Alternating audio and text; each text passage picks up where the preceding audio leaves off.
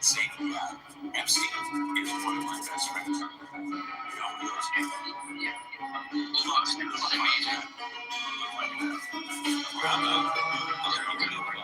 This is why no one wants to talk with you. This is why no one wants to talk with you. You can fucking body in every debate. Because you're such a dishonest, slimy piece of fucking shit. Imagine waking up and to your mind fucking breath. Imagine waking up and pedophilia. Imagine waking up and Trump's cock so hard that you sit there and want to fucking pedophilia. Imagine being such a slimy piece of fucking shit that you have to sit there and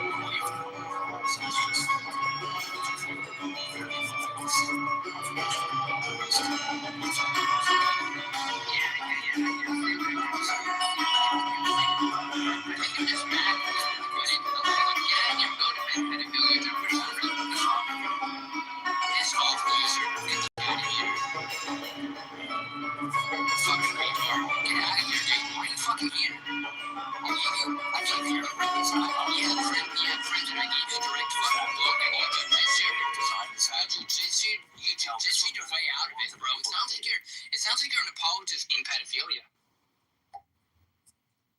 Why do you keep doing that? Yeah.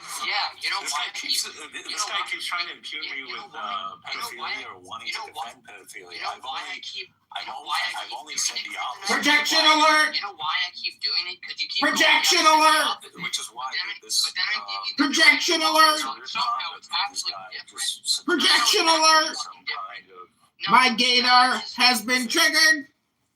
There is an F word in the proximity.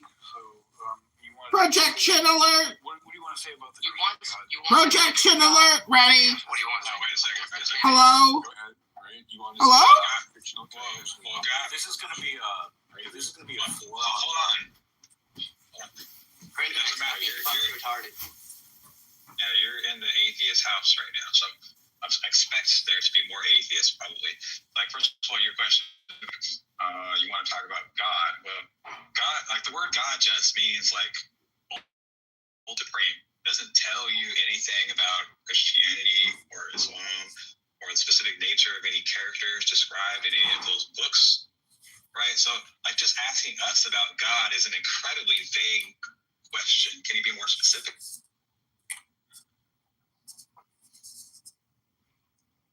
Well, as I said, I am a Christian, so that would be the default God that I was defending. But it's the one you want to discuss. But even if I were a total stranger and I just came in here and all I said was, "Do you guys believe in a God?" I believe in Chris Hemsworth, MCU. The base understanding of God.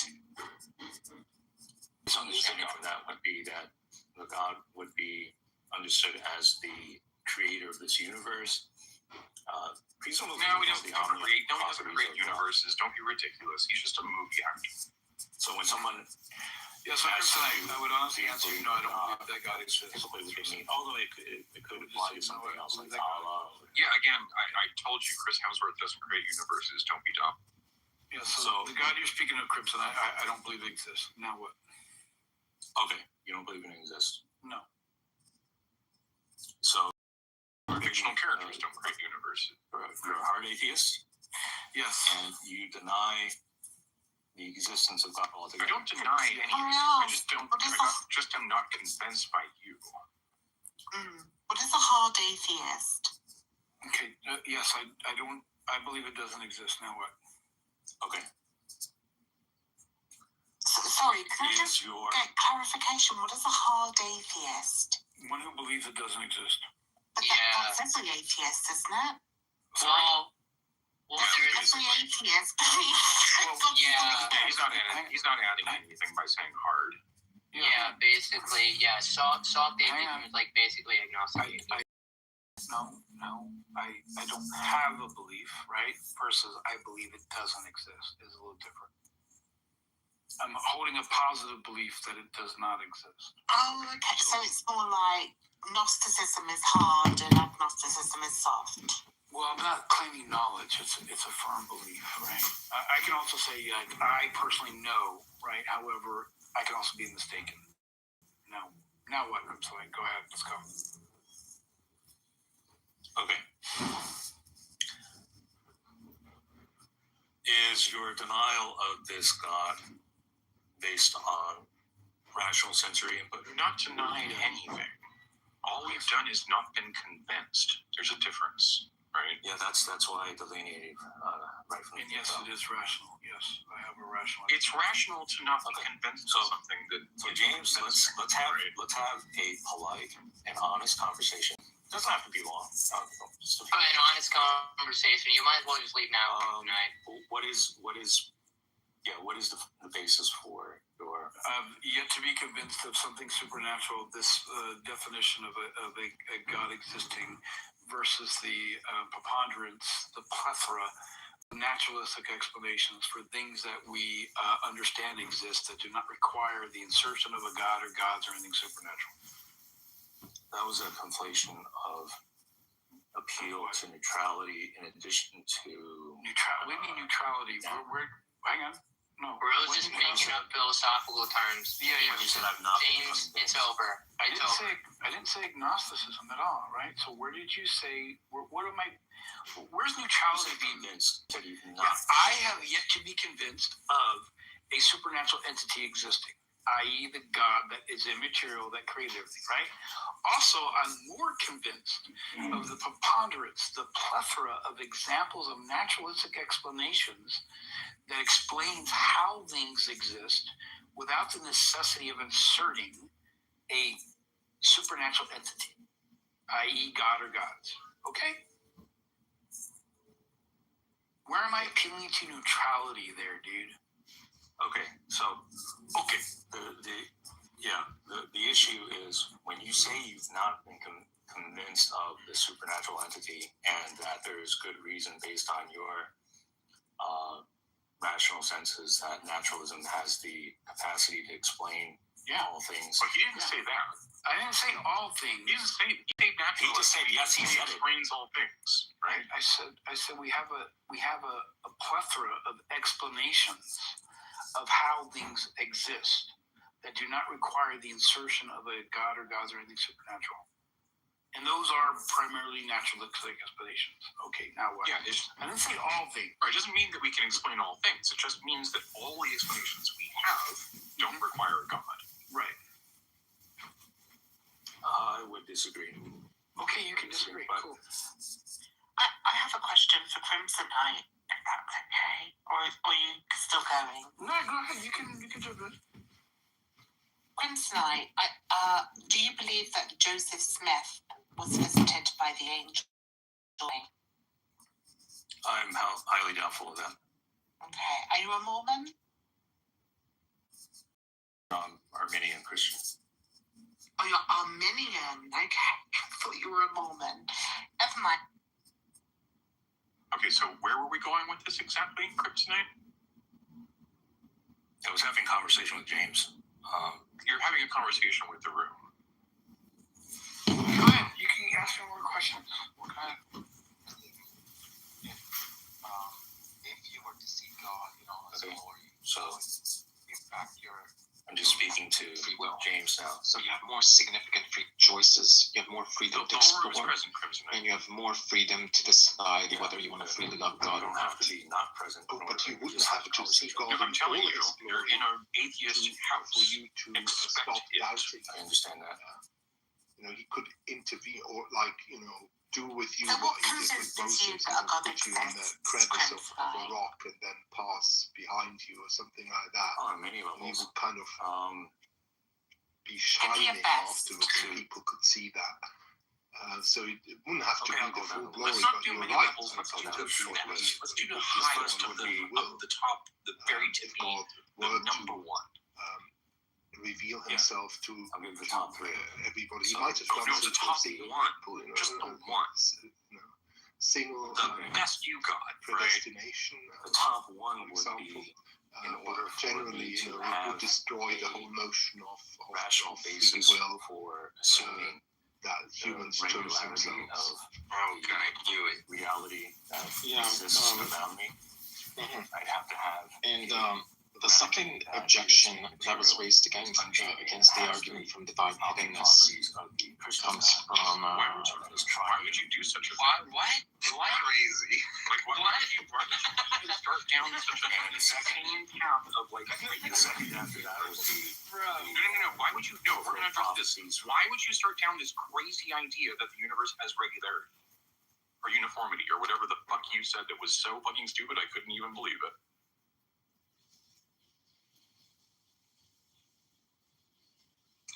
How could you know anything without God? How could you know anything? Like how can you ground your hunger? How can you take a bite of food without grounding your hunger first? I want to ask. I want to ask Crimson. This you can answer this or not. Did you by chance go to school for philosophy? Apparently, I've had a conversation with you because I just noticed that I have you blocked. So if I went as far as blocking you, then you must really hit the roach meter. Yeah. Okay, Well, let's go back. I'm here. So Yeah. Let's go back to what you said. You said that your perception of reality proves that an immaterial being exists that has all the omni properties. How did you leap from your sensory interaction with reality and then go to something which is incomprehensible with regards to immaterial, because everything that we experience is physical? You know what, Crimson? I'm gonna block you because you defend the pedophile Donald Trump. So there you go. Let him answer. So to have something immaterial, to have an immaterial grounding is another way of saying that you have something concrete. But also, what the fuck are you talking about? You don't know what the fuck you're talking about. Okay, you're just babbling. You're fucking when you say concrete, hang on a second. Let him answer. You're not saying anything. You're What fucking babbling.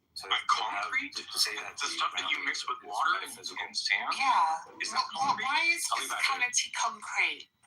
I'll be back later. You know, you said you have to have concrete, but you have to get some sand and some water and some of that quickcrete stuff.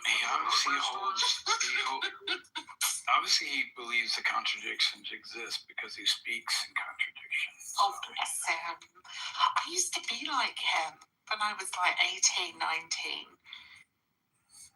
Oh, I remember. I remember being 15 and reading philosophy and thinking I'm cooked and thinking I cook. Then I actually grew up, right? Don't sit there and defend Donald Trump and the leader of Elite Pedosex Crimes Incorporated. More importantly, but a lot of your white buddies do. But you don't speak in contradiction. No, it was even worse than that because he said something he said, in order to have a reasonable assumption. A reasonable assumption? What? What are you doing? Why are you putting those two words together, right? Are you assuming or are you reasoning too? What are you doing here? It's when he said that his best evidence is the fact that he interacts with the real world around him or reality around him. Therefore, it must conclude that an immaterial being with all the omni properties must exist. I'm like, huh? How does that prove that? I don't know what you're talking about, but I'm happy that you white folks are now exposing who the Illuminati is. It's no longer the powers to be.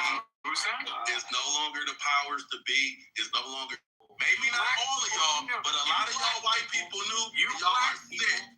And y'all try to say that everybody else are the problem, but it's y'all white people that are the problem. Y'all white people are fucking sick. People. What's wrong with you? All white people What the hell wrong with y'all? but I'm gonna miss You can people, right? I just sniped Wesley Snipes. He can. Wesley Snipes. Oh, bless him. That's crazy. Wesley, you can just chill out, bro. You've been sniped. Started having a man, you can't just come up here dropped like a bunch of shit about the Olympics. People were trying to come in and you just like wouldn't stop. We were like, wait, we need to hear about this. Can I also just point out, Donald Trump is not a reptilian, therefore he can't be part of the Illuminati. I really like the way the British protested Trump during his first administration. I don't know if anybody remembers, but it was a big round Trump baby. I thought it was hilarious. It was a big what? Round? Oh, was it one of those? Was it like? It was like a parade thing, a giant parade thing. A giant parade balloon of a fat baby Trump. It was really funny. At least I thought it was really funny. Anyway, hey Sam, I got a question for you. You're a mathematician, right? Yeah. So, I used to watch this show and still occasionally do. It's called Numbers. And it's about how math I know it. can help solve. Yeah, you know that show I'm talking about? Mm-hmm. Yeah. Is that real? Can math have to be used to do that? No. I mean, the actual show, it's obviously like exaggerated, as in this dude is using math to solve every crime under the sun. But like, is the math in the show real? It's real. Like, you could use math for that. But it's not like a crime happens and they stop everything and say, call a mathematician. We need to do some, data analysis on it. Like, that's not how it actually happens. And they need like help, but I remember that show. What is it? What does the world of applied math mean? I listening to you guys talk about math over the last couple of days, I've gotten kind of curious. Math was never my strong suit, but as a teacher told me, Marshall, if you practice math as much as you read history, you'd be good at it. So like, what is applied math? What's it do? So it's just math applied to like real world problems. So a lot of it is probably in finance and banking and things like that. Also, for example, the guys who program all the street lights in your city, which lights are green, which that's something French equation to maximize it so that the most amount of traffic can flow. So any problem like that just requires, but it requires math. It's just math applied to real problems. Yeah, I used to teach applied mathematics, and it's the study of mathematics as applied to actual problems and solutions. And so generally what we teach in applied mathematics is we teach generalized problem solving is how you might think of it, right? And it's really cool to see people acquire the skills of applied math because it's like giving them a Terminator vision. They walk out of the classroom and they just see the world a little bit differently. They're like, they've got a heads-up display, and they're like, oh, look, there's symmetry. Oh, look, there's parity, right? And they're like, oh, look, here's a problem, and now I know how to apply the solution. Or even better, here's a problem, and now I know how to search for the solution, right? Would it be a good idea? I'm a history guy. Wouldn't it be a good idea to audit a class at the local university on applied math? I mean, you talk about seeing the world a little bit differently. I think you find it fascinating. I think you have a whole new respect for history as an applied science. I think I'm going to do that. I will probably have a hard time with math, but I'm genuinely interested in that kind of stuff. So, do you just teach from a theoretical position, or does your applied math stuff get used in the real world by a company? Or governments or regular people? Yeah, so I mean, the whole point of doing it is to give people a toolbox so that when they actually go out to the real world, they have tools in the toolbox. Because the first thing that here's the sort of difference between academic math and applied math, right? In academic math, all the answers are in the back of the book. Every answer that you get asked in academic math has a known solution. And then the very first thing that happens when you go into the real world is your boss asks you to apply your mathematical knowledge. They say, here's a problem, and I don't know what the solution is. Now go solve the problem. And now we're talking applied mathematics, because what you have to do at that point is you need a toolbox full of tools. And what you do is you fill up your toolbox in applied mathematics by learning a whole bunch of tools. And then when you encounter a problem that you've never encountered before, you get out a tool and you see if you can leverage a little bit of knowledge about the problem and get closer to a solution. And what you often find is it's not one tool that solves the problem. It's multiple tools used in succession. First, you have to do a fast Fourier transform before you can see the data. Then you can do brute force statistical analysis, right? And so it's about having the fast Fourier transform in your toolkit as a tool, so that next time that you see a frequency domain problem and you want to transform that to a time domain problem in order to solve for the time domain, you now have the tool to solve that problem. Because that's the first thing that your boss is going to ask you to do. He's going to go, I want this magic box to do X, and I don't know how to make it do X. And you're going to go, well, what if I use a fast Fourier transform to transform the frequency domain into the time domain, and now we can solve for X, right? So say the problem was I had 75 signs. I'm looking for the optimal place to put them inside of a district. Would applied math help me figure out the most advantageous spots? Absolutely, because we're talking about, for example, a Poisson distribution, for example. And that's one of the things that you would want to immediately get out. You'd be like, okay, let me try a Poisson distribution and see if that solves for the problem. And if that doesn't work, let me try a different distribution and see if that solves the problem. And if you don't have those tools in your toolbox, you're at a disadvantage, right? So the whole idea is to build up all of those tools in your toolbox so that when you see a problem, you've got the tools to apply math to it. So I'm a big believer, this is probably an analogy that's really simple, but it's one that's always impressed upon me. If you look through a glass table, you can see it clear. If you look at it to the side, everything looks wavy. So there are multiple lenses to see stuff. I have a historical analysis lens, a political analysis lens, and one that involves labor in political campaigns. But I am missing the applied math tool that would help me distribute signs effectively. So I'm in the middle of this problem where the candidate is supposed to provide a list of locations. The candidate did not provide a list of locations. I am having to go sort out the most advantageous stuff, and I feel like I'm at big throughways, but you have made me genuinely curious about this, and it's hard to make me curious about math. So good on you. You challenged me in a way that now I have a lot of intellectual curiosity about. I want to do this applied math thing. Yeah, and I think what you'll find, the first time that you walk into applied math thing, the first thing that they're going to ask you, is a problem that doesn't obviously have a solution immediately, right? They're going to ask you, they're going to do something like the following.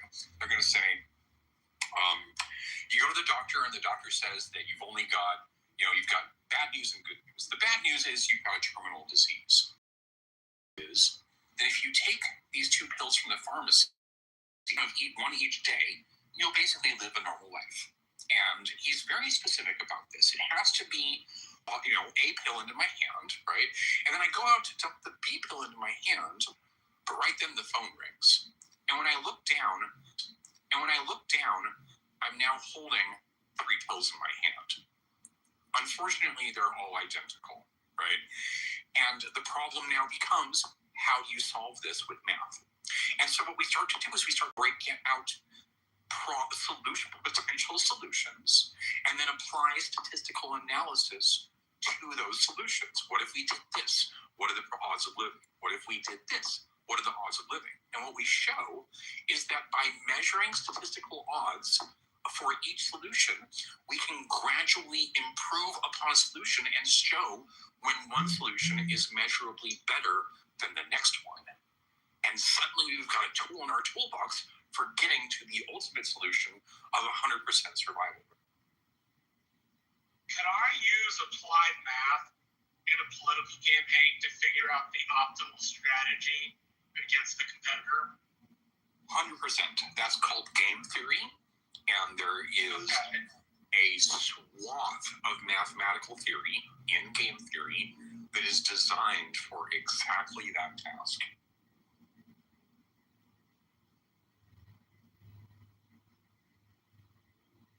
Hey T, you muted yourself.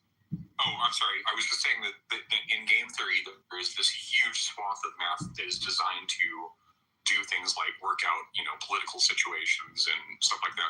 Game theory isn't about children's games. It's about political situations and people standing off and all that stuff. So do not be fooled by game theory and think that it's for children. It's some of the most sophisticated math out there. So, given the examples we've just posed, I could also use applied math, on an archaeological dig to figure out the highest percentage of likely finds. Absolutely. Like where I should stick my shovel, basically. Yeah, that's all about, like power distributions and other types of distributions, right? And so these are what mathematicians sit down and spend their entire careers working out, right? And I mean, and the joyous part of all of this is you live in the world of the internet and AI. So if you really want to know, you can go ask ChatGPT and it's going to give you some great answers.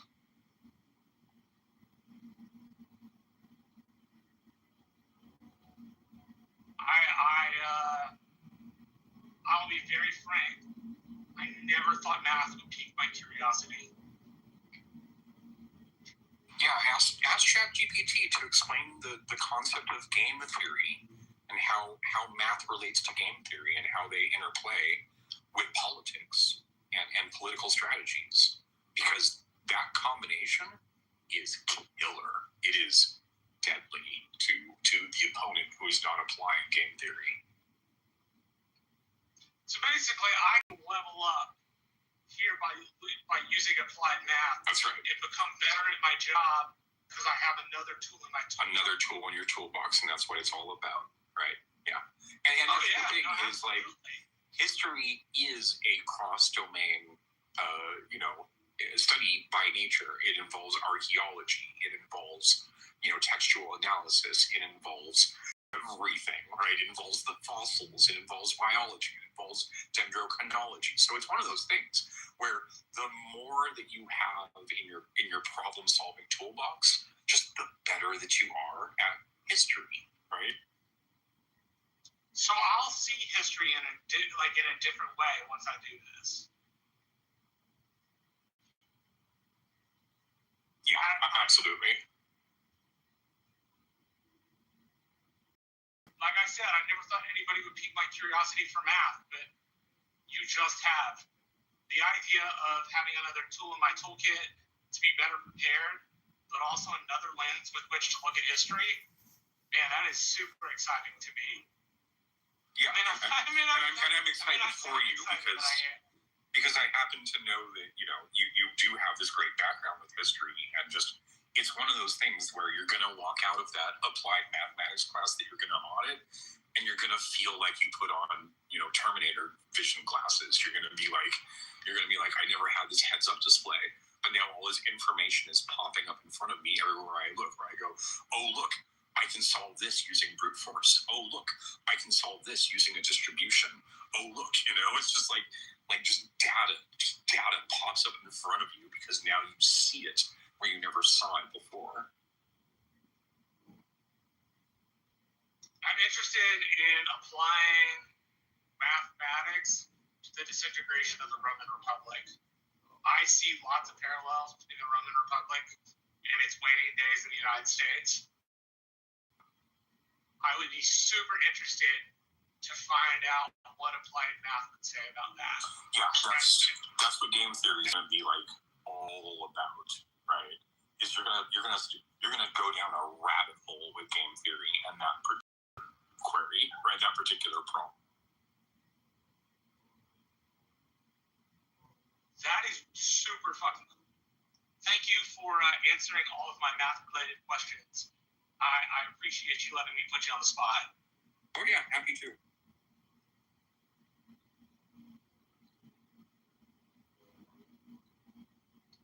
JCC, is it still cold in San Ann? Yeah, it's warming up today. We're 67. We have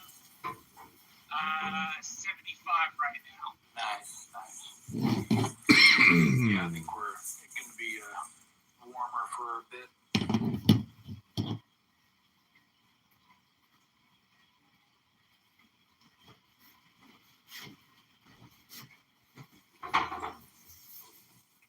Happy club-anniversary, Norm. Dude, thank you. Every time it happens, I'm surprised. Sometimes I miss it. I'm traveling. Where have you been traveling to lately? Let's see. Istanbul, Singapore, Dubai, Paris twice, London 5 times. What did you do in Istanbul?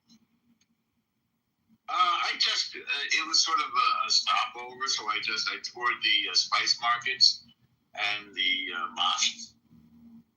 I heard that the Hagia Sophia. It's now a mosque. Yeah, Yeah. absolutely. Yeah, it's weird that they turn. Apparently it's just supposed to be beautiful. Oh, it's breathtaking. Breathtaking. You said it's weird they turned it into a mosque? It's weird that they turned it into a mosque? Yeah, they have this, it's a Islamic trope or repeated practice that they take a previous culture or religion and they try to impose theirs upon it. It's a little weird because you can see they subsume. Yeah, you can see the beautiful images of the saints and so forth painted across the top. Orthodox were big on icons. You may know this. Icons play a huge role in Orthodox Christianity. And so they very sort of carelessly and superficially just hung canvas banners over them with Arabic written on them, which I didn't translate. But, I mean... They didn't get rid of them. Huh? I said at least they didn't paint over them. Yeah.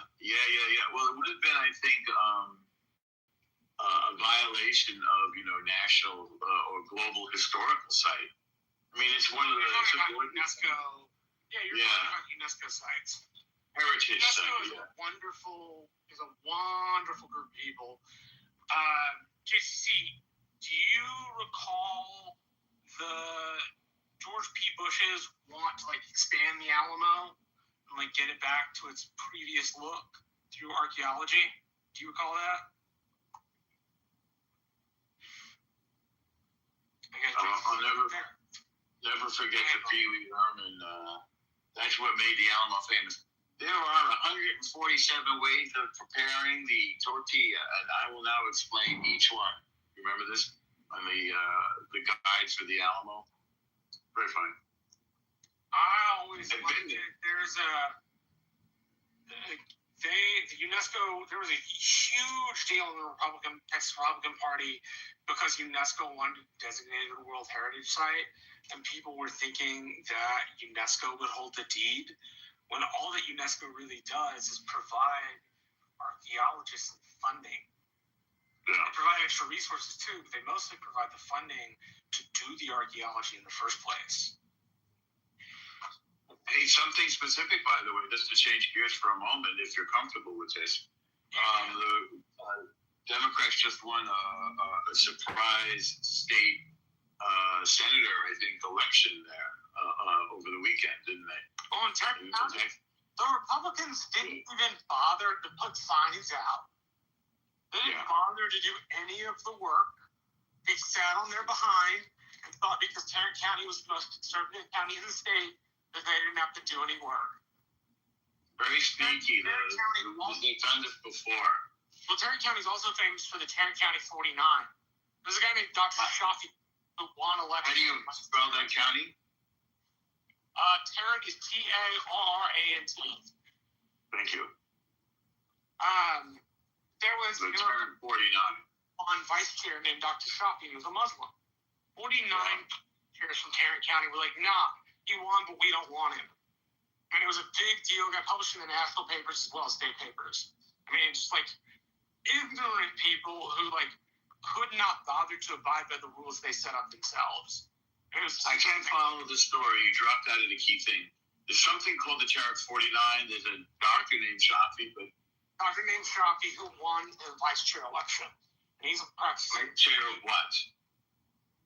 Election to vice chair of the Tarrant County Republican Party. And so Vice chair of the Republican Party. Okay. So it's not really a political position. It's just a party position.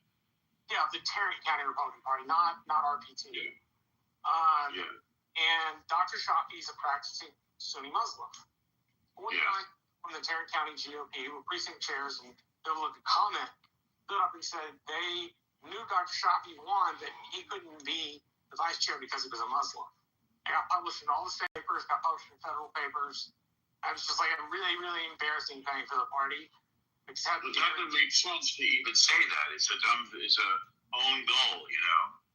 Exactly. Why hurt yourself? If you really think that way, just keep your mouth shut.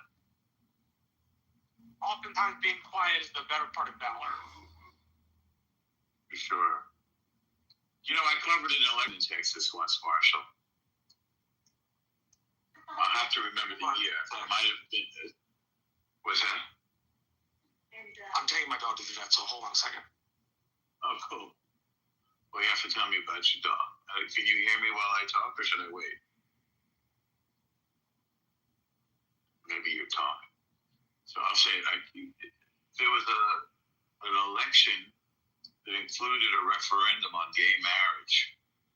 And so I actually followed some gay Republicans in their campaign in favor of gay marriage. It's pretty funny. And of course it lost, but I got to know a lot of Texans as a result of that piece that I did. And I enjoyed it.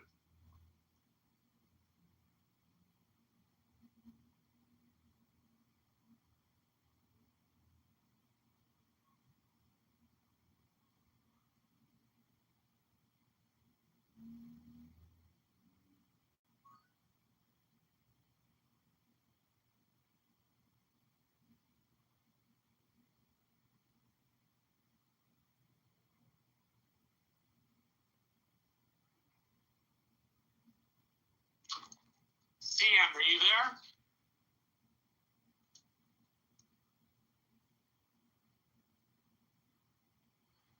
Yo. Why do you like math?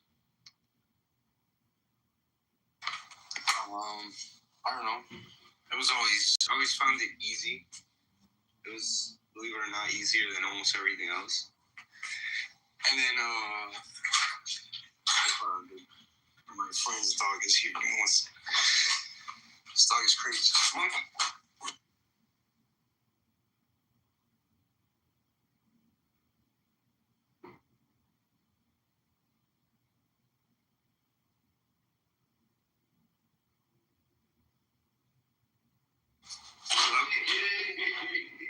Yeah, I can hear you.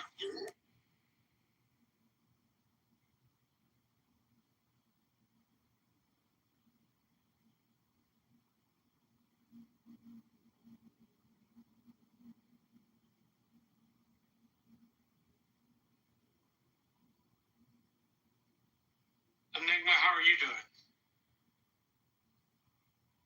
Just fine and dandy, thank you.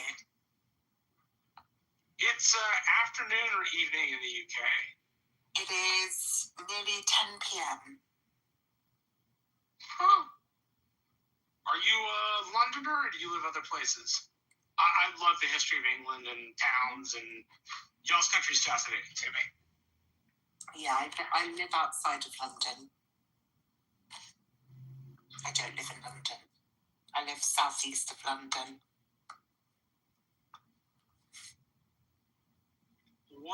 So how far, well, roughly, how far is Somerset from you? A couple hours? About 3.5 hours. Huh. How long does it take to drive from the bottom of the UK to the top of the UK? Probably about 8 or 9 hours, I would imagine.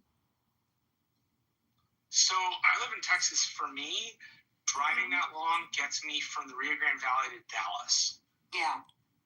That's because Texas is giant, right? Many more times bigger than the UK, yeah. Although the UK always punches at its weight. In what sense?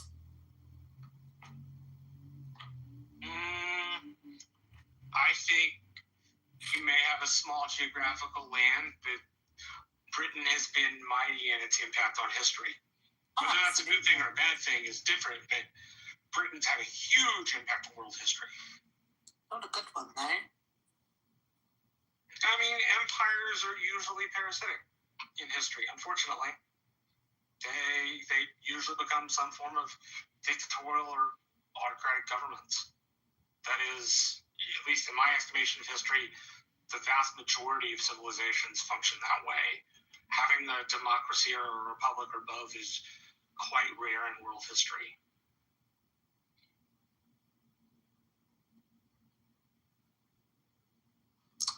Hello, I heard the mention of Somerset, and I'm actually from Somerset, so I thought I would say hello from here. Oh, awesome! Is Somerset a big town or a small town? It's not a town. It's called a county. Okay. So Somerset is a county, and then you've got other counties so the ones next door to me are Devon and Dorset. And someone mentioned about driving from Somerset to the top of the country. So I did that last summer, and it took 12 hours. So I drove from Somerset to the Isle of Skye, which is a beautiful island in Scotland, and that took 12 hours driving. But if you do want to go, somewhere stunning, if you're ever visiting the UK, then the Isle of Skye is an absolute must.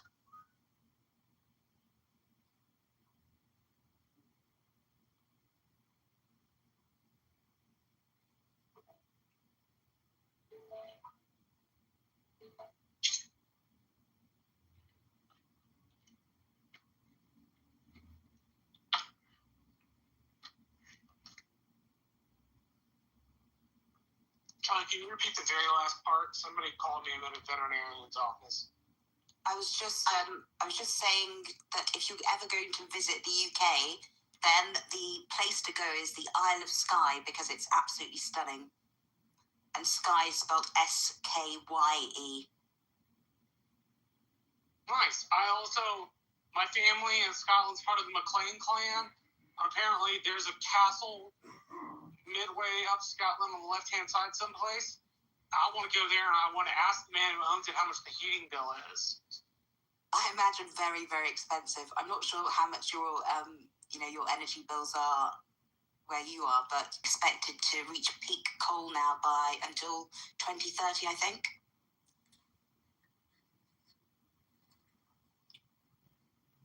Yeah, energy plays a big role in Texas politics, in particular because we're an oil state. Come on, Drex.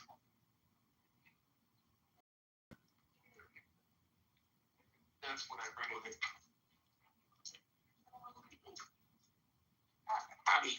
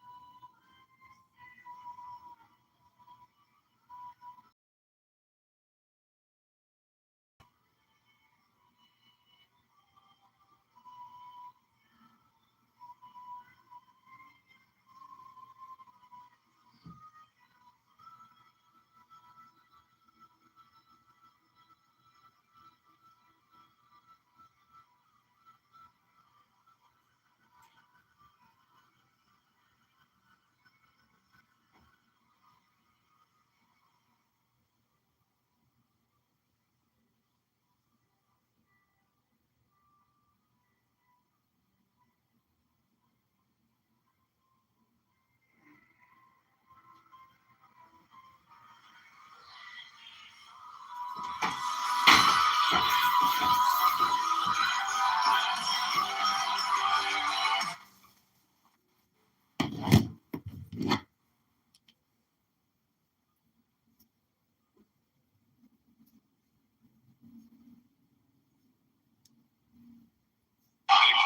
people are more dominant warriors.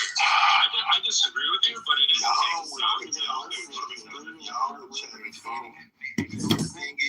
the thing is, listening when he. I heard man-made devices doesn't work. Yeah, we make instruments. So the argument is not do we implement man-made things into our worship. The argument is does God require those man-made methodologies in order for us to worship Him? And the answer is no. But you're not getting anybody any information exchanged. Yeah, James, like in the last room, Jose came up and he was like, just out of nowhere, out of left field, just started raving, ranting, like raging about the Illuminati. I mean, and then James put you in the audience for that. Yeah, that's pretty sure. The Illuminati. Y'all are supporting the Illuminati. Y'all been doing it. Like someone said earlier, did I just find out about this? Yes, but y'all been knowing about it. And y'all ain't went to war. Y'all ain't try to overthrow the motherfuckers, but let it come to some little Mexicans. Y'all up in arms. Shit crazy to me. Oh, sorry, we haven't went to war And they're not over that? Are you kidding me? Let it come to some little Mexicans. Y'all want to be tough. Y'all want to be tough, but let it come to. I mean, I know he's entertaining, bro. You can bring him back up if you really think he's gonna engage. No, he's just spouting hate, doing hate. And hilarious. I couldn't hear too much because I was eating in the restaurant, but I wish I could have just heard him go for a half hour. I could have taken 15 minutes to a half hour. It's just one crash out. I mean, y'all do this, y'all motherfuckers, y'all did this. I can't believe. That's fine. I don't mind that part. People are nasty. You people are nasty. I think he's trolling about a lot of this stuff. Yeah, but it's still fun to hear. No, but I do mean the Neanderthal's weird. Like that thing's always weird. It's like people have like Southeast Asians have like what is it like less than 2% Neanderthal, and some white people have like what is it less than 1% Neanderthal. It's like sub-Saharan. It's pretty much like 0% Neanderthal, right? So it is an interesting thing that they died out, and that some people have, well, technically, I guess you did 100% die out. You get some of that DNA in you, right? And it's so minute.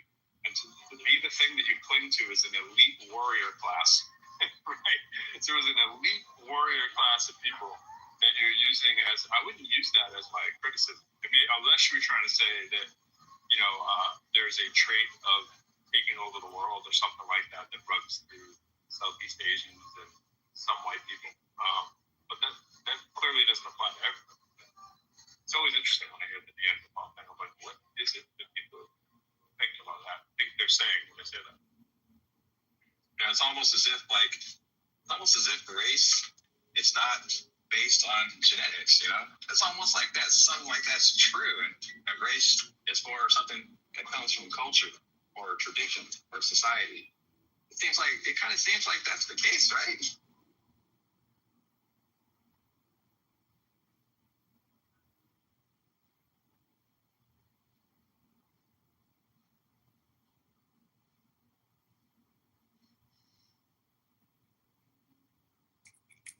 There you go, Pro. If you want some more entertainment, you can catch it in the chat. He's trying to your superhero con.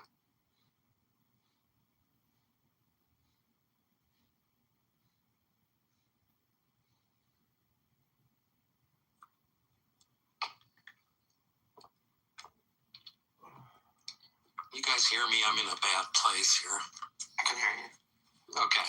Well, I was just going to say, the Neanderthal thing I think is interesting because I may be wrong, but I think that basically every person on this planet has between 2 and 2.5% Neanderthal in them at this point. Is that not true? No, it's not true. It's most people have that, but not everybody. Well, the thing is, it has to be everybody because it's been tens of thousands of years, and at this point, both of your parents will have 2% Neanderthal in them, and so that's why you will.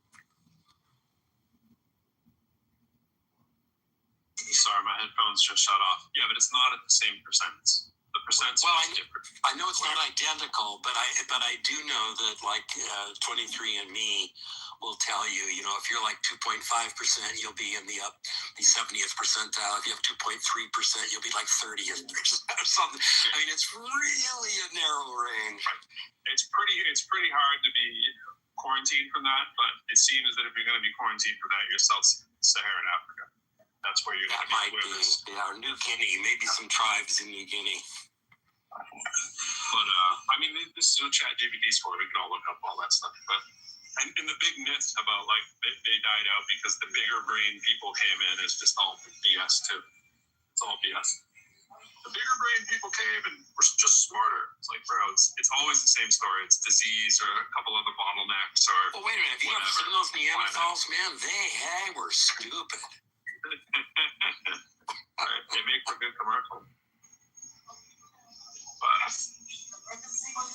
it's not much different than people saying, making dumb jokes about Polish people, right? It's like, it's not based on a whole lot. Those Neanderthals, like it's now synonymous with dumb. Well, I think it's because they died out.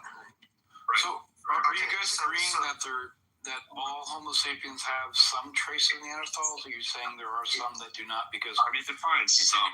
It's an specific large contemporary human population has absolute zero Neanderthal DNA. Right. You guys agree with that or disagree with that? Yeah, but you can say that about like everything in the world. That's but yeah, my question is, do you agree or disagree with that? We agree. Okay, Have more nuance. And we can always say, and we can also say effectively, Sub-Saharan Africa has 0% DNA. So the amount of Neanderthal DNA varies slightly depending on where your ancestor settles. I can ask if it's a distinction in Africa between Sub-Saharan or not. But the theory talks about that humans coming back into Africa and back propagating the DNA. So unless there's a part that was completely island and completely shut off, it's possible. So here it says East Asians usually have the highest amounts, 2.3 to 2.6%. Europeans slightly lower than East Asians, 1.8 to 2.4. Africans the lowest, but not 0, 0.3 to 0.5%. So in the theory that he was saying that white people have Neanderthals, it's actually Asians that should have more Neanderthal. It's not a white characteristic, but it's not even accurate. Right, but it's a more white than black. It's like if you want to come up and as he's doing the railing stuff. But there was no accurately getting nuance. Right. He had zero nuance. Yeah, 3 parts per thousand. All y'all motherfuckers. Right, so 3 parts per what thousand. about white people who have a little bit of black DNA in them? Are those the people he's talking Which about? No, of which course. everybody does. That's even more so true. Right. That's the point, is that we're granting his premise that all is a valid term to use. By the way, he's gone. He gets somewhere else to try.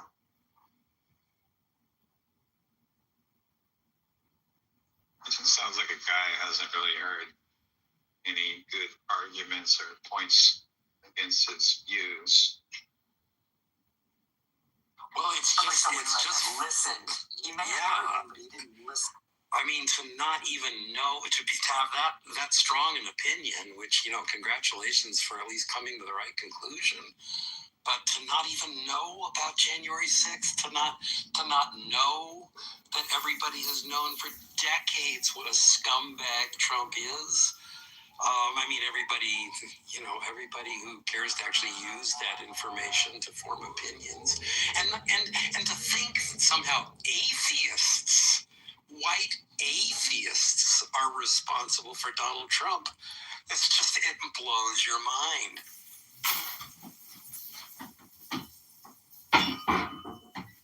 What's up, Steve? How's it going? Hi. He's still my favorite new person in the room in months.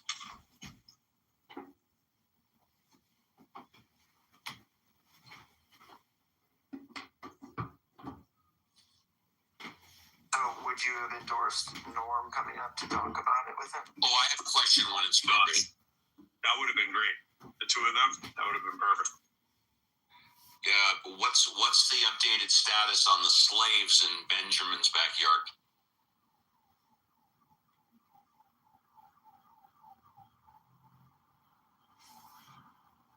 I guess they're still there. I don't know the reference. What's this reference? Yeah, almost nobody does, and I'm just gonna throw this out there. It just gratuitously thrown around the term slaves in your backyard, probably out of context, is the kind of thing that makes people think norm is a norm. You know what I'm saying? So really, that joke wasn't funny, and no one really knows what the reference is. So if you want to clarify it, cool, but it's probably. I'll be happy to clarify it. I'll be happy to clarify it. Last time was the first time it was mentioned that Benjamin said he had slaves in his backyard and he wanted to know what I thought about it. That's the reference. Are you sure he didn't say sheep? Yeah, right. He said slaves. Right. Do we want to ask Benjamin if that's exactly? I just did, but if he was joking, if he was just being facetious, then he can clear it all up right now. So when he was joking about you having goats in the backyard, do you think it was just an extension of the joke, or do you think he's really serious? I didn't. The answer is just like we don't believe that you have goats in your backyard, Steve. It doesn't mean doing an awkward joke about the original joke that wasn't that funny is something that's going to land that hard. But it's just one of those kind of inflammatory kind of things that it's like, I don't know if you want to go saying that kind of stuff. Well, then I'll stop saying that stuff. But he never asked me about goats in my backyard. If he brought it up, I wasn't here when he. I tell him all the time, it's stupid to keep carrying on with the goats in the backyard thing. But that's his punchline that he likes. But well, we'll tell you what, I won't bring it up again. Not a problem. What's wrong with the goats in the backyard? Goats are cool. My man Hanson came into the other room that Steve was modding in the atheist house. Hanson, he came on with his free market bullshit, and Steve was having none of that shit.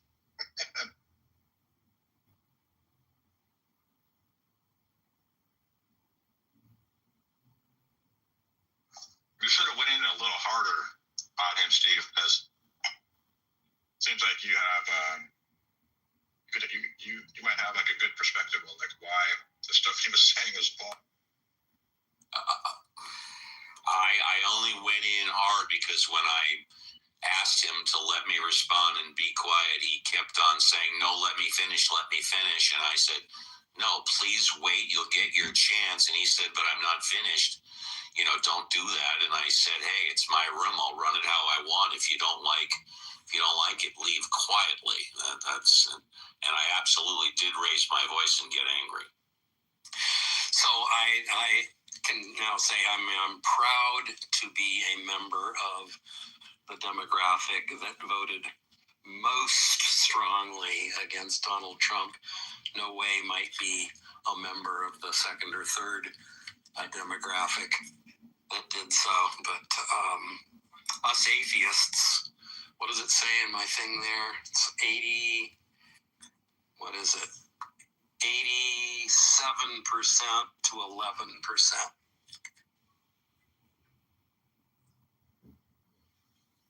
This was, I don't know when this was, backing Biden, in before Kamala took over.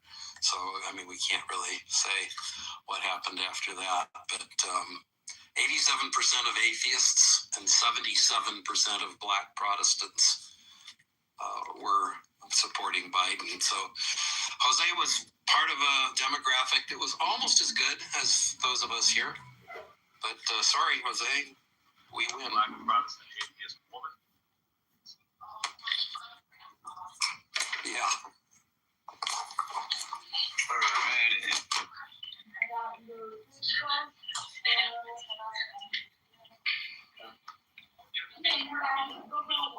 Johnny, you're up.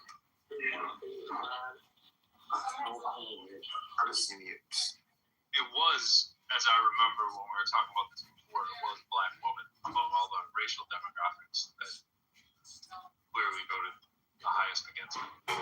That's probably true.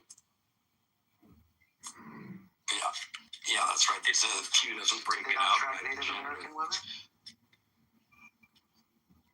They might be up there too, but I doubt it. I doubt as high because a lot of people that will classify in that group will also be listed as Mexican or could be of Mexican descent. And it's not as high as you think. I think it's interesting that among the nuns in that graphic, people who just came out and said, "Hey, I'm an atheist," overwhelmingly voted against Trump. Agnostic, if you kind of you weren't sure, kind of a little less likely. Religiously unaffiliated, and the people who said that they were nothing in particular, slight preference for Biden. But. Hey, can I ask a question really quick? Can you guys hear me? Sure. Do you think there's any evidence that that Donald Trump had sex with teenage girls? Well, you mean other than the girls who said that he tied them to a bed and raped them and beat them? You mean other than? Can I eliminate those from the sample? I don't know. I'm just trying to figure out, because I've talked to some people recently that just insist on saying that they don't see any evidence for Trump having sex with teenage girls, yet the person that said that said that they believe that he was into 20-something-year-olds and potentially 30-somethings. That's the evidence he has. And that was me. Well, say it ain't so, Steve. So, do you agree with that take, John?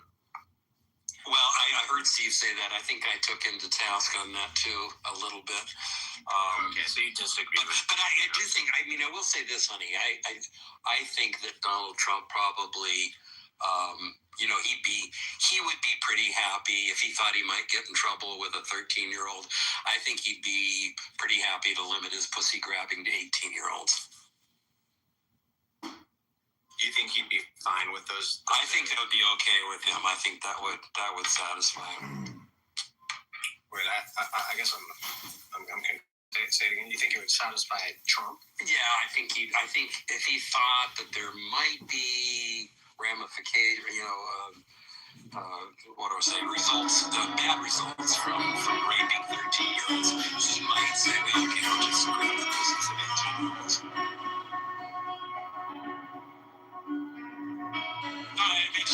I can't guarantee it. It's just my belief. Bodies to damage.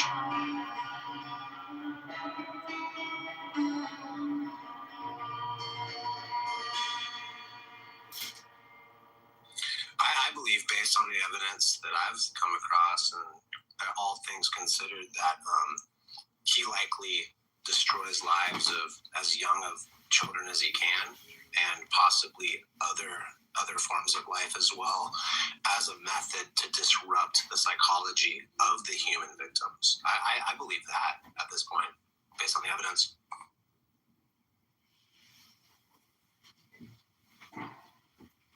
Well, I would just say it all stems from one simple fact, and that is that there is one and only one thing that Donald Trump gives the tiniest little shit about.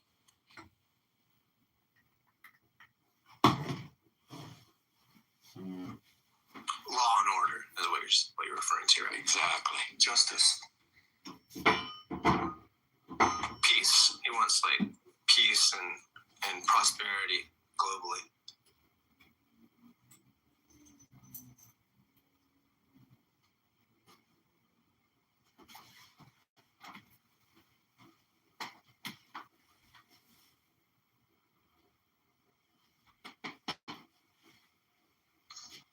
You guys heard? Did the racist dude leave? I think he got through the audience and then he left, something like that. Have you guys heard about this? This was on CNN. I don't usually watch the news that much. I like read the article and stuff, but I did watch CNN recently. They showed that typically what happens during the midterms is that the party that is in power, they tend to lose on average about 11 seats in Congress. That's just like for an average that's just kind of been the average for like decades now. But yes, that's been the average for many decades. Yeah, and that's with presidents who have an approval rating, like above 50%. Above 50%. But Trump's approval rating is like in the 30s. So that's also right. Yeah. And the other, the other stat they showed was that Republicans are on track to lose at least 28 seats in Congress. 28 seats in Congress. That's just what CNN has got from whatever data they're looking at. Yeah, my crystal ball says no question about it that Congress is going to be controlled, both houses, by the Democrats after the my little AI summary says that on average it's possible 28 seats in the Republican presidents can lose 36 to 38 seats.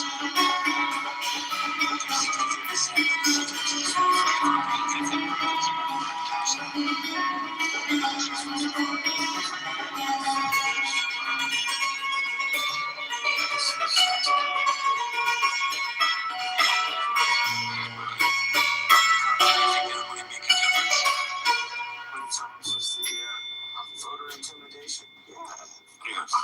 I told you they started separating the lines outside the poll based upon party here in Texas. His parties run the election. Yeah, no, I mean, the thing I've been saying forever, the Republicans know, they were going to do this. They told us what they were going to do in Project 2025. It's all written out in black and white. There's no surprises about what they're doing. The only surprise for me has been how fast. And they're not idiots. They know the consequences. They know that if they have elections this year, they're going to lose control of Congress. So they've known this since well before Trump was elected. But they did it anyway, and they obviously did it thinking presumably correctly, because if they're going to be in power, they will have the power to do whatever they need to do that they're going to be able to do. So yeah, I don't expect them to lose control of Congress because they won't allow it. There's another case they case in states. Was a member in state legislature who was, I forget their party affiliation, but they vacated the seat to become a comptroller. And so there was a special election, and this was a district that Donald Trump won by, I think, 17 or more points. He won it in 2024 by 17 or more points. And the contest was between a Democrat and a Republican. And the Republicans have held that state Senate seat for, decades. And a Democrat won it by it was not even fucking close. I don't remember the names or the specific figures, but that happened in Texas. Yeah. Hey, can I just put something on the table again? Because I know I'm like really stuck. It depends if it's a list or not. Well, it's all of it. It's this part. It's I ask people, because I think that it just takes a long time for people to just like wrap their head around their fucking bullshit. I ask people how many beauty pageants did Obama purchase, right? And I wonder how many sexual abuse accusations George W. Bush has against him, or like Jimmy Carter, stuff like that. So it's really odd because I literally just punched in correlation between owning a beauty pageant for teenagers and sexual abuse accusations and convictions. And it says, reports and investigations indicate a concerning, though not universal, pattern of sexual abuse allegations, misconduct, and in some cases convictions involving individuals in positions of power within the beauty pageant industry, particularly those focused on teenagers and children. It's like, I don't understand why people make excuses for this motherfucker. I just do not fucking get it. I don't get it. He's a gross person. Are you talking about Donald Trump? No. It's because he's a Christian. No, I'm not talking about Donald Trump, Pochi. Why? the other people who own Better not. all the other Yeah, I'm not talking about Trump. Why'd you mention Trump? We're talking about all the other presidents. So sorry, I came into the conversation a little late. I just wanted to make. Yeah, we were talking about the other guys that own beauty pageants and had like private little parties with just him and a known sexual trafficker at a place to hang out with teenagers. Like who, honey? Like who, honey? Just the different Come on, name these guys you're talking about. Hey, yeah, like President Jimmy Carter. You know how he was into beauty pageant girls? I didn't know that. You didn't know that? You didn't hear about that on Howard Stern? Nope. Go back and hear about wait a minute, didn't hear about George W. Bush and his No Way Jose little girls on the did No Way Jose go out and get a new beat? You didn't hear about them? It's crazy. Yeah, these guys are just fucking clowns. Obama. As long as y'all not talking about Trump, then I really don't have an issue. But why wouldn't you want us to talk about Trump? But I will say this. Donald Trump has there's no proof that Trump was at all involved in. No one said there was. Okay. Yeah. Why are you bringing up Trump? Hey, I'm American, baby. Okay, you just sound like a retard, bro. We were talking about Obama and all his scandalous. See, that's one thing where we can agree, Honey Badger. Yes, that was a retarded thing to say. Mr. Barack Obama, that's what you're talking about? Yeah, the pageants that they own together. You don't know about all that? Obama didn't own any pageants, did he? Like, I feel bad for you guys punching down this hard. This is almost like inappropriate. Yeah, but this is like your average Trump supporter rhetoric, dude. This is the kind of shit they put forth. So what else is there to talk about? Yeah, I haven't heard anything. What'd you say about Trump? What'd you say about Trump, bro? I haven't heard anything high-minded from any Trump supporter, as a matter of fact. Like, no. Of course not, because he talked to a bunch of liberals all day. So you're defending Trump in light of the most recent accusations and FBI files? No, there's no connection to Trump. And then the redactions show that Trump was mentioned a few thousand times. For why they like the guy. So I'm not interested in accusations. I'm interested in proof. I was just hoping to say that again, or you want to die on that? Do you want to go with the court cases, the convictions? What proof is there that Trump was at all fucking with little kids? Who said there was, Hochi? I'm just saying. I'm trying to make sure. Why are you bringing Trump into this? Hey, we went over this in the last. That's our president. About Trump when it comes to raping little girls, like why? Because that's our president. So we went over this already in the previous room. With that logic, he's your rapist, so you want to defend him. Are you a public defender? Like, get the fuck out of here. Be objective. Hochi, you couldn't even agree with us that Donald Trump is implicated in the Epstein files. You couldn't even agree to that. No. Because what you guys were saying was that that he's not absolved of anything. That he lied when he said that he would be absolved when the Epstein files come out. What? But he's not. There's no evidence that he did anything. Is a whole other matter. So I encourage you to just take your favorite AI and just take a glossary survey of what the fuck just happened and what was released, including people like Elon, Lawrence Krauss, like so many people that I thought, oh yeah, that guy's no piece of shit. No, that guy's a piece of shit. No, that guy's a fucking weirdo. It's like, and I'm sorry, if you're going to Rape Island is not like a, hey, I want to go work at Rape Island. No, Rape Island is you get picked up somewhere by virtue of your circumstances in life, and you get repurposed as an object. That's fucked up. Fuck that shit. Fuck that shit everywhere on the planet. Every day, fuck that shit. You know, the Lawrence Let me ask you another. hurts a little bit. Like, show me proof that Trump raped anyone. You guys didn't know he had perv problems? When he interviewed Jordan Peterson, that was weird. And when he interviewed Woody Harrelson, I was like, oh fuck. Stop talking to him. Yeah, and I'm like, You knew there were fucking problems, bro. yeah. When Lawrence House, when That's a hard thing to go through. There's somebody, I listened to, I admired, it was cool. is somebody that ugly to talk about women? Oh no. I'm just saying, but when that happens, I'm know, I'm willing to put those people in the shitty column. Yeah. Doesn't take much. It's interesting to note the people who were the barometer. Okay, like I've met a few people who like freaked out during a performance or something, and they were like, "No, fuck that guy. I'm not talking to that guy." And everyone's like, "Wow, this person's an asshole." Like Billy Bob Thornton and Gian Gomeshi in Canada. Gian Gomeshi was this radio show host, and he like fucking did all this like amazing stuff for the CBC, but he was also a little kinky and like punching women in the face during sex, unprovoked, uncommunicated. So that's like basically just assault. He got his ass fired, but Billy Bob Thornton, when he went on the show to be interviewed, I suspect, and he denies it, but the way that he behaves is, I fucking cannot stand this guy, and I'm not going to give you the interview that you want, because you're a little bitch. And in that interview, he said, hey, like the guy's like, oh, Gian Gomez, he's like, yeah, my first love was music, and he's like, no, my first love was a girl named Charlene. I don't know what the fuck you're talking about.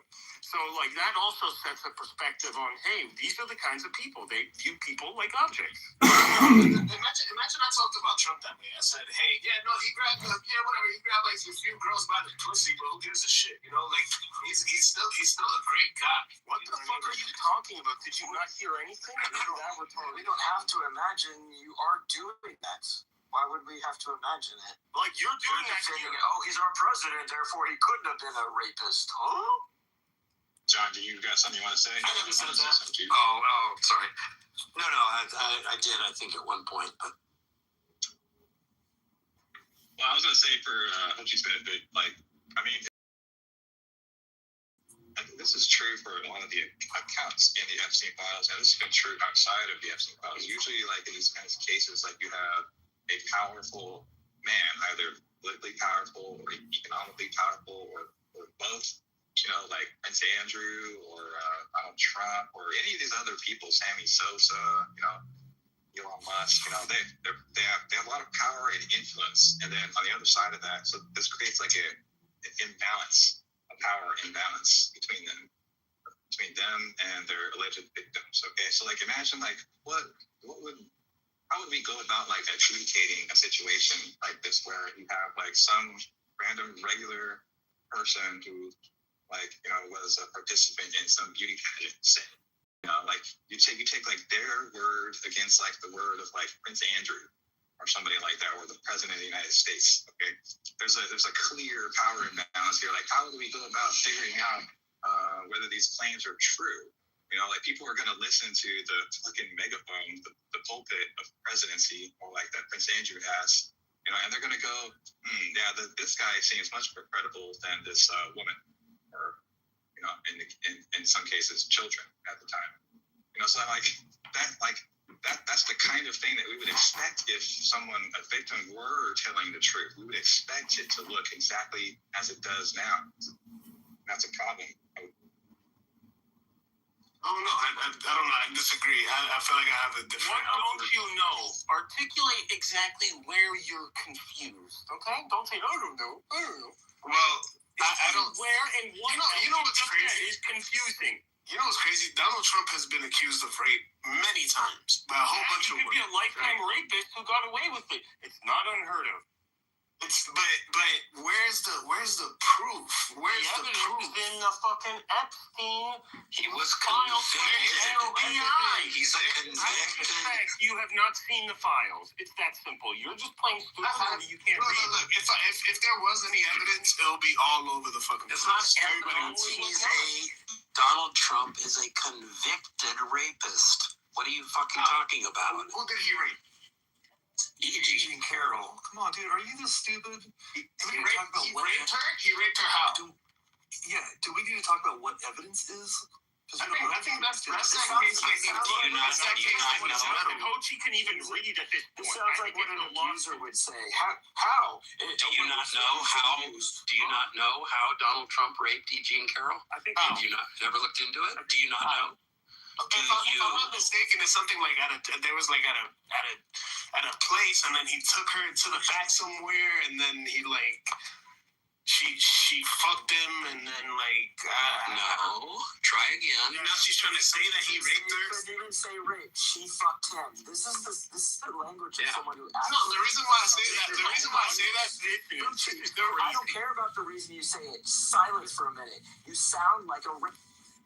Oh, God. Yeah, you're not even taking into account, like, you're not even willing to repeat the story of the victim and the prosecution as it is laid out in history. This is like, can you even read? You guys gotta understand, man. Women accuse guys of rape all the time, and it's not true all the time. It's not. And it's sad because it's messed up for people that actually do get raped. Hochi, okay, let's just be clear here about the facts. Donald Trump was convicted of raping E. Jean Carroll. Now, you might not like that. You might disagree with it. It's a fact. Are people not convicted falsely all the time? Now you're pivoting. And convicted. Are you aware that you're moving the goalpost? Sorry, that was a bridge too far for me. Okay, yeah, we need to bomb that bridge. Get that shit out of it. Like, seriously, it's so upsetting that I'm like, you know what? It would be fine if, like, you know, the next wave of revolution by AI, if AI can do one favor for us, is just go and kill all these pieces of shit. Like, if the AI starts with that, hey, I'm with the robot revolution at that. You know? I'm like, listen, if you can do one thing, I'll give you the keys to the planet. If you can just take care of one little problem that I have right here. Like, that's how fucked up it is. And I remember seeing, and this is like something a little bit more personal for me, because, like, maybe personal experiences, maybe life history, there are situations where we don't have a choice. And the sad reality is that literally the institutions, the slave and human trafficking, sex trafficking apparatus on the planet, it costs the FBI about $90 to save those people. Resources, deep dark web, and so on. And it still costs more people. So, if anything, I don't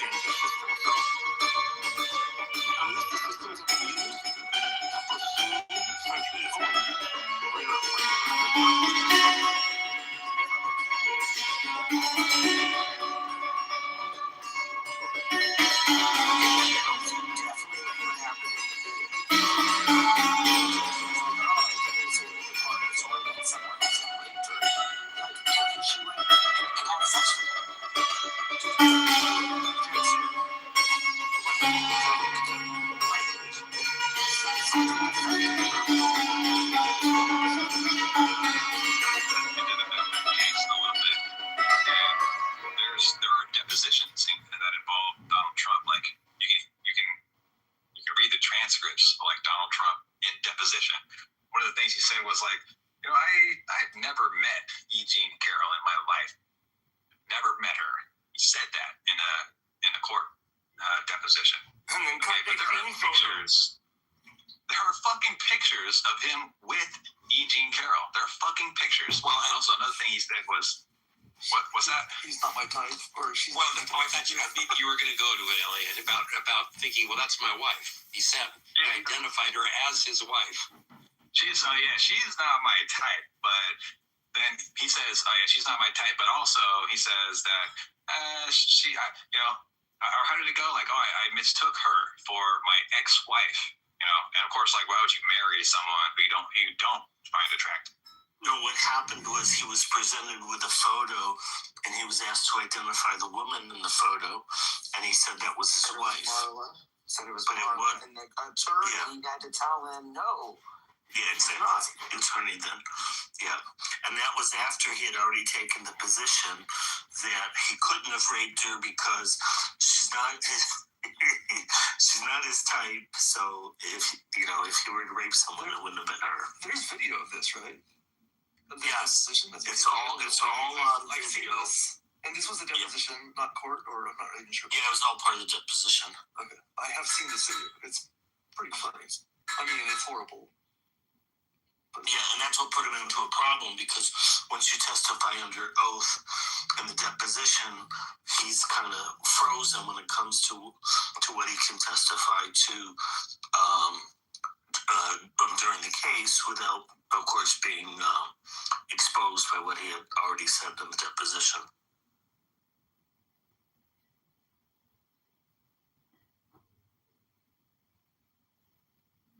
So he tried to, once he was told that it wasn't his wife, then he had to try to say, oh, well, I forgot what he said, but something are you talking about the guy with my glasses? Something stupid. Are you talking about where he's being cross-examined in that room? Yeah. Dude, wasn't that gross? Completely gross.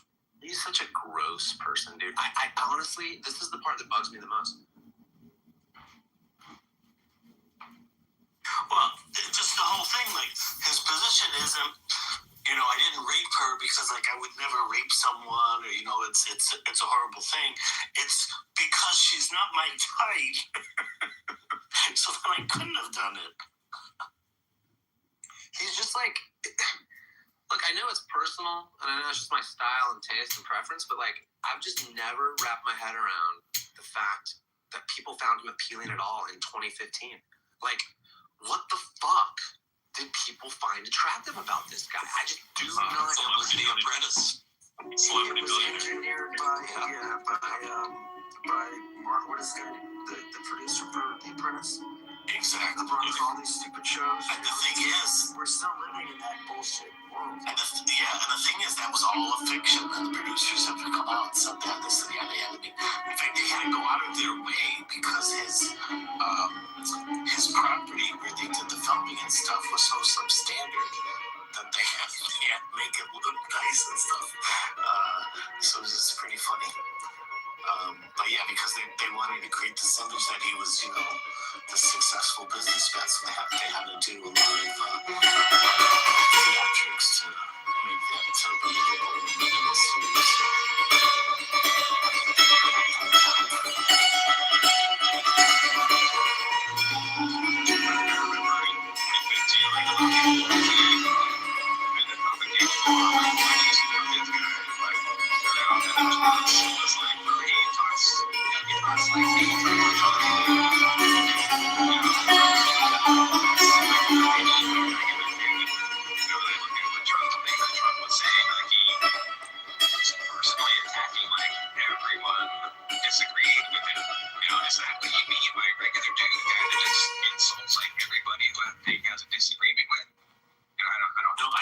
I think what they meant was he didn't sound like a politician, right? Because he wasn't polished, and he was, quote unquote, authentic. And so that was, appealable to some people. Again, the thumbs down. What's going on? Right, and see, that's the problem. This is the scary part for me. This is why when I noticed, I've watched all of this happen, right? And I'm like, he's not honest. He's not. Like, he's a gross person who talks in simpleton sound bites to uneducated backcountry folk. Like, people who pretend they like money and diverse portfolios, and people who pretend that they have good ideas that they're supporting. I was always like, who is he talking to? Like I just never got it. I don't get it. His language was very populist, so a lot of the blue collar folks said, like, this is the type of guy, he fights for me. So he's successful, and he fights for me. It's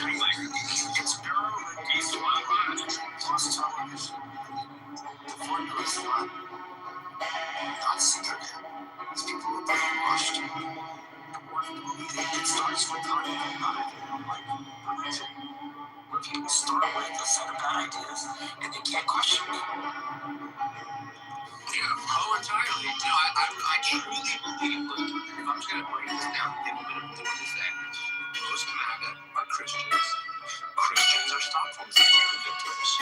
Therefore, they're trained and groomed to defend the Jew at all costs. And now we have the standard prison experiments kicking in with guys in fucking masks and camo running the streets and bending over Christian 2A proponents and getting them to say, oh yeah, I like the boots. I like it.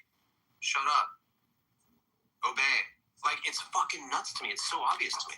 Well, it depends which election you're talking about. So if you're talking back about, 2016, it was very different, and the polling showed that, and that's why Bernie did much better than Hillary in terms of polling directly against Trump, like double digits better, and because they both were appealing to this, populist message. Yeah. Yeah. Right. So.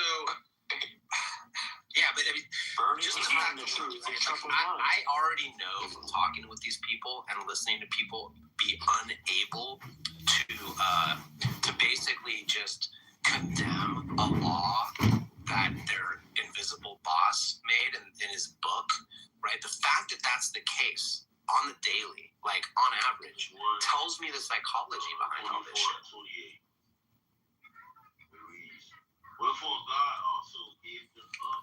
And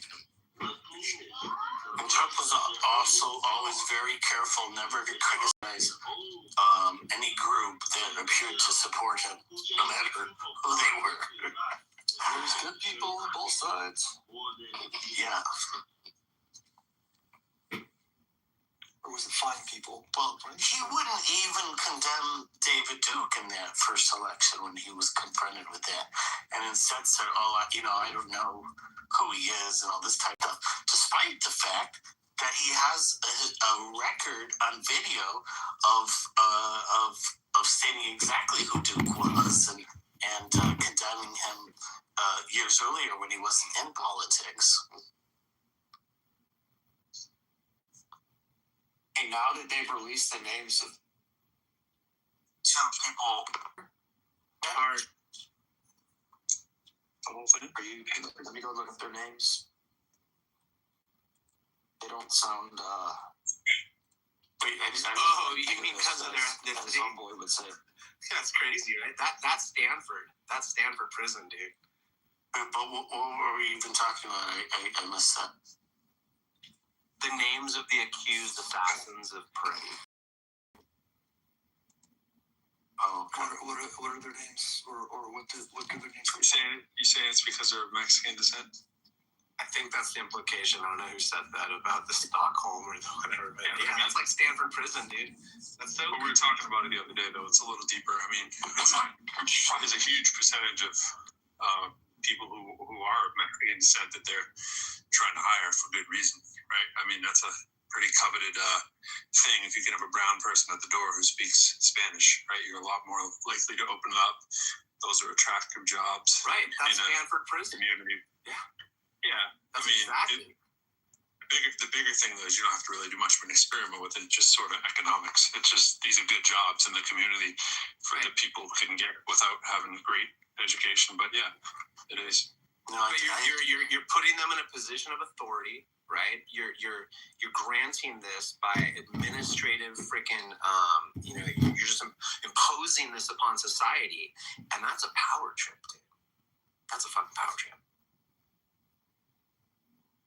Yeah, I mean, for that matter, all of Congress is the same thing. I mean, it's like so. Tell me if these names would have been predictable. By Donald Trump. Jesus Ochoa on the Border Patrol, and not ICE, but that was Border Patrol. Customs and Border Protection Officer Raimundo Gutierrez. And Consuela Flamenco Camacho. From Ecuador. This bad bunny guy. Ochoa, 43 years old. Gutierrez, 35. The shooters during the deadly encounter. Yeah, this is all just so fucked. So like, look, I've had 10 years ago, I had an opportunity to work with somebody, and I found out something. I don't want to say too many details, but I was like, you know what, we're not going to work with this. And then I passed that information on to an investor. The investor ended up ditching the big project, appreciated the disclosure, and then ended up hiring us for more work that we did for them. So, I like to believe that, yes, it's possible to walk away from big stacks of money. It's not difficult. You can always just be like, no, I'm going to do something else. And that's the thing that, like, kick myself nowadays because it was like $100 million. So I'm like, okay, it's been a little bit harder being poor than I thought for a while. But it's not something where I wake up and I'm like, oh my God, I'm a disgusting person. I never feel that way. I don't know how these people live. And if Epstein killed himself, good. We didn't have to. Like my mother used to say this thing about like, hey, you're going to fight somebody and you're going to kill a piece of shit, but they'll sentence you for killing a person.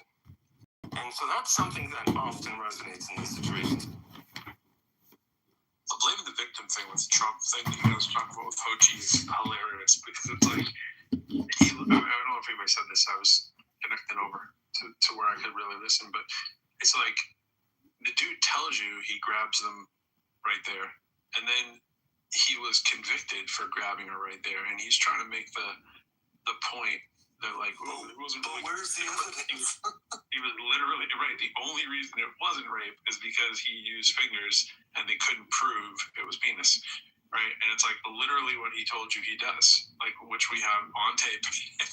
Like you said here, then there was where's the evidence? It's like, bro, like I think he thinks evidence. Well, there's a lot of other things on tape. Right. He's like, where's the evidence? I think he thinks evidence is proof. Like, oh, you got a lot of evidence for something that's still not true.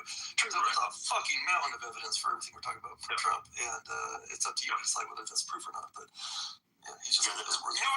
That last line, I think you're being too generous. No. It's not up to you to determine. No.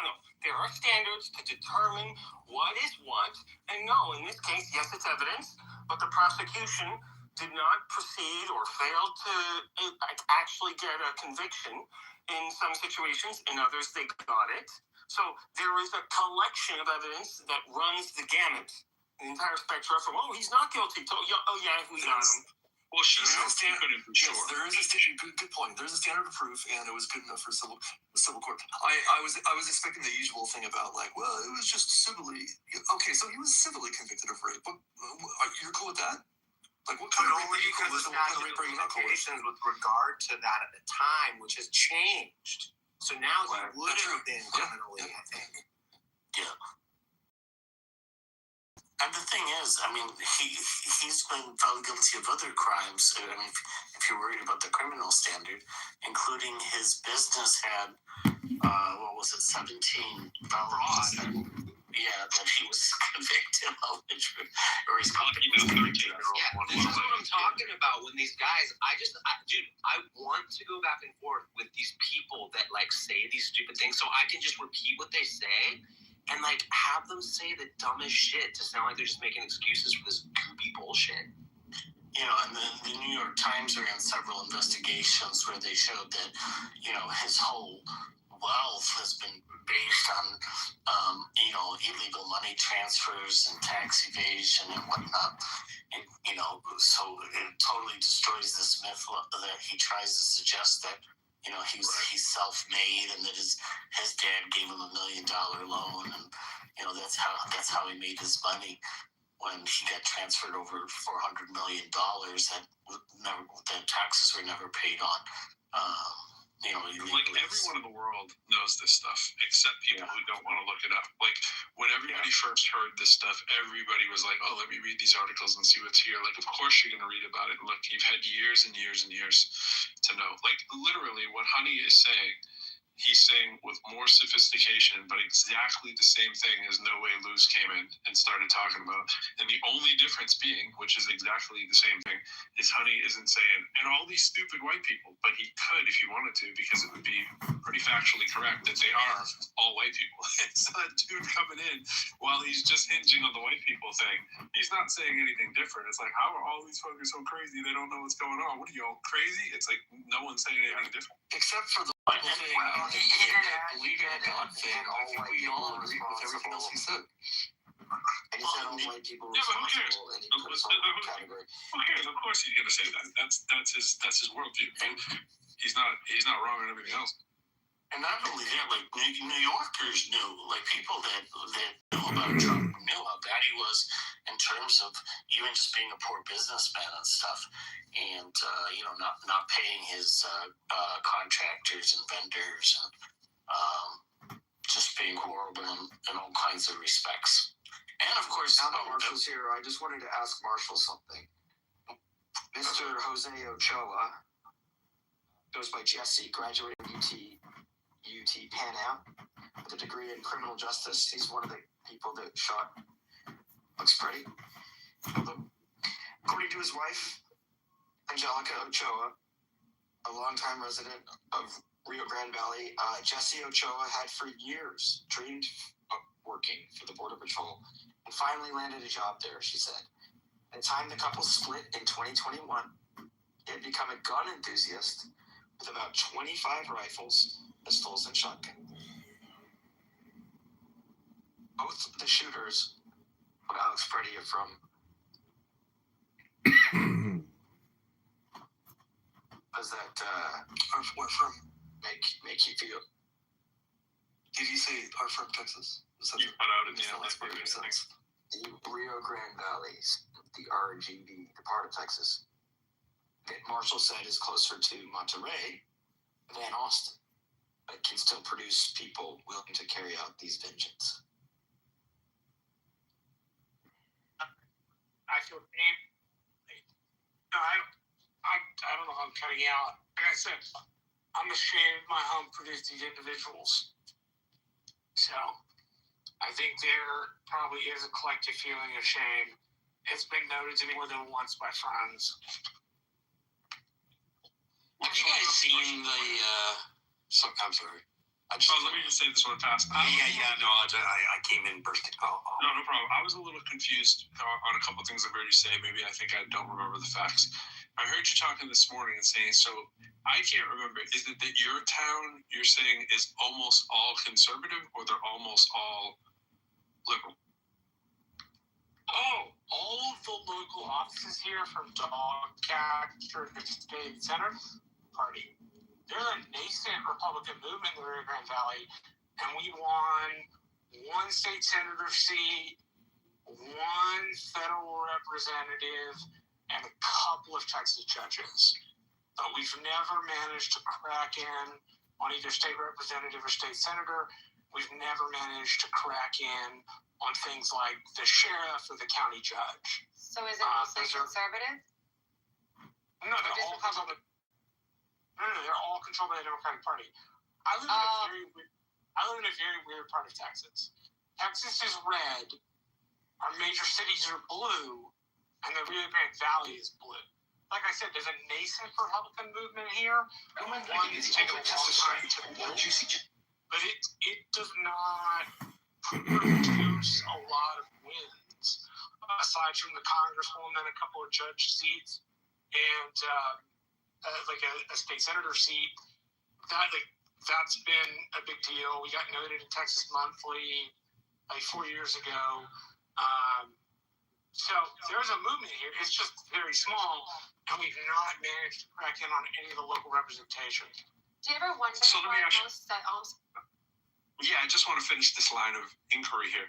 So what I don't understand, I don't know if it's just necessity you need to live there, or are you fighting the fight, or what? Every time I've had a chance to move, I've moved to the most progressive cities that I can find in the area, right? And granted, the immediate neighborhood I live in is a little bit more conservative than I actually thought, but it's still like 70-30 where I live, right? But the city I live in is 90%, right? Progressives, right?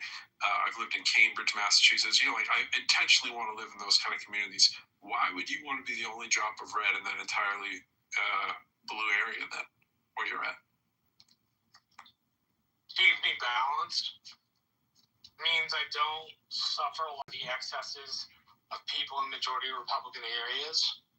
My ideas and the candidates' ideas have to be ideas that represent the area. They can't represent simply the Republican Party. There's a necessity for the Republican Party here to take on a different field in the state party, or say, for example, in places like Tarrant County, where there was just that upset. I like living with people who I don't always agree with politically. I don't want to live with people I just agree with. It's very nice to, have those conversations where people agree with me, but I enjoy the conversations, for example, I have with our county who's a Democrat. I can talk to that guy about anything. And he is just a fact, like, he's really good at his job. I voted for him before. And just, it makes you have to be more competitive. It makes you have to be more realistic and practical. It just all around is a better thing. At least I think so. It also helps that my dad and his dad were radio talk show hosts. So I've known a lot of these Democratic progressive ones since I was a small child. So there is a sense of like real familiarity with these individuals. I can pick up the phone and call them. My state rep for a long time, somebody I've competed against for years, is someone who, when my grandfather died, put a petition on the Texas House floor to honor him. Right, so there's also that family tie-in. Ancestor worship. Sorry, go ahead. But I like living in a place where people don't always agree with me. That's nice. Do you have any concerns? Well, a couple of kind of things. I mean, number one, it doesn't sound like you have anything about the rampant corruption in the Democratic Party or anything like that. And I wonder. So I don't mean the Republican Party or the Democratic? No. I mean, most Republicans would not say what Marshall said. Because getting along with Democrats means getting along with people who are, by the very nature of being Democrats, are just not good people. They're corrupt. They, believe in open borders. All of these things. Now I know Marshall's not the type, but I wonder if he leans at all that way. Sounds like he kind of approves of the area that he lives, which is governed largely by Democrats. He's trying to he's trying to bring Republicans in. The word conservative has been used, and I hope that's the kind of Republican we're talking about. I wonder, maybe I'll just leave it at this, Marshall. Do you agree with me that maggots are not conservatives? Did you say maggots or maggots? I did say maggots. I'm sorry, that was disrespectful. Yeah. But John, I would agree with you. I don't think they're conservative at all. Yeah, thank you. So I don't know. There's a lot. Look, the Valley has been governed by one party for a very long time, so there is corruption here, right? But that has more to do with cross-border traffic than anything else. Because you know as well as I do, as long as you have borders, there's going to be some sense of smuggling. It's been that way for all of humankind since we've settled. If there are borders, people try to smuggle stuff across it. So you can get corruption that way, but I don't adhere to this idea that Democrats are corrupt institutionally. I don't adhere to this idea that Democrats are bad people. I don't adhere to this idea that you can't work with the other side to come up with something good that represents good governance. Do you worry at all that in opening the door and trying to bring Republicans in, that you're bringing, the actual Republican Party as it exists today, which is largely MAGA, is that a concern? Would that be worse than the Democrats? I worry all the time about those few people in our party that are that way. There's a group of people in our party who thought it was a great idea, and this is just on campaign things, just not how you do this, but they thought it'd be a great idea to attach flags to their truck and drive around our city of 150,000 people. And they thought that was voter contact work. And they got alienated by everybody in the party, in particular all the people doing the work. And when they complained, they're like, why aren't we getting a pat on the back? Essentially, they were told two things. Number one, you don't do this job to get a pat on the back. You do it because it's the right thing to do. Number two, what you're doing is not voter contact work.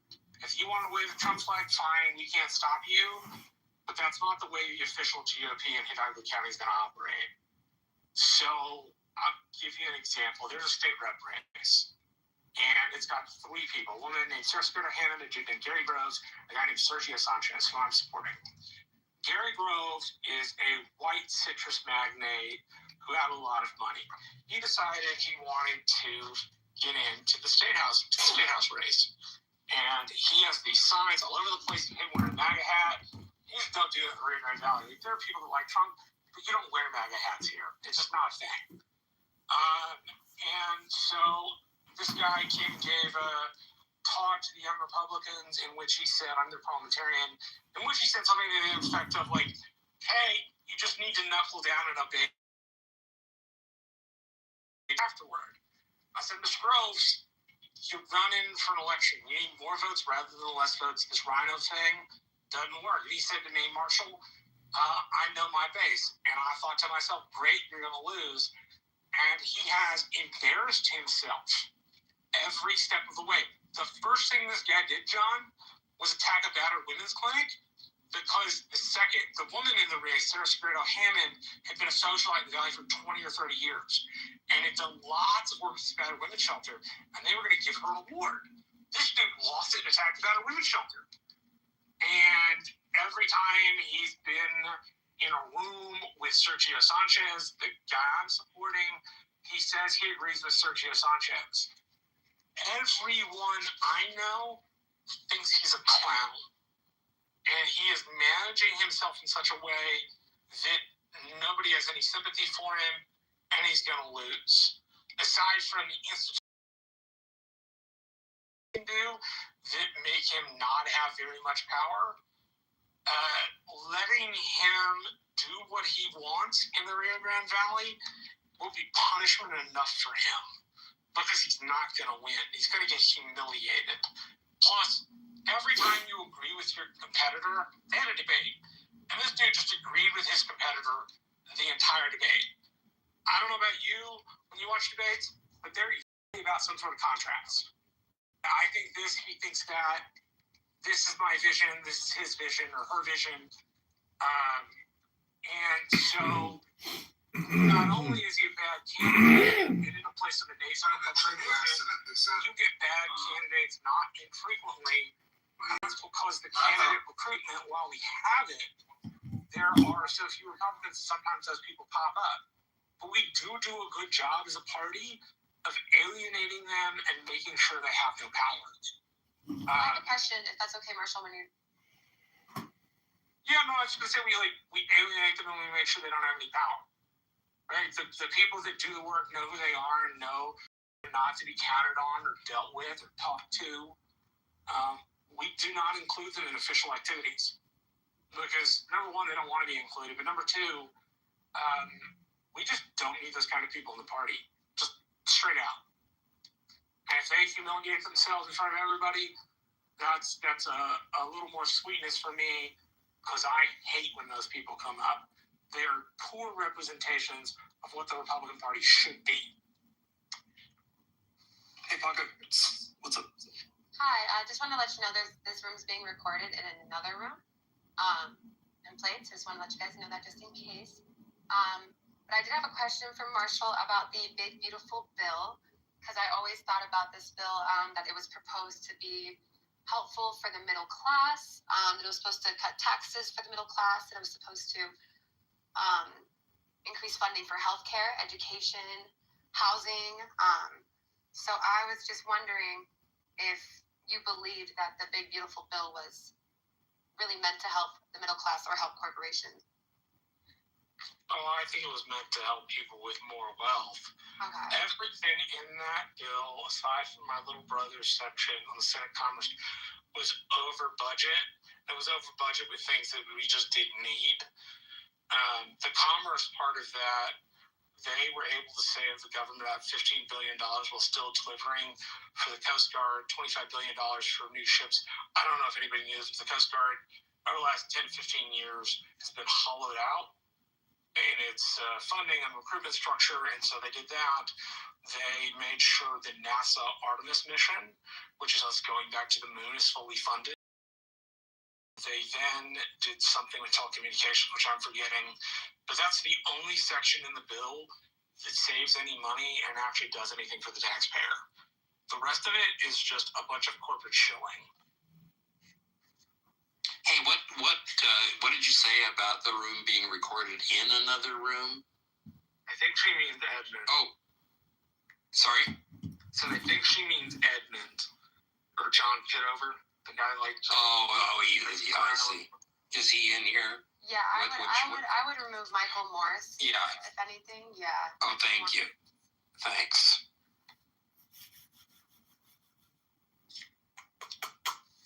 There's also a couple of Anon's wonderful features that Clubhouse has implemented for voyeurism and paid trolling.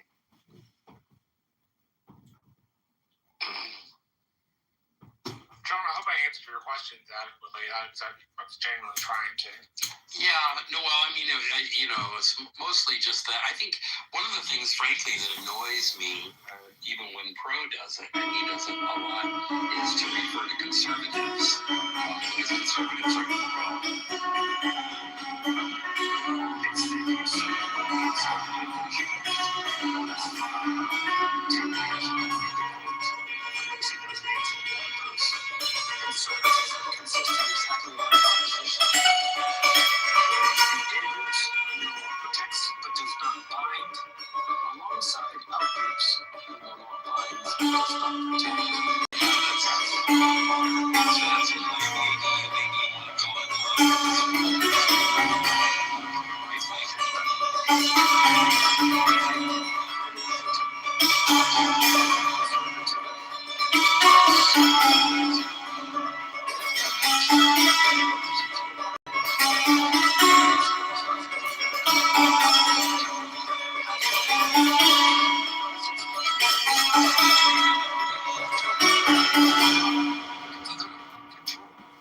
That's right. I mean, Republicans talk, they've made an issue of this for 50 years of fiscal conservatism. But as I always point out, in every single year of every Republican administration in the last 50 years, Ever since, they've been absolute hypocrites. They say conservatism, and they spend like drunk sailors. That's right, but it's really telling. I mean, it's really literally true. We've had 50 budgets. I mean, not 50 budgets. 50 years of 50 deficits, 50 annual deficits. Every single year that there's been a Republican in the White House, the deficit has been greater than the one that they inherited. And every single year that there's been a Democrat in the White House, the deficit has been smaller than the one they inherited. And that includes Bill Clinton, the first 2 years when he had a Democratic Congress that immediately brought the deficit down. A lot of people say, oh, Bill Clinton had a Republican Congress. He did after 2 years. But the trend started immediately.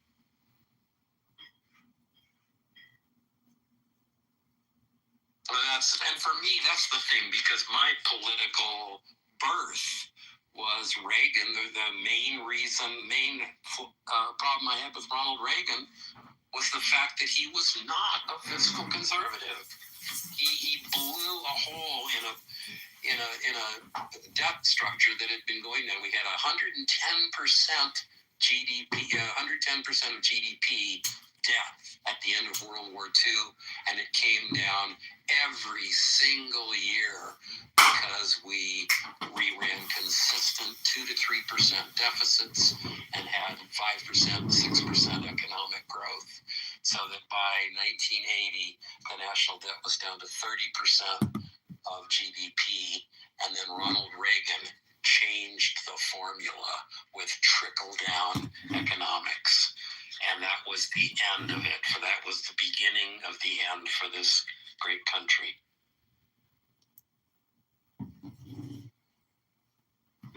And they keep passing. I mean, by they, I'm referring to the Republican Party historically, and now it's even more apparent with the more modern version of the Republican Party, which is like, it's all Trump all day long, every day.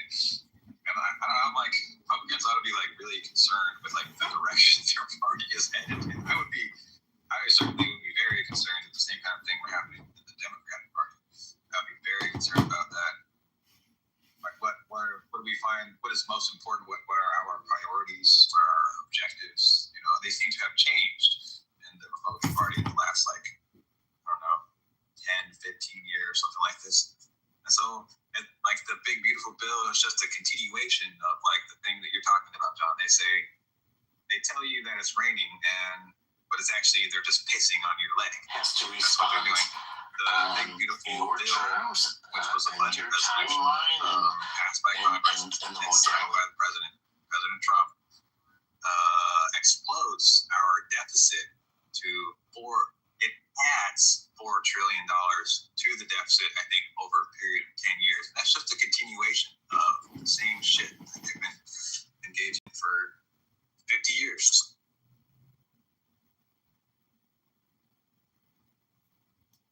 Why does he necessarily? Hey, can we talk about the fact that the room is being rebroadcast? I'm not sure that's ever happened to me, as far as I know. Actually, I just went into the other room, and there's some dude by himself, and our audio is being broadcast. It's being played right now as we speak. Right now, yeah. And what's the room? It's Trump derangement. Oh. Like that. And I reported the room. There's no. It's always funny what user interfaces. I went to report room and it was like, why? Like hate speech, whatever. There's nothing in there for they're broadcasting an unrecorded room. But I put that in the notes, and then I did the same thing for that person in particular. But well, they're about to have a town hall, right? So take some screenshots along with it, and we can bring this up as unwarranted, non-consensual harassment. Is it John Kitover? Is that the deal? Or I don't know if that's true, but probably. But so why do we think that? By the way, the people who are giving thumbs up, because how do we know that? He's done in the past. He's the culprit. But it's more like you should take it up with the people that make the app. I was just take it up with the people that make the app. Of course it's him. I went in there and typed, of course it's you. I don't know what the guy's deal is. He has like 100 different accounts and like 100 different rooms. I want to say something. I have a message for John Kitover and whoever's in that room, and they think that we all have like TDS or Trump derangement syndrome. I think you guys have misidentified what Trump derangement syndrome actually is. Trump derangement syndrome is when Trump supporters make pathetic fucking excuses for every disgusting, immoral, wrong, or illegal thing that Donald Trump has ever said or done. Okay, Trump supporters cannot think objectively or critically about the actions that Donald Trump has taken. Making apologetic excuses for everything that he does. That is John derangement.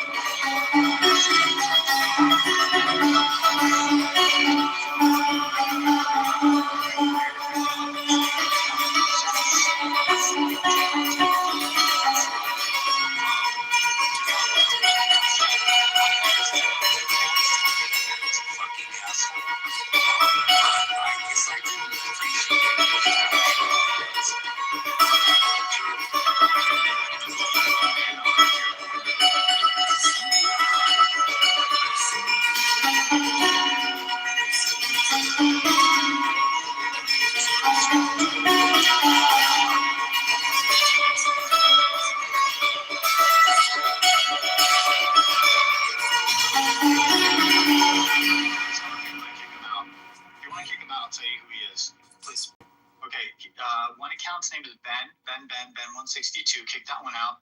The other one is Mark KVWY. I've been texting you all for the last 40 minutes. No one responds to me, but somebody mob me and I'll do it. He doesn't. I got rid of Ben. Right now, he's got weird harpsichord music playing over the voices in this room. Who else? Sorry. Okay. Who else? James, Dr. James. Ben, and got rid of him. Okay, good. And then the other one is Mark. Here we go. It's Mark VWY. It's a red. This dude isn't going to pay for accounts. He's never going to be anon in a room. He doesn't pay for accounts. Just every time. It's whack-a-mole, but every time you find an account of his, here's the easiest way to spot them.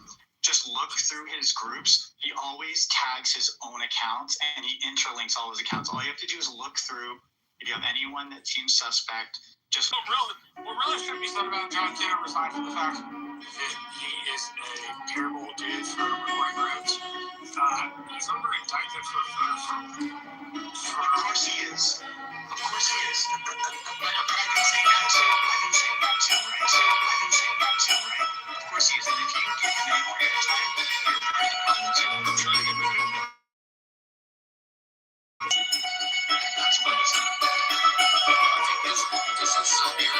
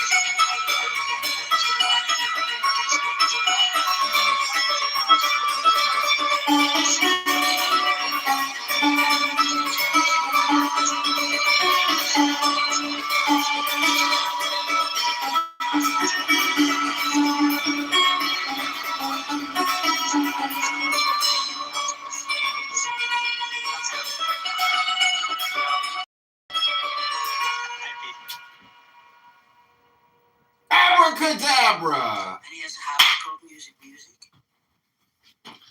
Abracadabra, everybody! He used to be the guy who had these accounts called Scam Movie.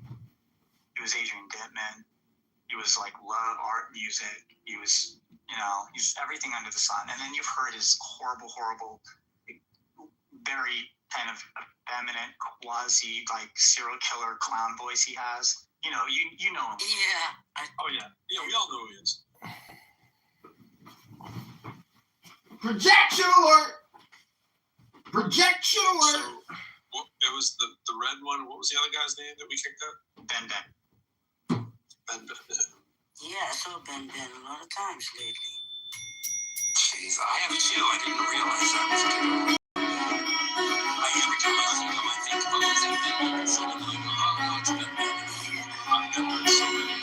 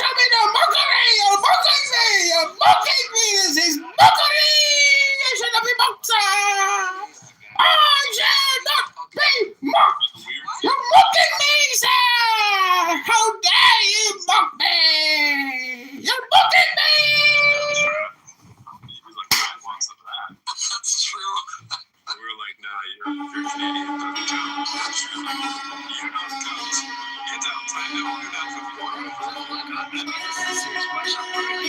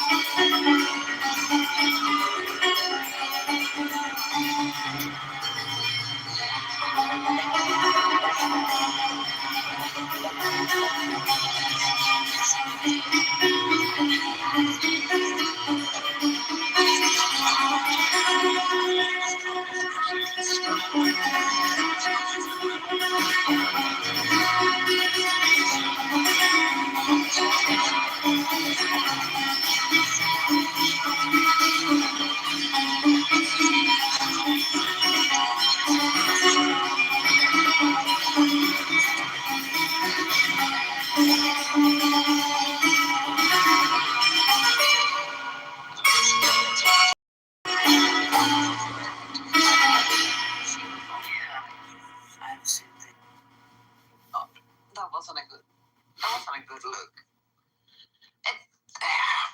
There's a lot. Like, I'm just gonna mute myself and talk to my neighbor, I think. Poor neighbor. So, John, I want to ask you a question real quick, if that's all right. Poor neighbor, like, Is it going to be about? No, go ahead.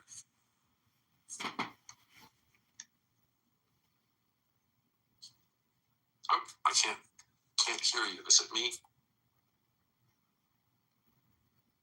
Nobody said something. Okay, can anyone hear me? yeah, that was. No, we can't hear you then. Sorry, that's a good thing. Can't hear you. Yeah, can we just mute up unless you're talking? Just waiting on you, E, to hit that mute button.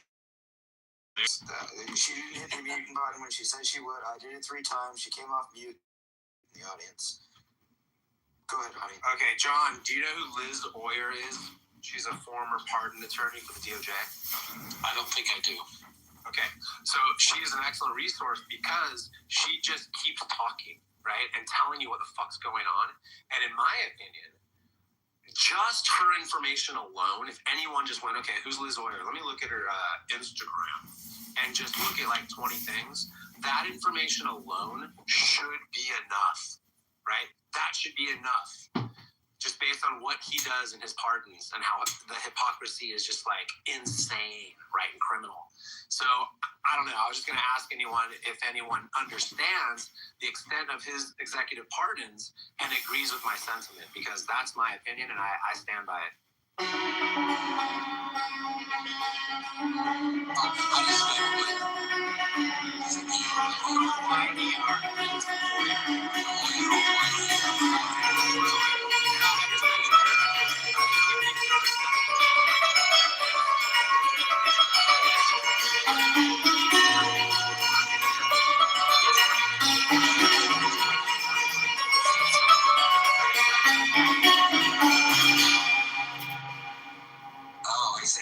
So I found her on the U.S. Department Justice website. I'm thinking, how's that? It's archived, of course, from U.S. Department website. I didn't know there was such thing as a pardon attorney. Oh, well, I mean, there've always been people advising the president about pardons. Is that what they do, I assume? Yeah, let me read They advise pardon power is one of the most broad and expansive powers the president has. That's how it went. He went like this. Pardon them all. Pardon them all. Yeah. And that was about the fourth thought. Dude, he pardons so many people that are convicted and jailed of fraud and even drug smuggling. He just fucking pardons them. This is what I'm saying. He literally just pardons. It's that easy. Like this is why I'm like just boggled by what's going on out there. I'm like, it's that easy. You just look at who he pardons and then you compare it to what he says, and you're like, this is fucking corrupt as fuck. What are you talking about? I think his thought process is like, I could have been convicted for that. He gets pardoned. I could have been convicted for that. He gets pardoned. Pardon them all. Like Moses pardoned the sea. Hell, I told them to do that. They shouldn't be in prison.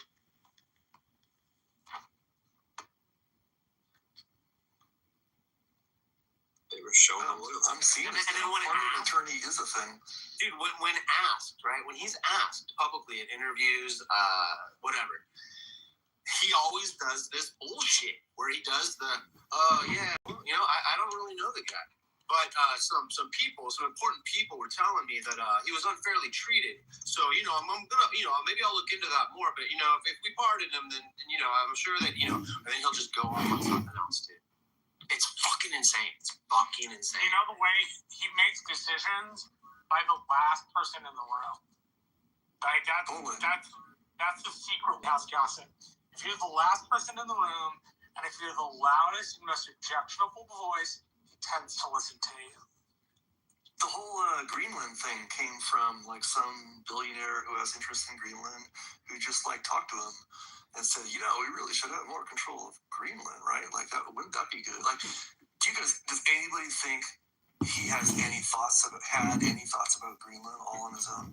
Like, it was just some guy saying a thing, and he's like, maybe that's a good idea. Well, the Greenland thing's a little more complicated because there's a lot of wealthy friends who have made investments in Greenland for mineral rights and things like that are going to be coming more and more important over the time. Somebody pointed me, let me see if I can find it, a pretty impressive video if you want to like connect dots on Greenland. They go pretty deep.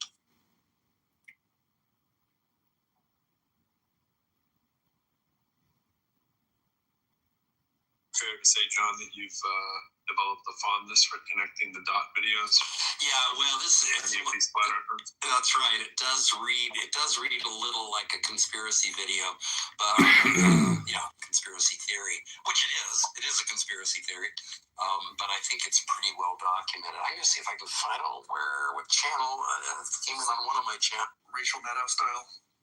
It's a geopolitical spot. We should own it. It goes back in the day. Blah blah blah blah blah. Oil, fine. What else? What are we missing? Minerals.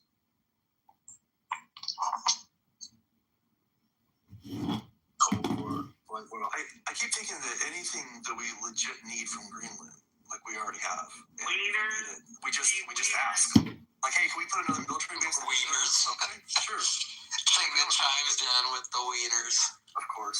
But we don't need to own it to get everything we need, like strategically and stuff, right? Like, we have radar bases there, we have sonar, like sub detection things there. There's no reason until now they're going to get pissy about it, of course, but it's all Epstein distraction. Get back on subject. Did you see the SNL news or opening this weekend where they basically said that he's like Tom Homer? He's like, the joke was that they're going to bring up the Epstein thing to distract from ICE in Minnesota. He's like, it's funny because we invaded Minnesota to distract from the Epstein files. I thought it was funny anyways. I think SNL has been on point. I'm gonna go find that direct quote. It's only like 30 seconds. It's hilarious. Let me. Finally, out of that conservative nightmare. Hello. Believe it. Lawyers spoke at UC Berkeley recently, it looks like. Oh, no. She's speaking on, okay, maybe she's speaking this May. She's scheduled to speak at UC Berkeley.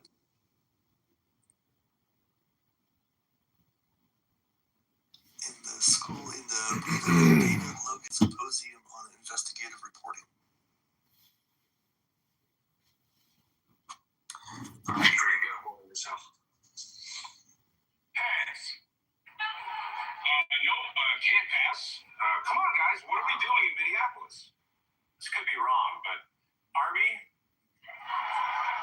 Close. That's close.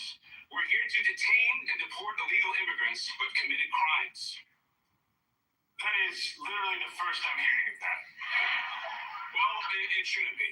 Just so I know, what were you talking? Wilding out?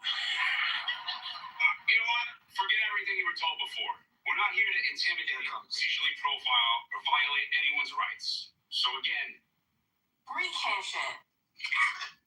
I mean, please have been downloaded. That's nothing. That's nothing. I knew he was gonna say that. At the end of the day, man, I just go meet a new Inherit Israel's position. Why would that not be? Why would that no longer be occupation? But that hasn't happened. That hasn't happened in Iran or in Palestine. No. you might be early on the news because I don't know what you're talking about. Oh, yes, that's interesting. Okay, so last week, and this is what's weird about the news right now. It's like all of a sudden you missed something. Let me just pull it up. They raided the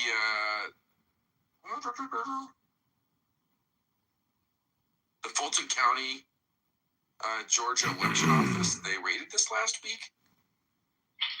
Okay.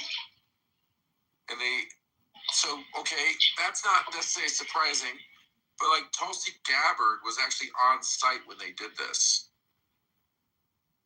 Okay. I thought Tulsi Gabbard was like the intelligence director or the DEI or whatever they call it. Director of National Intelligence. Yeah, DNI. Yeah, there we go. So I thought the DNI was specifically not like in a state. My fellow Americans, today we are taking a tremendous step into the future. With intelligence. Well, that might indicate that there was some foreign country that was involved with whatever election fraud was happening.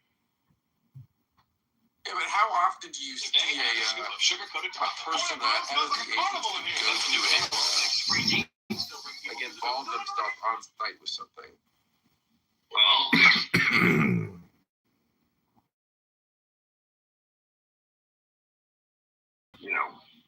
the IRGC or Qatar intelligence that somehow infiltrated and did something there.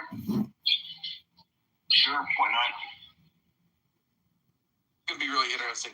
I mean, like, this is like in the back pages right now, but like, I wouldn't be like so surprised if it was like Pam Bondi or something showing up, but like I'm sitting here going, okay, like, where's this going?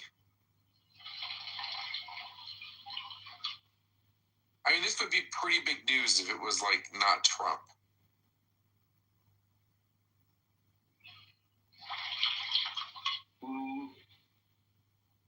It's also kind of a full news week. I don't know what this week's going to be. It's just weird to see things in the news that never even saw happen last week.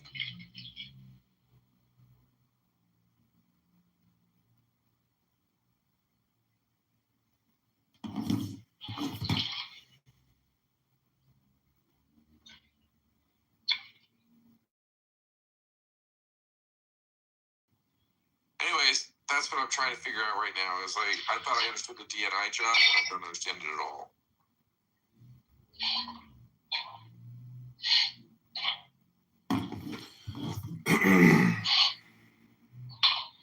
Well, imagine the connection. One example of how they will be connected. Okay. So, like, I didn't know this. The DNI oversees 18 members of U.S. intelligence community, IC, and managing the National Intelligence Program, right? Mm-hmm. So, no idea what the 18 people do. Well, it's meant to, like, synthesize, like, Army intelligence, Navy intelligence, FBI, CIA. Yeah. Treasury intelligence, NSA. I mean, we can go through. It's 18. I don't know what the rest of them are, but I'm sure there's a list you can Google pretty easily. You can totally do that. I get this right, but I thought they were literally just like a funnel to the president. I didn't think they actually investigated anything. I thought their idea of the DNI was basically to take and interpret what's being told to the president and kind of say like, okay, here's what matters to you. No, it's the coordinate between agencies. I'll get you 3 hours of talk time, and if elected, me 4 years at City Hall. Agencies. Decide which agency is going to be a lead on this versus that. Wow, that's a realistic statute. Okay, so this is from the website. The director of the National Intelligence, DNI, served the head of the U.S. intelligence community, overseeing, directing, and implementation of the National Intelligence Program. The DNI also acts as the principal advisor to the President, the National Security Council, the Homeland Security Council, for intelligence matters related to national security. The President appoints the DNI with the advice and consent of the Senate. The Office of National Intelligence, ODNI, is staffed by officers across the IC and is organized into component offices. The offices fall under the main areas focused on core mission, enablers, oversight. I've learned so much about our government since Trump took over because I'm just trying to understand it from a different perspective.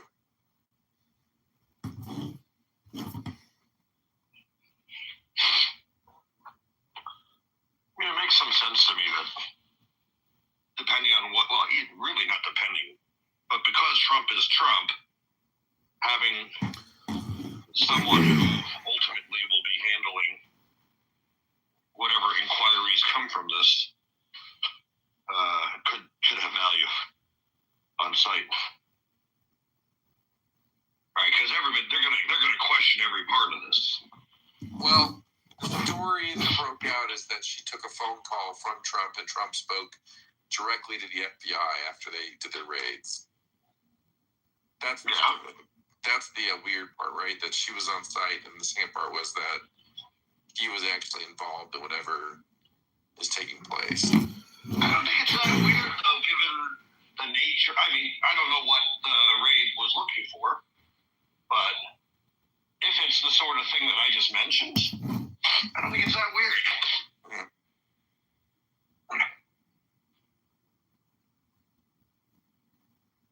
Who did the raid? FBI?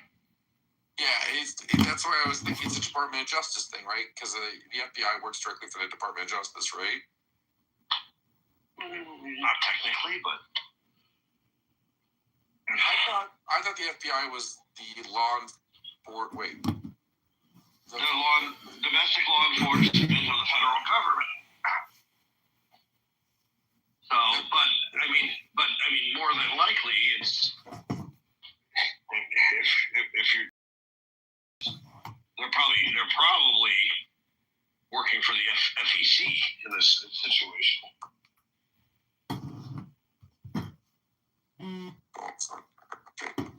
I mean, there could also be, FBI sort of things too, or justice sort of things too. Okay, this is interesting. This is Google. The FBI, the United States, the acting and principal investigation arm of the DOJ, also reports to the DNI. I didn't know that. So that's interesting. The FBI reports to the Director of National Intelligence as part of the U.S. intelligence community. Okay, so this makes more sense now. I didn't know the FBI reported the DNI. That's interesting. I mean, I get the role, I get the fact they have intelligence in the FBI. I just would have thought they would have funneled through the Department of Justice and the Department of Justice. Well, no, that wouldn't make sense either. Yeah, because they're two different things. Yeah, they're two different things. So I guess I get what I'm saying. Yeah, so they have different branches of the FBI that do. Fair enough. So, what is your point? What?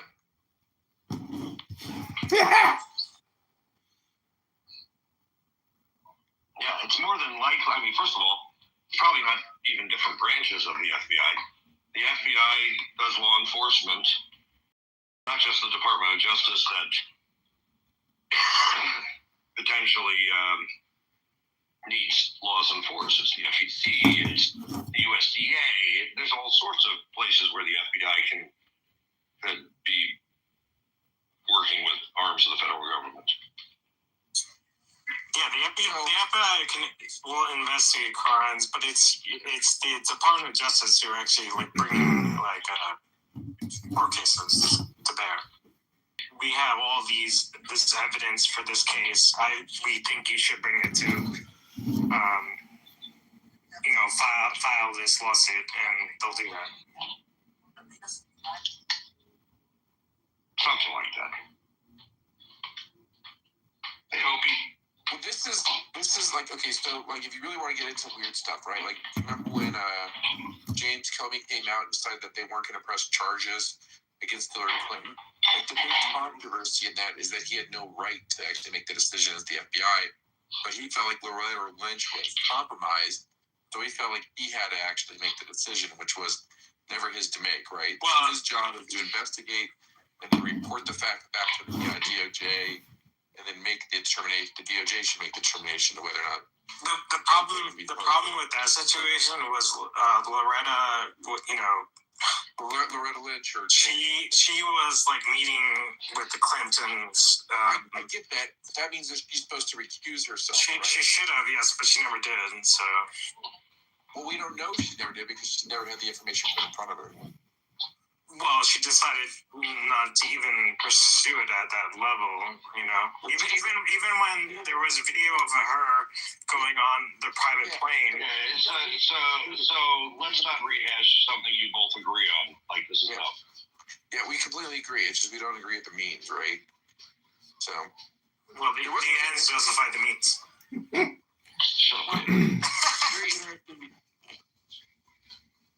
Okay. So the FBI has two figures. It reports the DOJ and the DNI. And I never knew that. The FBI doesn't report to the DOJ. That's here it does. No, it doesn't fall under that now. They're parallel agencies. Yeah, one doesn't supersede the other. No. That's not the right word, but okay.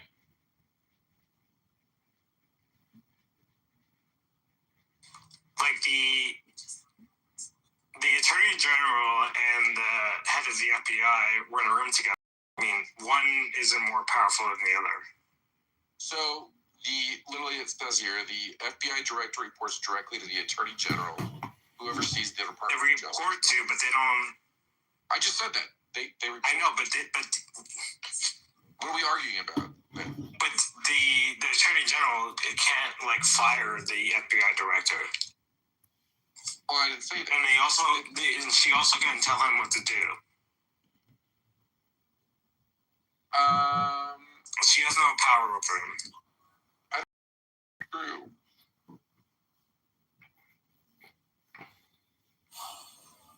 More Israeli Jews in the Epstein file, raping them babies.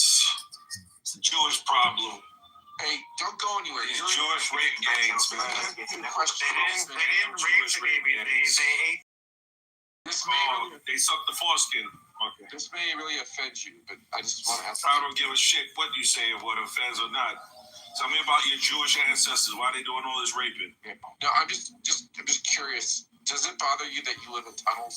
Does it bother you that your Jewish family sucking the foreskin? I don't understand what you're saying. Say clear, like you had an education. Why does your family like foreskin? No, pronounce it. Why? Following the paper trail, and tonight he gives us a look at what he finds. Not working. Anyhow.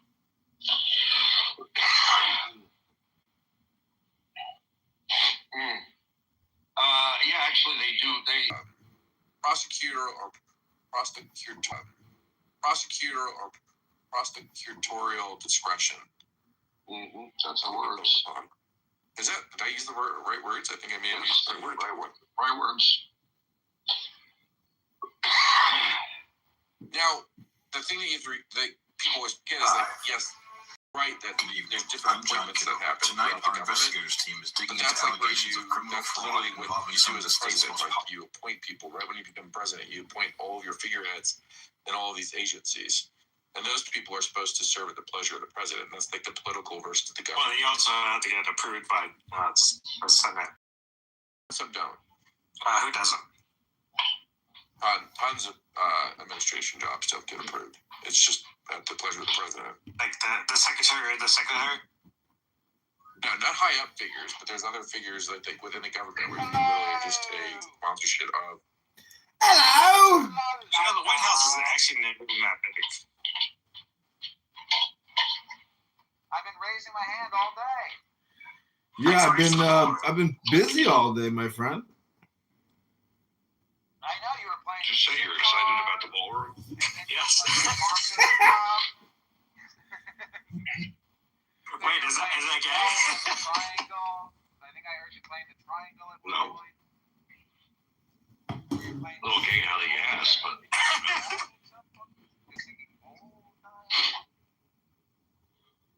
He's been busy. Well, Thursday is our scheduled book reading club, isn't it? 10 a.m. Central. Like the White House doesn't have to be it's not an appointed doesn't have to be approved by the Senate. So I had people going crazy because I was recording them in Trump derangement syndrome therapy healing rooms. Oh, did you hear them? They were so angry, and they were like, "I'm tracking Kitover. Kick this person. Kick this person." The Hound Group, let's go. They're called scheduled appointees. It's because they, I'm basically their only antagonist. Like nobody else is going to sit here and record them.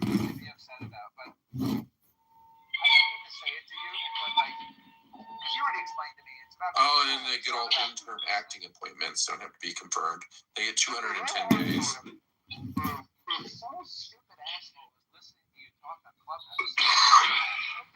Anyways, I guess I'm just learning about the DNI. I didn't really understand the DNI. It's just because it's me. Because we don't really see It's a lot me. of stuff the FBI is doing in intelligence a lot of times. I would take it. This would be like where, like, okay, like let's say there's a terrorist attack and somehow the DNI gets hold of this information. They don't. Listen, there are people that I know in politics here in Chicago. Like, if I ever was in a room with them, I mean, I could give them the death stare, you know, and they would know that, like, they have the problem. Some of them are probably pedos, and some of them are criminals, you know, and they work in politics. So, I'd be curious to, like, I guess, like, chain of commands. I'd be very curious to know, like, when you look at chain. The director of national. So Tulsi Gabbard, like I was in a room and somebody said like she was not able to. The person said like she's not allowed to do that. She can't do that. I don't understand why. So what I've learned is that she's actually in charge of the FBI, so she's totally computer. No, the DNI is not in charge of the FBI. You need to go look this up. Like I just had this conversation. Yes, there's two different hats. Can you send a link to the? Just need it on the chart. Just go to the The brother shall allow. DNI's website. Like, I literally just went there. It was like mind-boggling to me. So the FBI report. Tulsi Gabbard is above the Casper's house. No. That's what you just said, Philip. No, the FBI reports to the DNI. Okay, so the okay, but okay. I need an order chart. That's what I need. I'm telling you. So basically, the mission began just after Israel's founding as a way to show support both for the fledgling nation and constituents at home.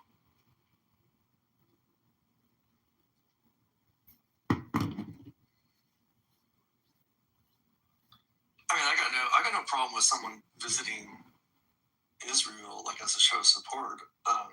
But But it seems weird that it's like become like a do other mayors do that? Is that how governors do that? Is that how Mayor Adams got into that whole Turkish airline problem?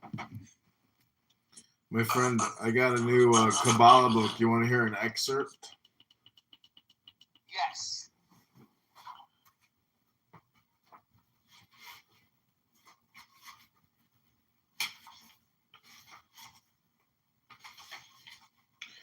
Kabbalistic conclusion.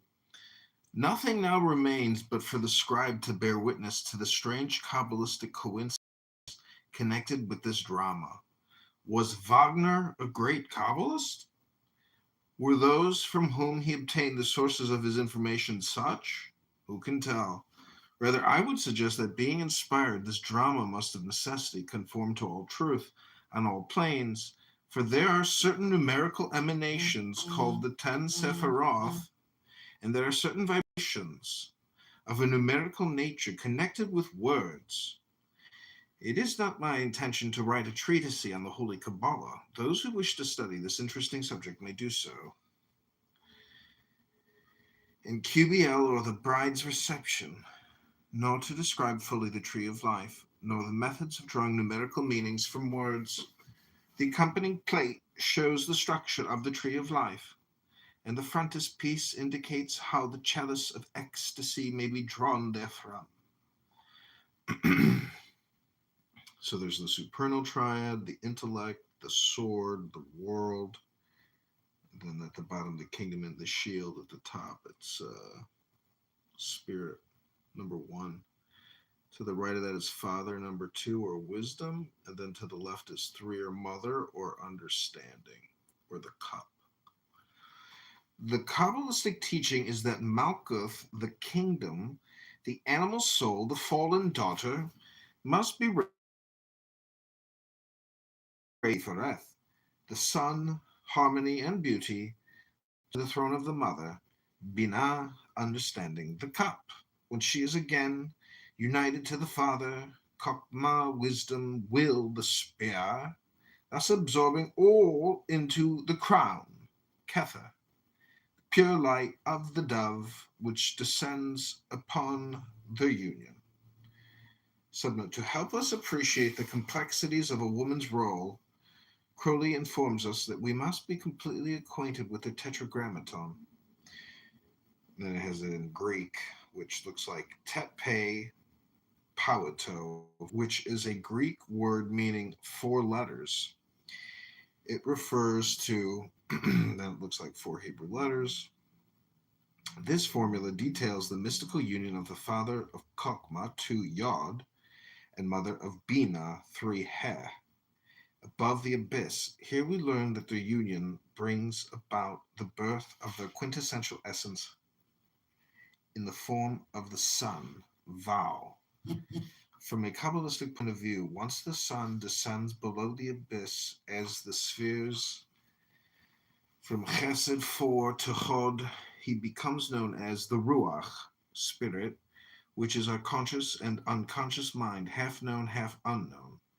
Everything that is birthed below the abyss is instantly bathed in duality, which automatically implies that besides the sun, there must be his opposite or twin sister, a daughter, second He, who is also birthed at the exact same moment.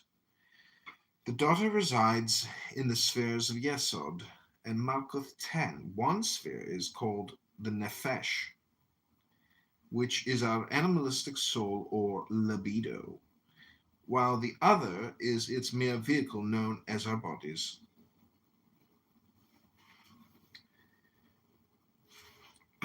This is the mystery of redemption and of the great work, the uniting of the microcosm and the macrocosm, man with God. The main formula of the great work, that of the rose and cross, is symbolized in the great order as 5 degrees equals 6 degrees to the 88th. This refers to the microcosm and the macrocosm as the pentagram or 5-fold star of unconquered will, and the hexagram or 6-fold star. The work is to discover their equivalence and to unite them. The first stage of Tifereth, it is accompanied with the feeling of ecstasy. This Sephirah is that of the sun, and is necessarily connected with the solar numbers, of which 6, 66, and 666 are the scale. This is the sphere of the crowned king, the sun, who unites in himself both glory and suffering. But since there has been what we may term a change of office in the great hierarchy of this new eon, we find that the number 418, which is the enumeration of Abrahadabra, the word of the eon, is also particularly attributed to this sphere, since it represents perfectly the formula of 5 degrees equals 60 degrees. Again, 777 is a number representing alike the flaming sword and the unity of all things, including the world of shells. In Greek Kabbalah, it corresponds to the word stauros, cross. It's interesting. I never heard Greek Kabbalah. And then also Abrahadabra in that new movie about Hermann Goring and the post-World War II Nuremberg trials. In the movie, he's before he dies of cyanide poisoning, he says abracadabra. So this is all Kabbalistic. It is worthy of notice and most careful consideration, therefore, that with slight adjustment of spelling, the names of the principal characters in the drama have an extraordinary significance. Titurel, founder of the Grail Order, adds to 666.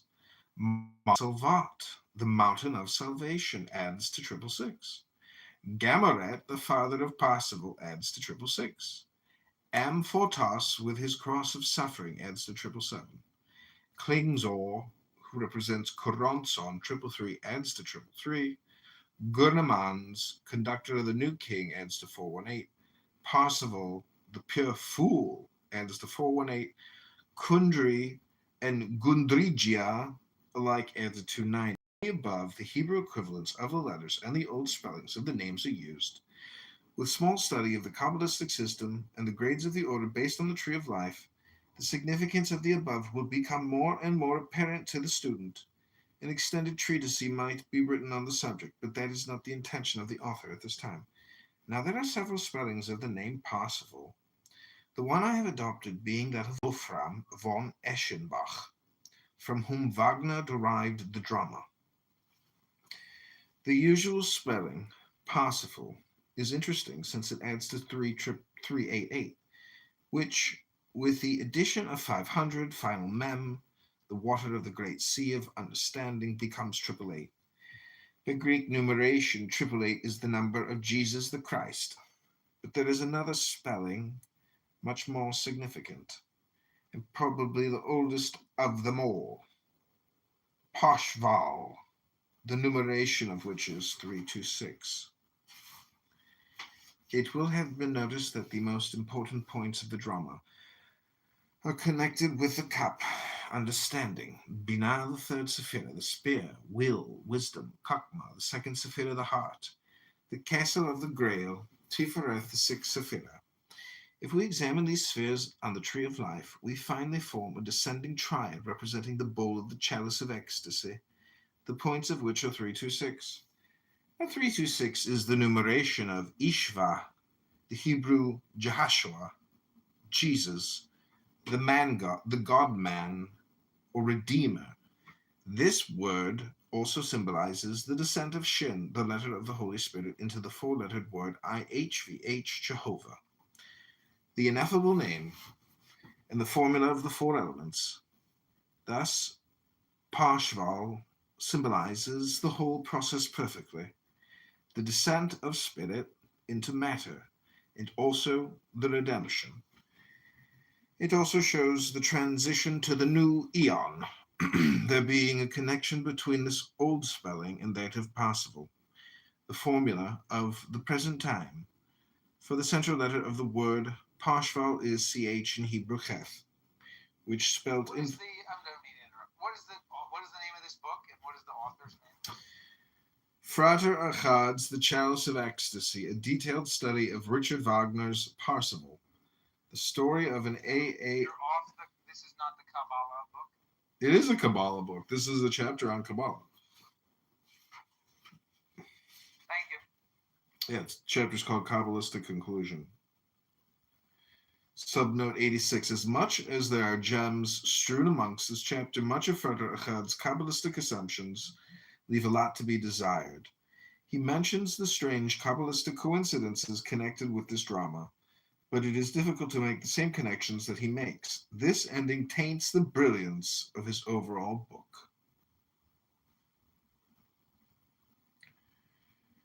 Blake was right in saying the lust of the goat is the glory of God, but I lacked the courage to admit it. The result of my training had been to obsess me with the hideously foul idea that inflicts such misery on Western minds and curses life with civil war. Europeans cannot face the facts, frankly. They cannot escape from their animal appetite, yet suffer the tortures of fear and shame, even while gratifying it. As Freud has now shown, this devastating complex is not merely responsible for most of the social and domestic misery of Europe and America, but exposes the individual to neurosis. It is hardly too much to say that our lives are blasted by conscience. We resort to suppression, and the germs created an abscess. The confessions in the advent of the Aeon of Horus, even in France, the pudibond fury of the bourgeois is rampant. Part of the public horror of sexual irregularity, so-called, is due to the fact that everyone knows himself essentially guilty. Methinks the lady doth protest too much. If men would face the facts of life, including their own constitutions as they are, practically all abuse and perversions would disappear. They are for the most part morbid phantasms of putrefaction, aggravated by the attempt at suppression. The wound of will not heal because it has never been properly opened and rendered aseptic.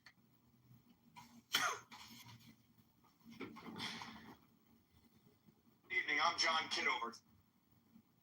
Good evening, I'm John Kitover.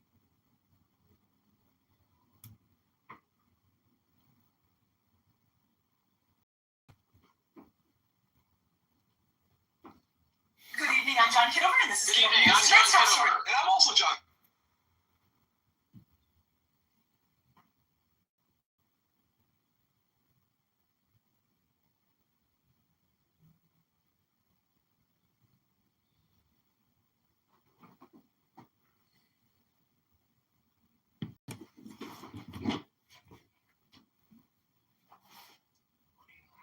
Willing to do it, they can name anybody they want, Speaker of the House, and that person becomes president. So if Trump has a legal theory, yes. Yeah, you see what I mean? So assuming that assuming that Trump has the popularity sufficient to get a majority of Congress to go along with this plan, it theoretically could happen. And then it would have to go to the courts to decide, like, is this the letter of the law, the spirit of the law, blah, blah, blah. It would definitely be contested, obviously. And then Trump could be president for the rest of my life. Oh, happy days. Well, that would be interesting what they do afterwards, because then, who knows? I mean, you would need a super popular president, and then, theoretically, you could, amend the Constitution or do some other type of shenanigans to try to delay elections or something. I don't know what you could do. I mean, I don't think any of these things could likely happen, but I think this is what Bannon is alluding to. He won't go into the specifics, naturally, but he does allude that there's a legal theory. So this is one that I discovered even prior to this last election. I posited as a crazy loophole.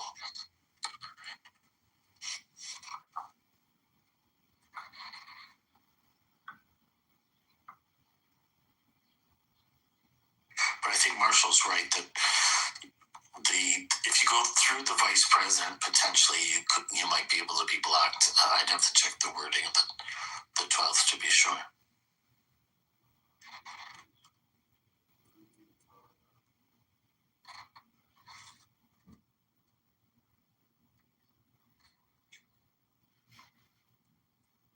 And with the Supreme Court, who shows themselves willing to use extremely tortured logic to come to the conclusions they want. So,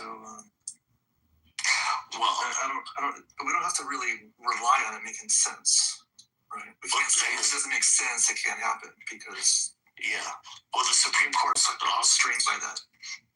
And the Supreme Court also has another convenient out that they often exercise, which is the Supreme Court does not adjudicate political questions. So if they decide that this is a political question, they'll just stay neutral. So if they decide it's non-justiciable, they'll let the Congress and the presidency work it out, basically. Well, yeah, exactly. So what do you mean the Supreme Court doesn't adjudicate political questions? Where are you getting that one? Gerrymandering. That's the long-standing position of the court. So Gilvey-Whitford is a gerrymandering case. Gilvey-Whitford was challenging the legitimacy of gerrymandering by states. The court said gerrymandering is a political question and therefore not justiciable. Exactly. They can't make a ruling on it. It's a long Weren't hanging chads a political question? Hanging chads were not a political question. In the Florida case, actually, I'm trying to remember what they did back there. The Supreme Court decided it. No, you're saying that was not a political question. Any case they've decided that it's not a political question because the court's position is that they do not adjudicate political questions. Now, there are things that people in the public consider political questions that they adjudicate all the time. But I forgot the basis of the Florida ruling off the top of my head, but I know I remember that it's complicated. I'm just asking. Hanging chads, which decided the presidential election by the Supreme Court, is not a political question.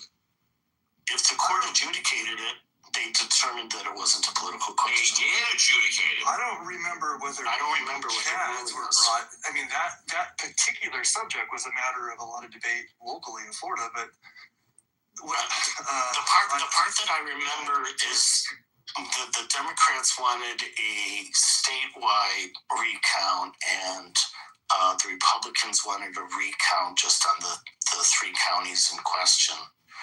And so I remember that was the big debate. And at some point, Gore, for some stupid reason, decided not to demand a full state recount. Well, history shows that if they had, he probably would. No, I think the irony is the other way around. Is that if the Republicans had gotten what they wanted, Gore would have won, and if Gore got what he would have wanted, Bush would have won. So I might have it mixed up, but I remember that each one, if they had gotten what they had asked for, they would have lost. That's funny. I do kind of forget what each one wanted there, but I don't think the hanging chad issue was what went to the Supreme Court. You're just remembering that in association with the 2000 election. I think it had to do with the question of that the different counties had different standards, and that was being questioned whether the law was being applied equally. I think was the maybe I'd be happy to be wrong. I mean, hey Marshall, was Gore the first presidential candidate ever to concede a presidential election in 72 hours, get back in? Had that ever been done before? Hey, Earl. Yeah. You got a piece about the legal theory. Sorry, I should have been read. There's also this case. Eisenhower jokingly questioned his third term. I think Nixon did. And I think President Obama did.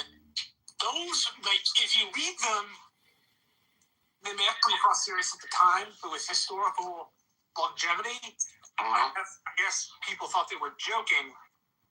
Maybe the difference between them and the way people view Trump is people don't think Trump is joking, and he doesn't sound like he's joking. He sounds like he's serious about it. As a consequence, even if he doesn't have the plenary power to do it, people are genuinely worried about it. And I think you raised a very good point with the legal questions. The research I read said this would have to be decided at the court, and you're right. If it was judged non-justiciable, we could be in a full-blown crisis when it comes to succession. Exactly. And you raise a really good point that, Trump may just be totally joking about this. It's not, it wouldn't be out of character for him to do that. But like, as you pointed out, people are worried that he's serious. But proponents of his stated that they're totally serious. Like, if you watch Steve Bannon in his interviews, he makes it very clear that he's totally 100% serious about it. But, that could be maybe his strategy too. I don't know. This trope that he's just joking, you guys are taking it too seriously. But it seems, well, first of all, he's not being funny. It's not really a joke. But I think he really does test ideas by just floating them out there. And I don't even give him that much credit. I think he just says shit. And then people react. Like, he just said something about building a wall, and he got a big reaction. So he did it again at the next rally, and the next rally, and the next rally. And then that became a thing. And they actually built a couple miles of wall. So he can turn into a real thing. Just because he's kind of a random bullshit generator, and some of it sticks and some of it doesn't. And but the idea that, like, oh, you guys are just overreacting. Yeah, sure we are. Like there's so many instances where I've been accused of overreacting, where that was just the beginning, right? So yeah, I'm tired of that. I was told to relax when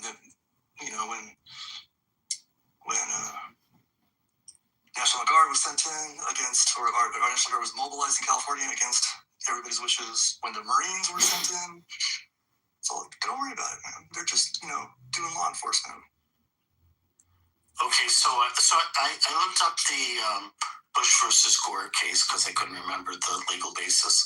So it was a 5-4 decision, and the court did hold that Florida's ongoing manual recount violated the Equal Protection Clause of the 14th Amendment.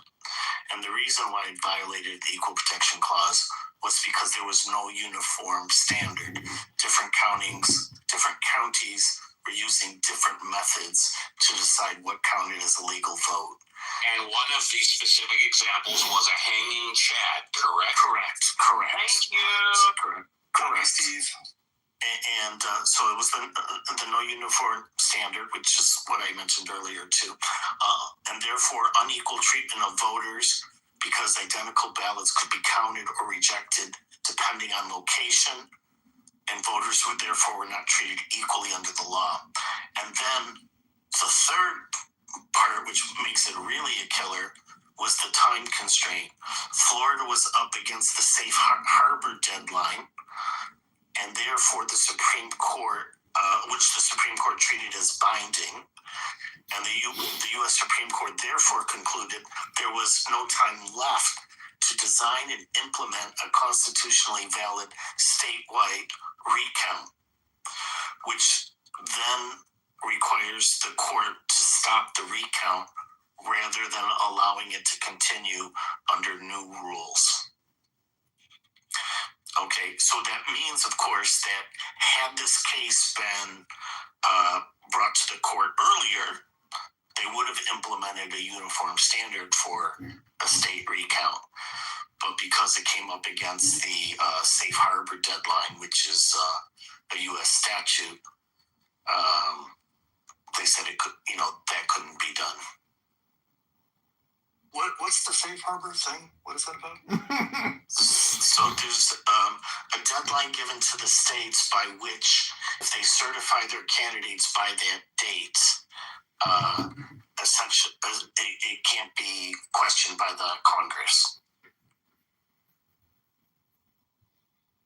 So if you notice, this comes up a lot. It came up in the last elections too, because the states rushed to try to resolve any discrepancies and have their results certified because they don't want to leave it up to Congress to ultimately decide the state's vote. Because remember, it's a 3-step process because first you have the state elections, which are now popular vote, but that wasn't always the case. You have the state electors meet in their respective state capitals, and then they cast a vote. Then that has to be certified and sent to Congress, and then Congress opens it up and reads them and validates it. And that's why we got into the whole question on January 6th, because in 2020, because Trump wanted Cheney to intervene in the count. I think you Pence. Sorry. Yes, I did mean Pence. Thank you. So the situation's like, let's go back to 2000 again. So like, the count is flawed, but we got to get it in by this date. Otherwise, Congress might deem it flawed. If we can get it now, they'll just no, they're saying the recount was flawed, is what they were saying. Yeah. They're saying they didn't follow their own procedures. So we'll stick with the original. No, they were following their own procedures, but the problem with the recount, it wasn't uniform because different counties had different standards. But they rejected the whole state recount because that would have gone past the date where they rejected the idea of having a fair recount because it would go past that date. Yeah. Isn't the drop dead date mandated Electoral Count Act? Yes. Yeah, it's first passed in 1886, then upped in 2022. There always been, at least in the conservative community, some question about whether the Electoral Count Act was legal, but Congress's updating of it's made it both applicable and entirely constitutional. Like, I don't think there's room to question its constitutionality. I feel like it would be instructive to look at the Hayes-Tilden election in the 1870s and the attitudes that pervaded the country afterward. That might give us the idea of spaces for demagogues if both parties at the time that were ran by machines. It might give us a different way to look at it. That's a good point because you had that negotiated election, and that left a bad taste in everybody's mouth. So the safe harbor deadline is set right now as 6 days before the Electoral College meets.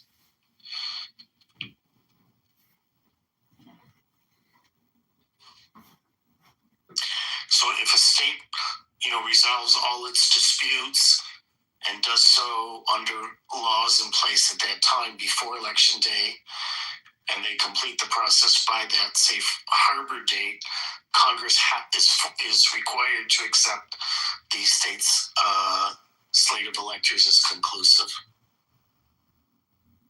And we passed there was a court decision post 2016, right, about faithless electors that states and penalties to punish them if they didn't abide by the popular vote. That's correct, and the court determined that the states that had those laws that it was constitutional. And there were, if I recall, was there 10? I think it was a total of 10 faithless electors in that election. It didn't change the results. And there's always been faithless electors, or I think almost without exception, and perhaps no exception about faithless electors, but they've never been sufficient to have changed the outcome of the election. So, 1860 is instructive. Although the Garfield presidency is quite instructive, in particular on matters of anti-corruption. And if I just going by memory, I believe that the 10 faithless elector split was, I think it was 7-3, if I recall, because there were a number of people that didn't want to vote for who was it at that time? Hillary Clinton, I guess.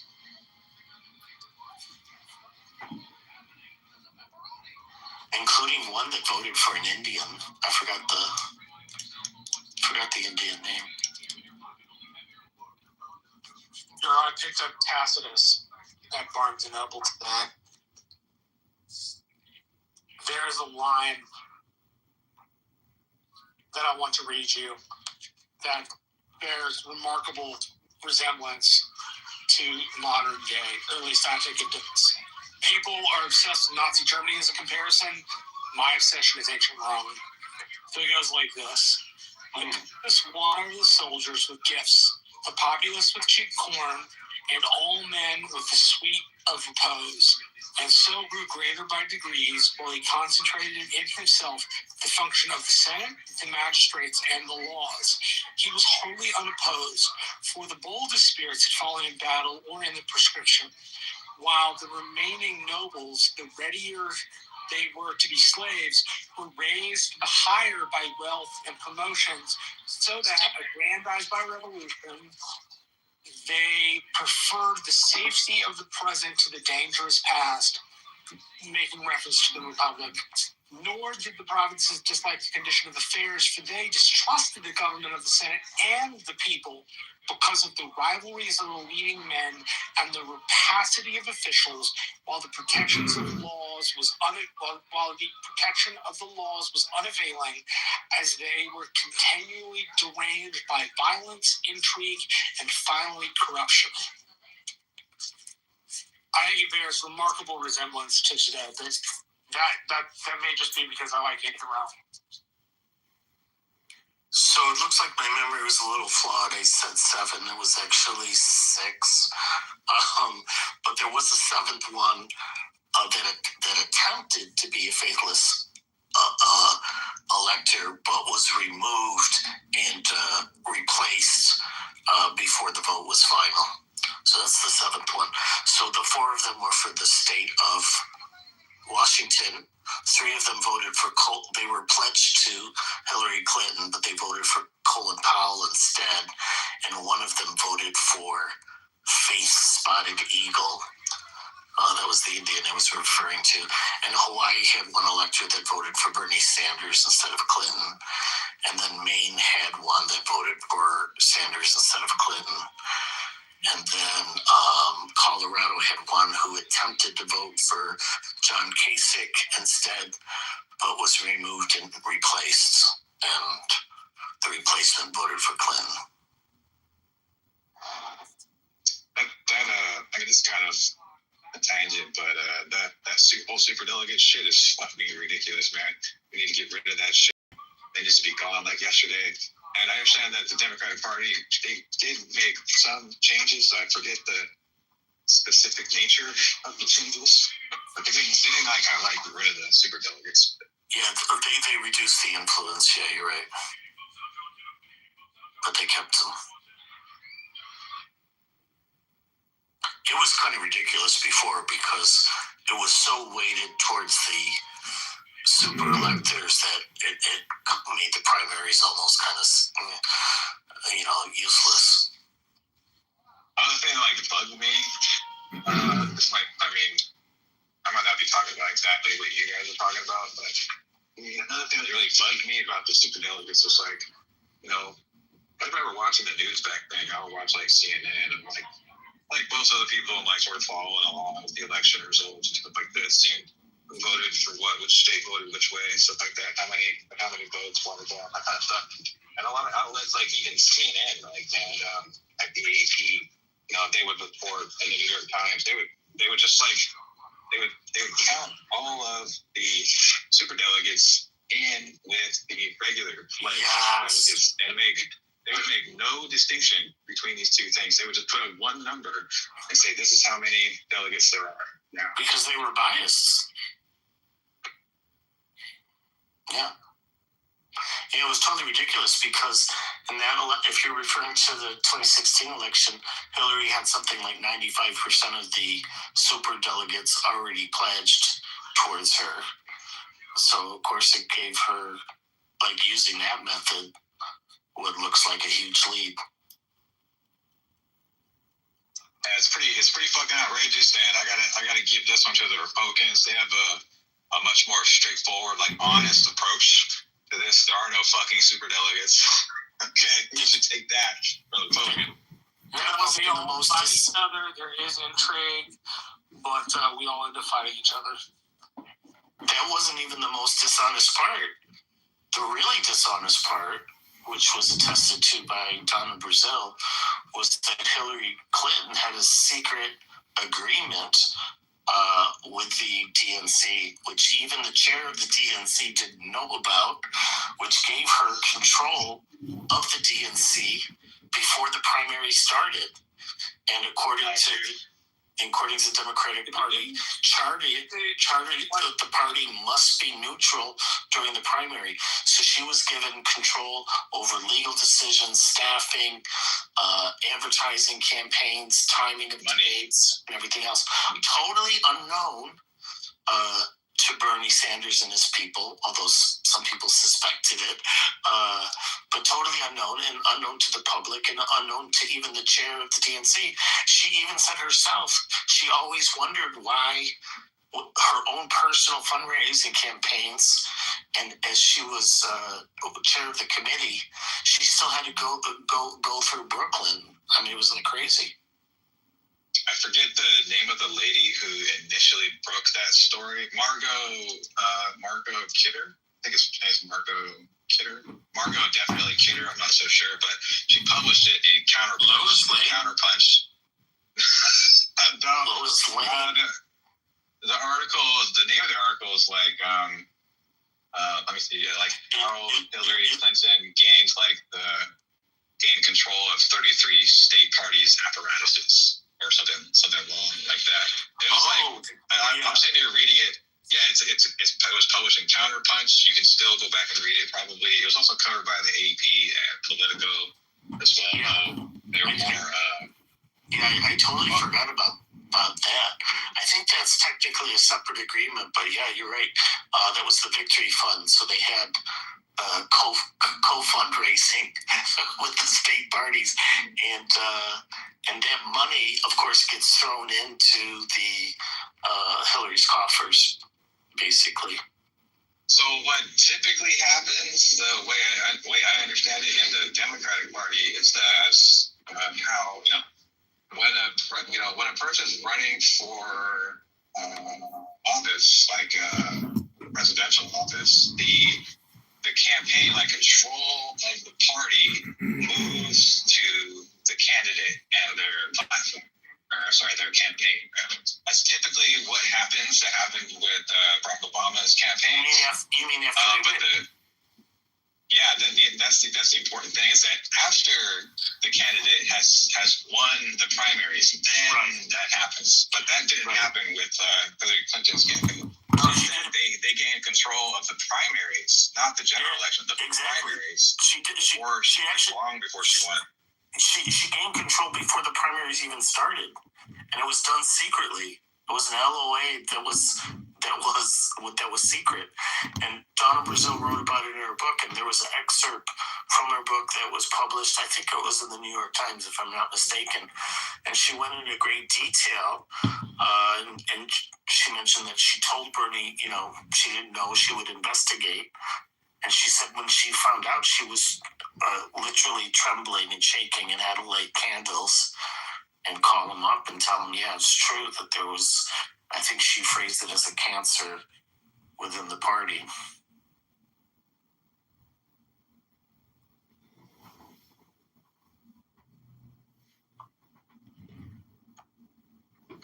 It was all legal. There was nothing illegal about what Hillary Clinton's campaign did. It was all legal, though it was fucking.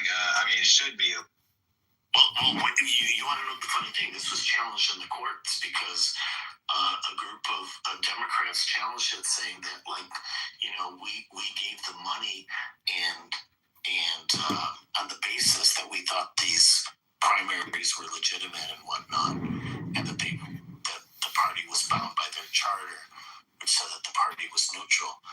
And do you know what the DNC lawyers argued in court, which they ultimately won on?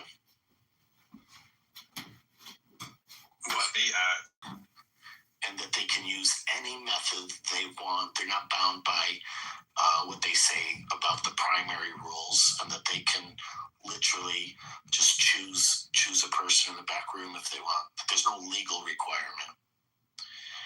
And the court accepted this argument, and so therefore, quote unquote, it's not illegal because they're not bound by their own charter, which I think is a very strange ruling in my opinion. But you know what really I'm interested in? The 14th Amendment birthright. I read that plain text to be anybody in the vicinity of American jurisdiction is counted as a citizen. And I've always been proud of the fact that if you're born here, you are a citizen. Citizenship, right? It's like, right. I've always. All right. You cut out for a second, Marshall.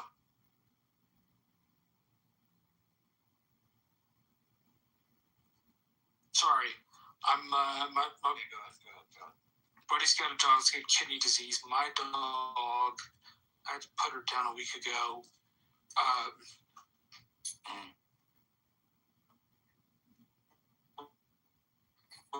Was using the same treatment. It's okay, man. I was what is that other medication right now? The iron? No, the pill. Which pill? The one for nausea. You need to cut order, I think. Is Marshall with the third rep for anybody else? So Marshall. Okay. Yeah, go ahead. No, I was just going to ask you a question. So it sounds to me, from what I understood, you're not buying this argument made by some people that, the subject to their jurisdiction clause. No, I think it's horseshit. Okay. I think if you look at the framers of the 14th Amendment, yes, it was intended for slaves to be incorporated into the United States, but if they had meant to exclude other people, they would have. It's like the free exercise and establishment clause in the Constitution. If the government had wanted a religion not to be practiced, even though it was a majority Protestant Christian nation at its founding, they would have listed it. They knew of Buddhism. Hell, Thomas Jefferson under Quran. All right.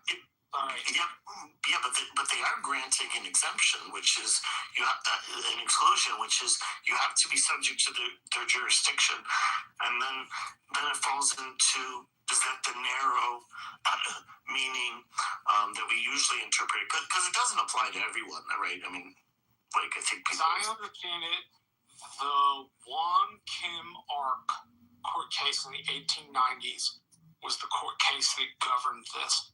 You're correct. Yeah. I think it's Wong Kim Ark. I'm not. Yeah. The National That's the case. Center has this wonderful interactive constitution, and it explains all this stuff. It's really cool. You're right. That case does seem very clear. But I mean, other than that case, I think one could make an argument that certain people would be excluded. But there are other people still excluded because they still don't meet the subject to their jurisdiction standard. But it's very few cases. I can only think of two. Yeah. Gosh.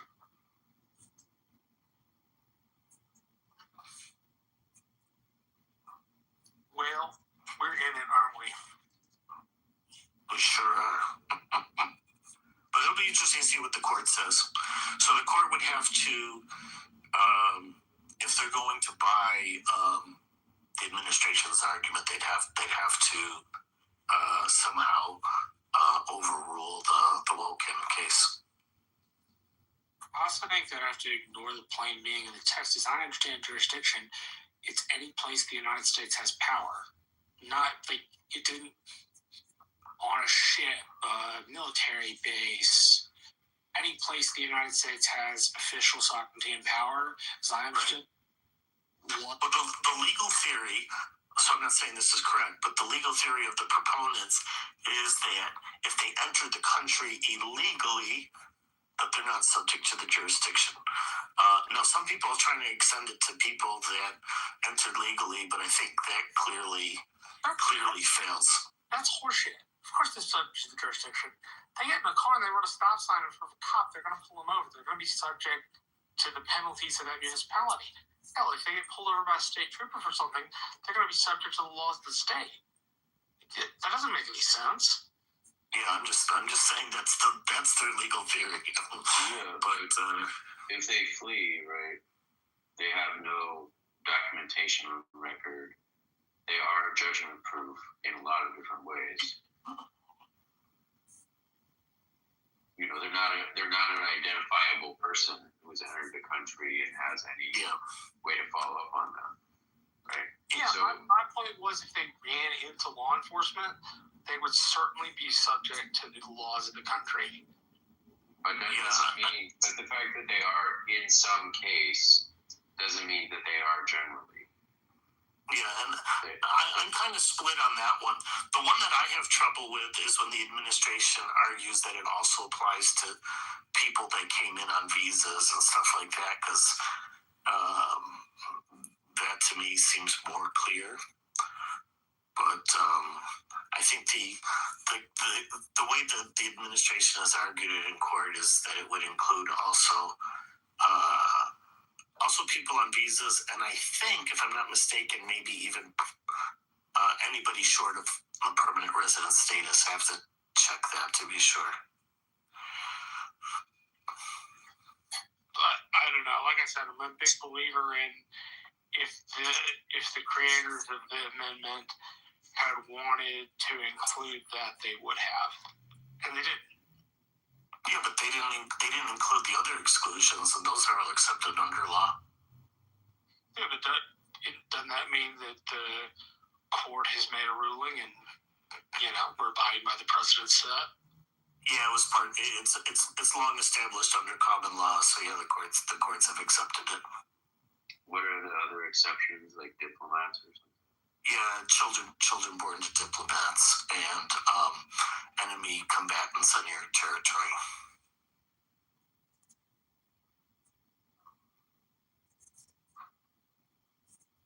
So, if the Japanese army invades and some of those soldiers have children while they're invading, those children would not be citizens. Yeah, and they're not, I guess they're de facto not subject to the law if they're doing their invasion stuff.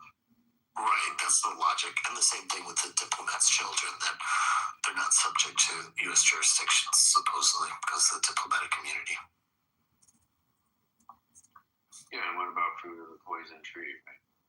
That's sort of bringing that in here, but yeah, but like Brian Johnson was born in the States, and he was granted U.S. citizenship, which he later renounced.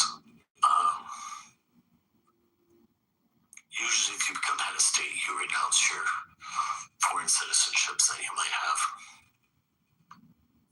like the Prime Minister of Canada did before becoming Prime Minister.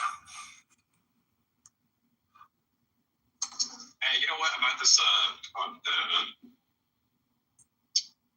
becoming a citizen by being born in the country?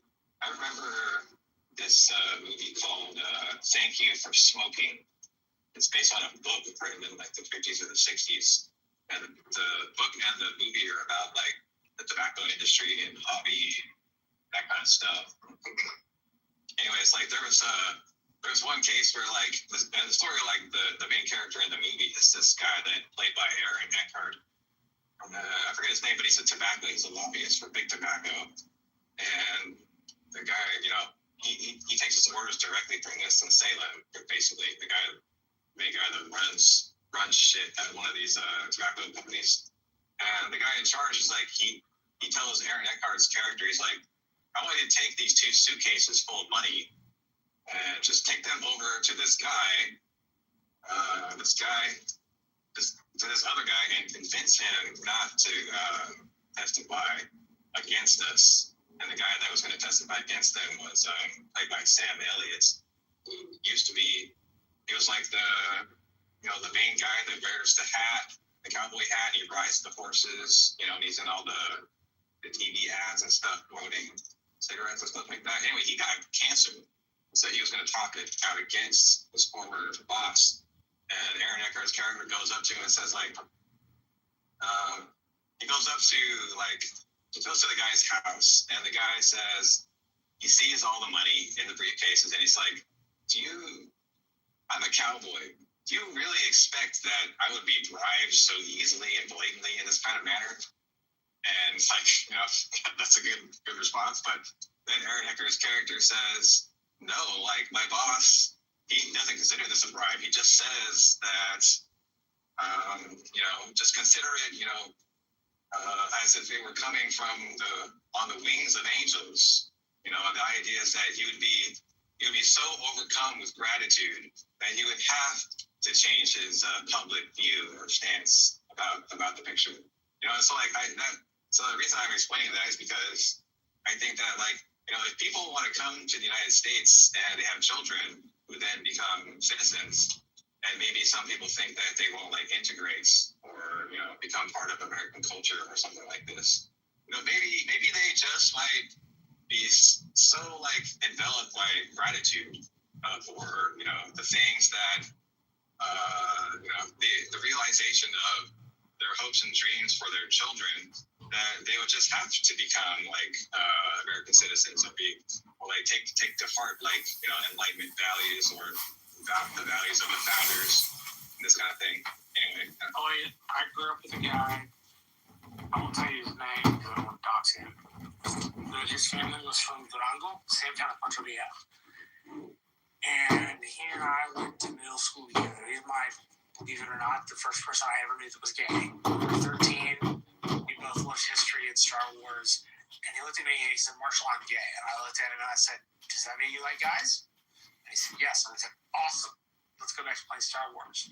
So we've been friends ever since. And this guy, when he took his citizenship test, he said it was one of the proudest moments of his life. I just, you know, somebody who has history in the Valley and to northern Mexico, to say that was one of the, you know, proudest moments of their life, you know, it made an impact on me.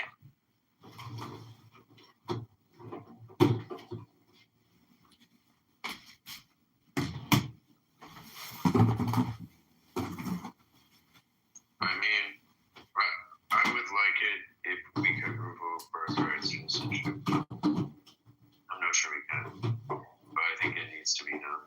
I think it's not pragmatic. You know, it used to be his approach. No, it used to be that. What would be the upside? How about I finish what I'm saying? Okay, I'll be really quick. Okay, but it's like 4 people not coming off mic already. You're almost already off mic. But yeah, I wasn't, and I didn't say anything. Yeah, you didn't say anything. So it's at one time, if you went to the United States, you were making a big commitment, and that it was hard to travel. Okay, it was expensive and it took a long time. You couldn't just come to the United States for a day, have your kid here, and have a U.S. citizen and leave. Well, you could, but it wouldn't be like you spent $3,000 on a flight, you know, to accomplish that. And just the wide array that people have of ways that people have used the system now, or they use it in ways that I don't think anyone could have imagined would have occurred. These low commitment ways to use it. I don't think that's good. I think we want people to come here, commit to being citizens, to being permanent residents with their children, and then their children are U.S. citizens. So I'll stop. Yeah, I think Jason has a point in that you can imagine there are people entering the country illegally with the explicit purpose of having their child born in the U.S. to get U.S. citizenship. So I think that could be problematic. But what's the upside?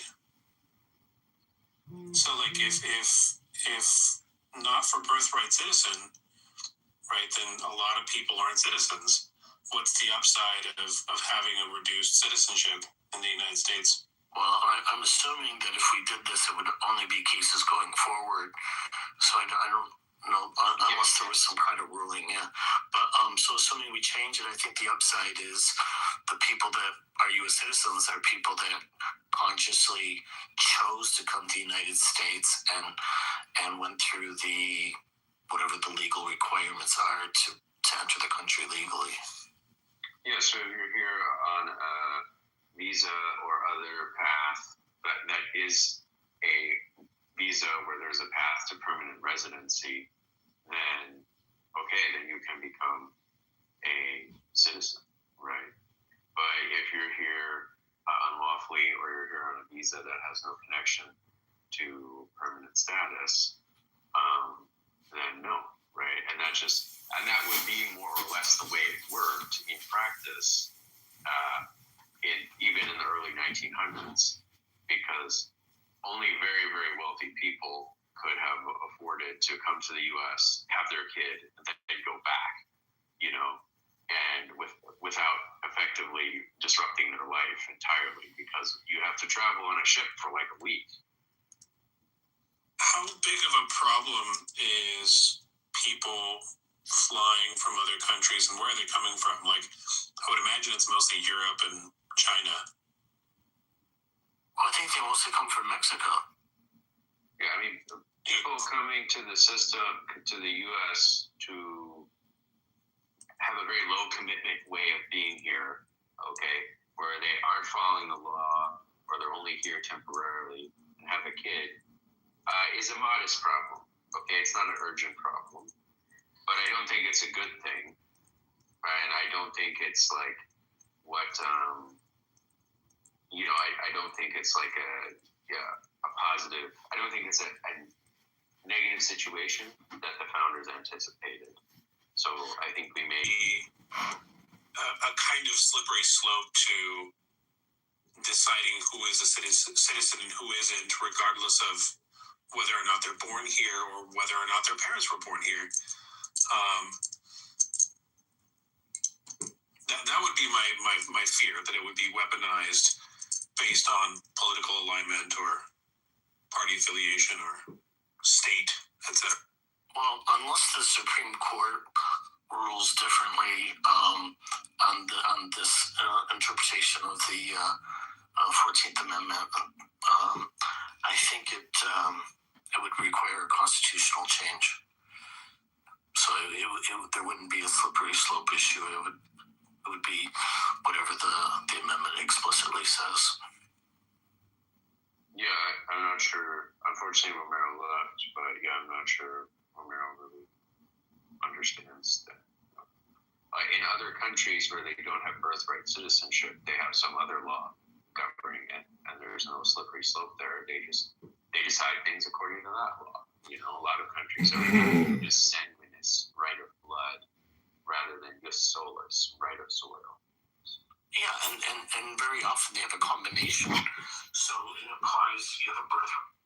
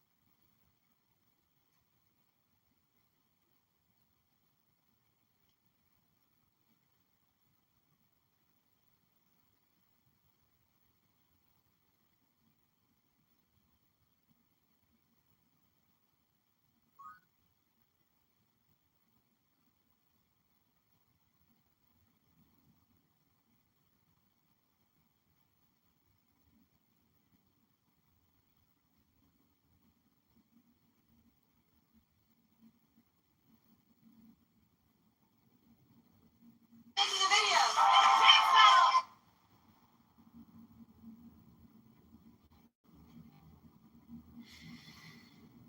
71, 57, 32.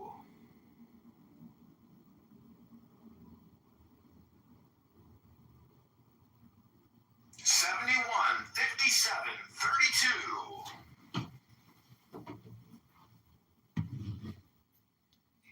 Because the point is, if you're believing in birthright citizenship, why is there value to somebody that enters the country illegally and has a child? I mean, they could literally be in the country one day, enter illegally, have a birth, and suddenly this person is a citizen. I don't necessarily see the value in that.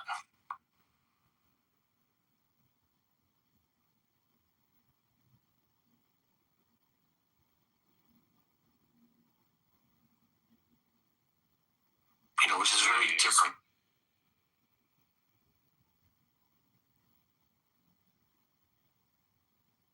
Jason? Yeah. Daniel says allow for darker conversations. Maybe he means conversions. But yeah, because it's a very, now it's not common, okay, but it's much more common than it was that someone comes to the U.S. as a tourist, for example, has a kid and leaves. The kid is a U.S. citizen. They aren't raised in America. They aren't integrated with American culture. I guess Russians do this quite a bit. They don't necessarily even speak English, okay, but now they're a U.S. citizen. They have all the rights and privileges of a U.S. citizen. Is that good? I don't know that it's good. Did the founders anticipate such a thing and want it to happen when they wrote the law? Probably not. So then we might say, okay, maybe we need to go back to this law and we need to adjust it a little bit. No, I don't agree that I think the law is maybe clear enough as it is and it allows for this. It doesn't mean allowing for it is good. It means it's legal. But then if it's not a good idea, maybe we should change the law so it doesn't happen anymore. Yeah, I agree with Jason on that one. But there's some abuses in the other sense.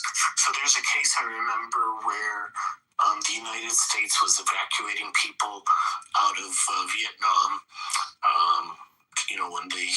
when they pulled out, and they evacuated a certain number of people, and they were brought to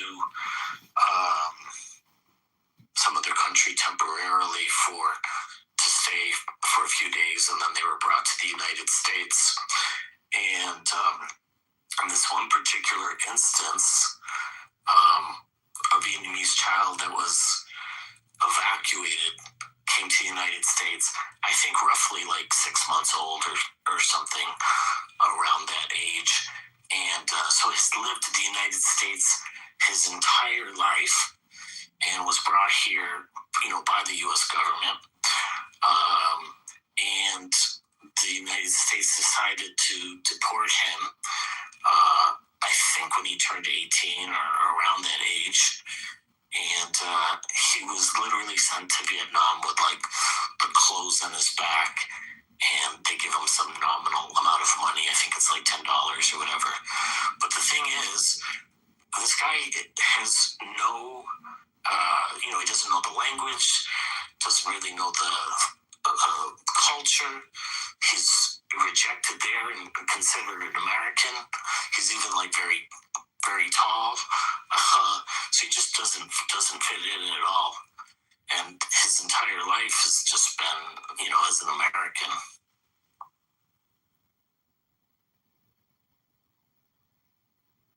Yeah, that's how that's how America started. That's how it began. We all came here, like our ancestors came here, and they.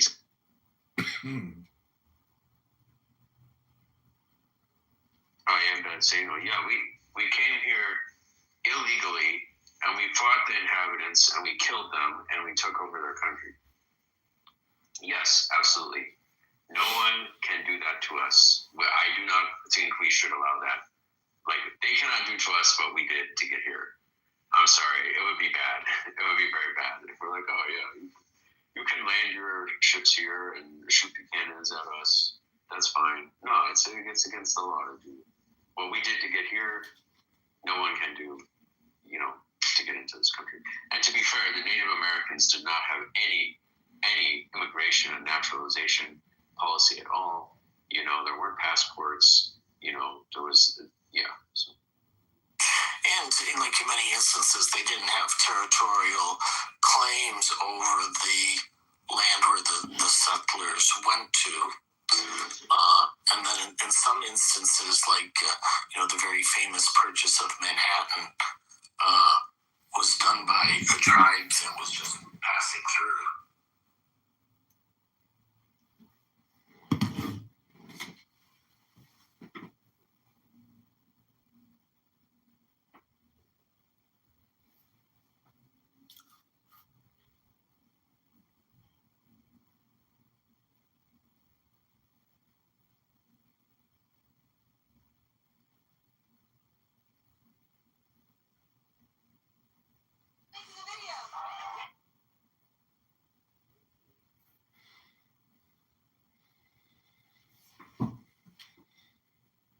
$24, $35, $95.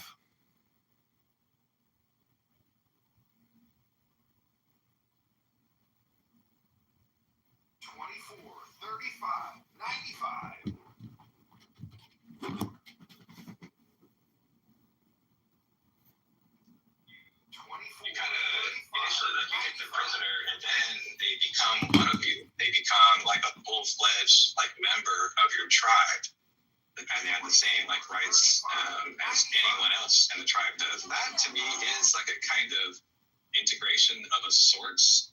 Though, see, I don't know. I don't know if that's true for all the Native. Well, you know that one of the first colonies, called the Lost Colony of Roanoke, which disappeared mysteriously, and nobody knows where it went. Some evidence that suggests that might actually be the case. They did that for marriages too. Remember, one tribe buried a member of another tribe. There was that kind of integration of sorts. I mean, not too different from in modern times, if I don't know, maybe a husband marries a woman who's Mormon or whatever. You become a fucking Mormon yourself. You go to church, Mormon church. Yeah, but you really raised a key point about the diversity of the tribes, because there was tremendous diversity. So, in all the main cultural dimensions, one has to be a little bit careful when we make generalized statements because of that diversity.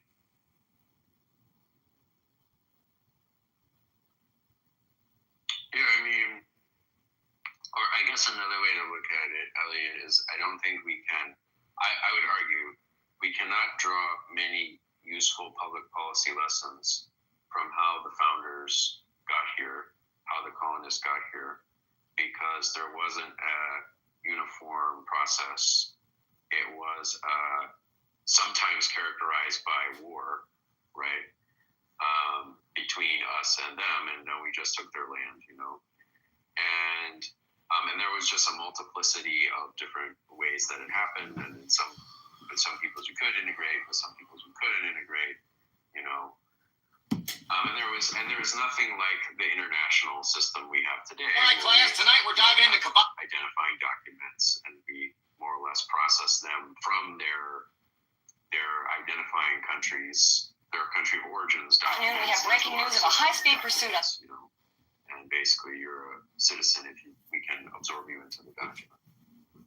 Yeah, I think you're right. I don't think we can use that in any type of basis, because they weren't states, and not all the tribes even claimed territory other than the land that they were residing on, and even some of those considered it just a matter of use. And so, in some instances, they were friendly with settlers. Some instances, they weren't. Some instances, there were purchases. Other instances, there were treaty arrangements, after war. So it's just really a hodgepodge all over the place.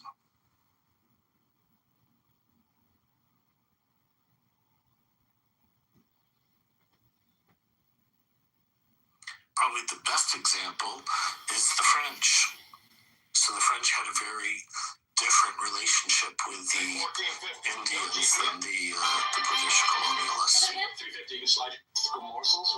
The Quiet Thursday at Kitover. Morning, folks. Welcome to Kitover's. Where's up? Feature event tonight. And folks, welcome to Kitover's. Give it up for Chicago. John.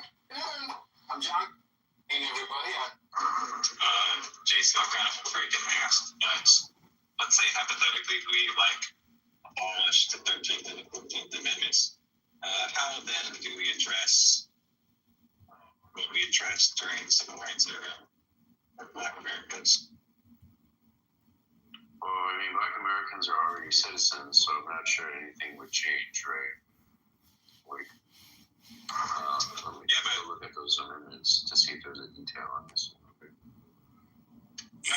Probably the primary reason why those amendments exist is to give slaves citizenship status because they were born there in the United States. That's right. But that's his whole point. Like, that issue's been resolved. So it wouldn't affect Black people today. Like, we don't have any survivors who were slaves under that regime, and there wouldn't be any question about their citizenship. Yeah, I guess if we abolish them both, because the 13th Amendment abolished slavery, and the 14th Amendment addresses citizenship rights. So let's say we brought back slavery, and we got rid of the 14th Amendment, then slaves could not be citizens, okay? And that would be, but I'm not sure which is more terrible here. The terrible part here is bringing back slavery, I think. Not because the citizenship thing is a moot issue. Like, all the former slaves became citizens. Their children are citizens, their grandchildren, and so on. So. Yeah, I'm not aware of anyone calling for the abolition of the 13th Amendment. The 14th Amendment is called into question by some people, but only in terms of its scope. Okay, but I'm just thinking, let's say, hypothetically, if we were, let's say, forget the 13th Amendment, just the 14th, if hypothetically we were to abolish the 14th Amendment, how then, there are, I don't know, hundreds of millions, maybe, tens of millions of Black Americans here, and many of them who were the descendants of slaves from the 1800s, 1700s, and 1600s.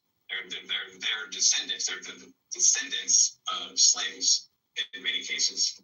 So by chain of custody line of thinking, do we revoke their citizenship status? How would this even? So the answer would be no.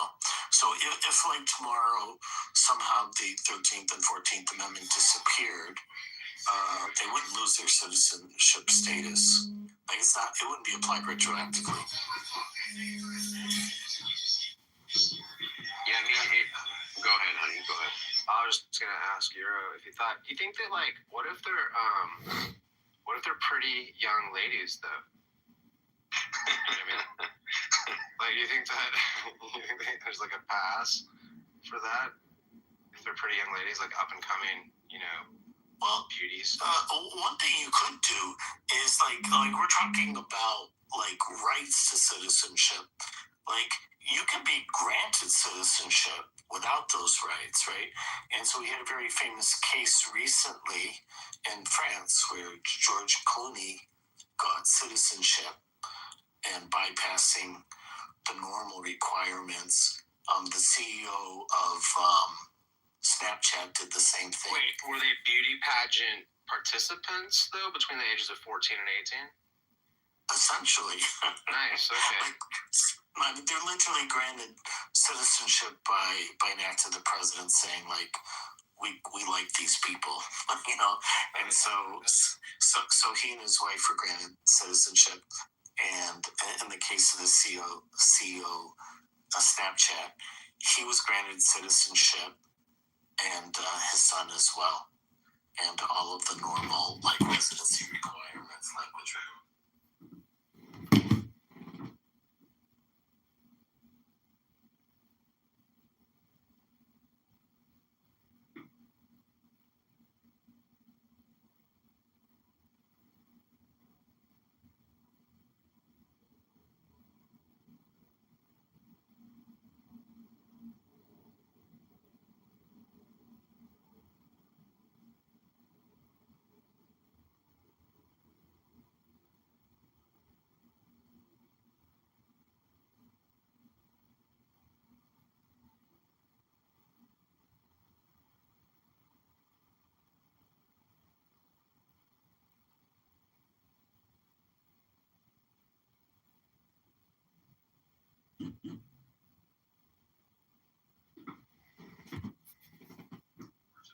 culture. Like maybe they hate fucking ketchup or something. Like they could do whatever the hell they want. They can make Chinatown after Chinatown after Chinatown where it's their culture from their homeland all day long. I don't give a flying fuck. And frankly, it's none of my business. And I would say it's none of anyone else's business. Yeah, except what if it's an anti-democratic tendency? What if it's intolerance? Doesn't it matter then?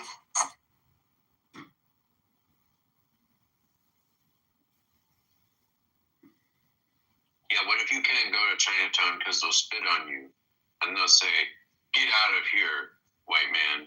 Get out of here, infidel dog. You do not worship the true emperor of China, Allah." No, I'm thinking of even more extreme cases. Like somebody comes here, like they're Nazis or fascist, or they just don't. That's okay. That's okay. Yeah. That one's okay, but the other one, no. Yeah, I know. But I mean, seriously, like you could have people that have different interpretations of freedom of expression, and if they came over in, sufficient numbers, say like, well, we want these laws changed or demand that these laws are changed. And there are people that have legitimate concerns about that. So I do think integration on some level is important, but I agree it doesn't really matter if they like ketchup or not. I would prefer people that don't like ketchup. I think that people, I don't know that I don't think I would make it a law that immigrants would have to, take classes necessarily, like civics classes. No, I would encourage that so that at least they understand, the laws that they're under the jurisdiction of. They would at least understand, the really common kinds of laws. You can't just, what is it to be private property, for instance, what kind of rights you have under the Constitution, that kind of stuff. I would encourage that stuff, but I don't know that I would make it a law. I don't know what else. I don't really think people need to really necessarily even speak, read, or write English necessarily. I don't even think should be a requirement. Interesting. I guess there's a whole line of discussion to have there, right?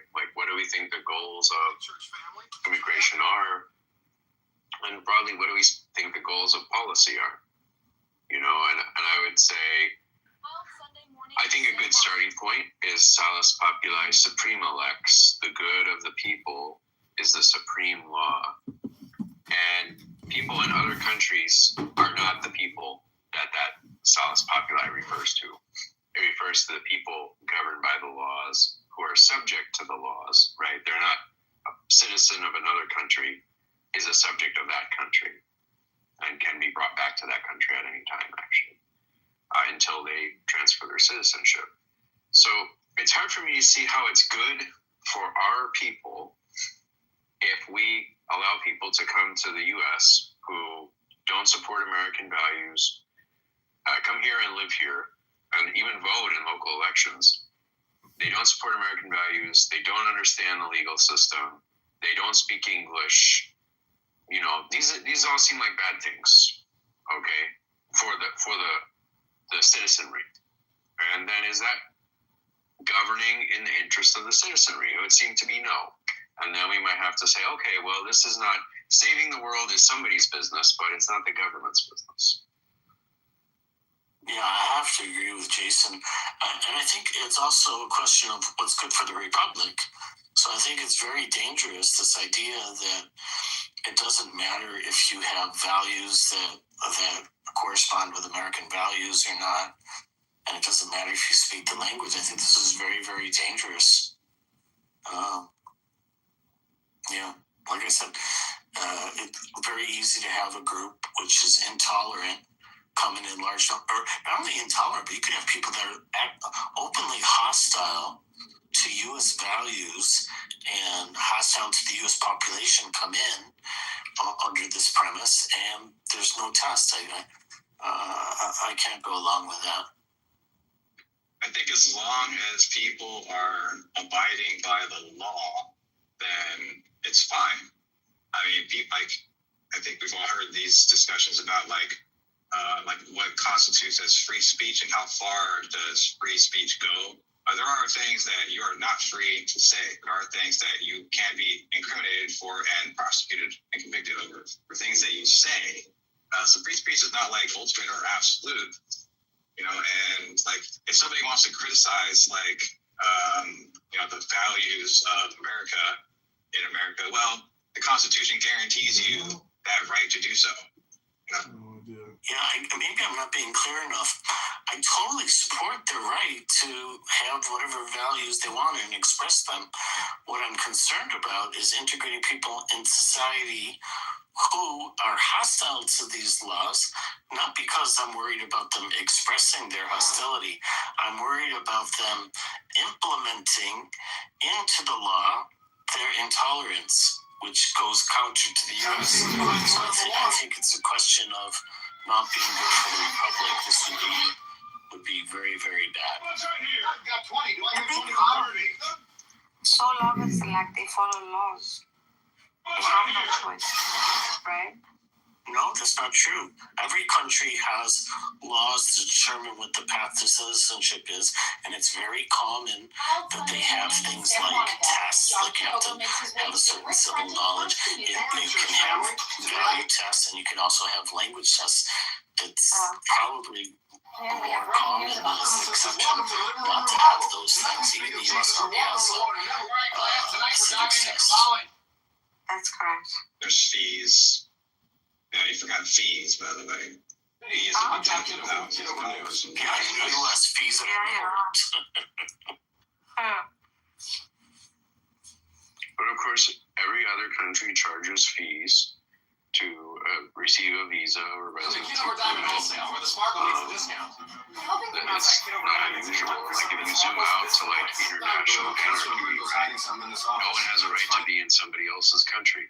The countries make deals with each other to allow it and make it easy. But I don't have a right to be in Mexico as an American. They can decide they don't want Americans there. They're free to do it.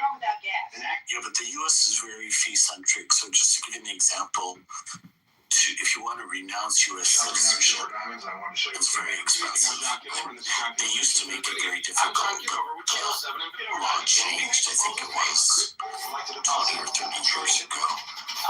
So at least before you had to justify it, you had to have a good reason, and the government actually evaluated that reason. So that's no longer the case. But they still require the fees and the application. Some of these, one of these tests, for immigration. Let me see that. And in California, I think we recently passed something that has to do with drivers. Trucks, basic trailers, freight trucks.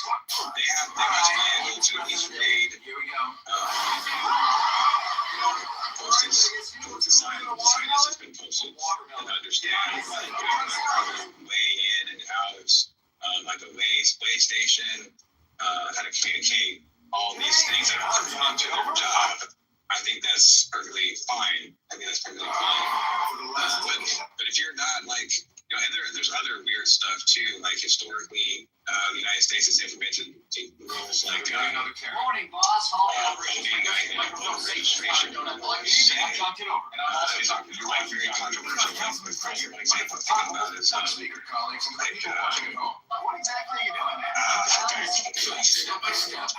basically, like you should have rules where if you're applying to work at a construction company, you don't need to be like an English major. You don't need to pass like an English literacy test to take a sledgehammer and knock out walls all day. You just don't. It's just not it's not required. It's like not pertinent to the job. The tests are of this nature and they typically We have waited months for trip. Doc, this doesn't.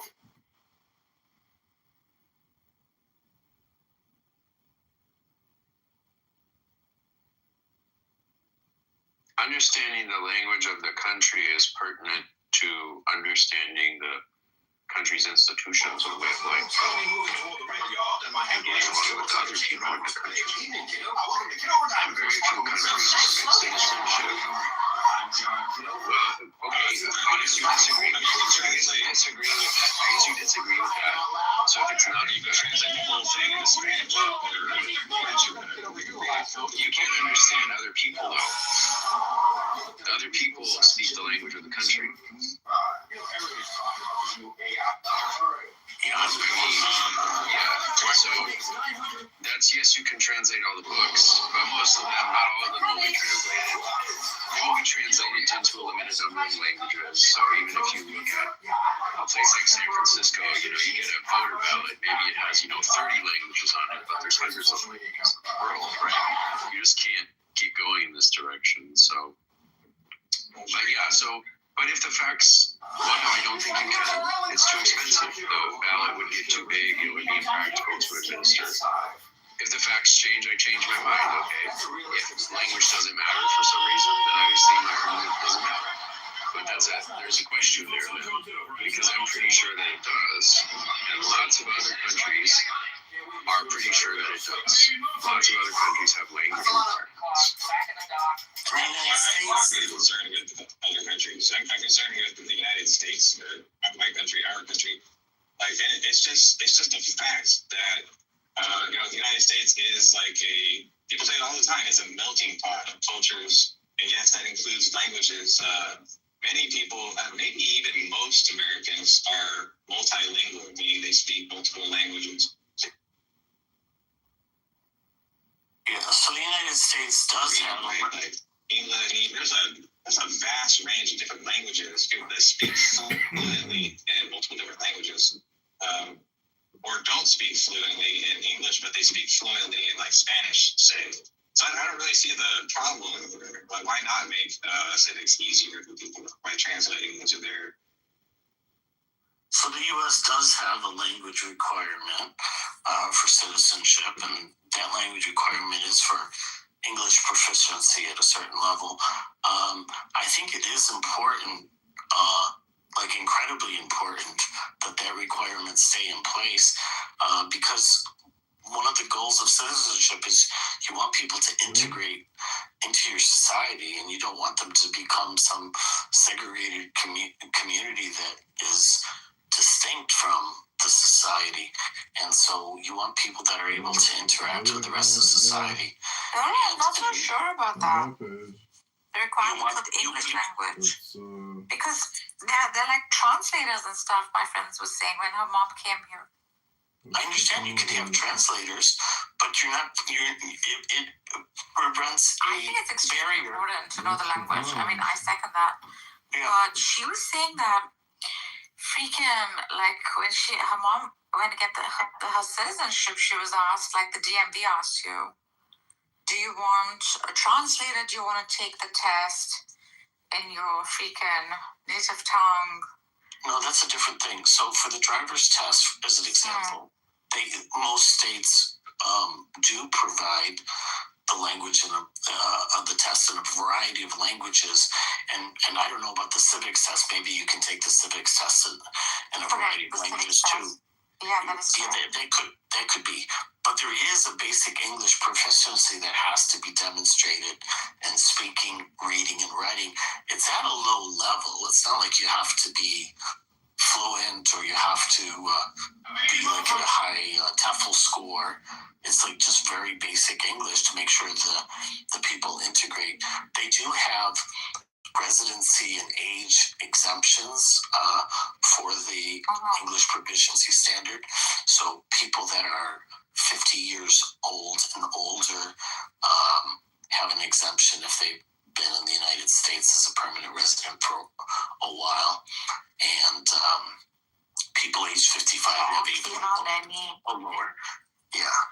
And they also have medical exemptions. See how many don't know how to speak English. No, I know, but I'm saying I think it's a good thing for countries to have language proficiency requirements for citizenship, not for the purpose of blocking people out, but exactly the opposite, to allow them to integrate into society so they can interact with us and we can interact with them, rather than living in separate sectarian societies, which I think is bad. Horrible. Yeah. Requirements for English, like English literacy, is very different from what you just said, allowing them to integrate, like forcing them to integrate versus allowing. I mean, these are very different ways of thinking about things. Like if you were to ask me, would I vote against an amendment to, or how do I say this? Like say we didn't have like an English literacy test to become a citizen. Let's say that were not true. And you asked me, and one came up, and you asked me if I would vote for it. I would probably vote for it. I wouldn't vote against it. I don't think it's a bad idea. I'm just saying, I don't think it's it's just clear to me that it's not necessary. Like I go to every so often I go to this little Mexican supermarket that's near where I live, because they just have like the best fucking vegetables, okay? And I want my daughter to have the best fucking vegetables when she eats her food. I want her to have the best food. And I think they have the best vegetables. And every time I go in there, like the people that work there, they don't speak a fucking word of English to me. And yet we perfectly understand each other. You know, I don't need to speak Spanish, and they don't need to speak English, and yet I can still go in, I can still purchase something, you know, and there's no problem. There's no problem at all. Like they know what I'm doing, I know what they're doing. That's it, you know. So that that just means there are clear examples where having like a common language isn't always necessarily necessary. Yeah, I'm gonna have to disagree very strongly with that. So yeah, of course you can engage in simple commercial transactions, and maybe you don't need a common language. What it blocks them from is full participation in the political community. So they are losing out on the political debates and full participation. Their chances of getting elected as a representative without being able to speak English is incredibly small. So they effectively become second-class citizens. I think it's very, very dangerous. And you're giving an example with one language. Imagine that there's multiple communities like this, and you have a Spanish-speaking part of town, and you got a French-speaking part of town, and a Russian-speaking part of town. They're not all communicating with each other, and you're not going to have 22 translators that translate between all these different languages. I mean, there's a reason why language is like a core part of culture, and why there's huge divisions. And in almost every bilingual and multilingual countries, there's generally huge divisions based on language. Even Switzerland, which has probably the best multilingual situation, it's because they're divided geographically.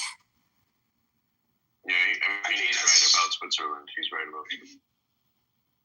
I think you make a good point when you brought up the part. Okay, like in an idealized sort of democracy, like people, you have rational agents making informed decisions and voting based on those decisions, right? And part of that process is debate. It's talking with each other. It's getting your point across and having it be understood, and vice versa. I think that's like a core feature of any good functioning democracy. I agree with that point.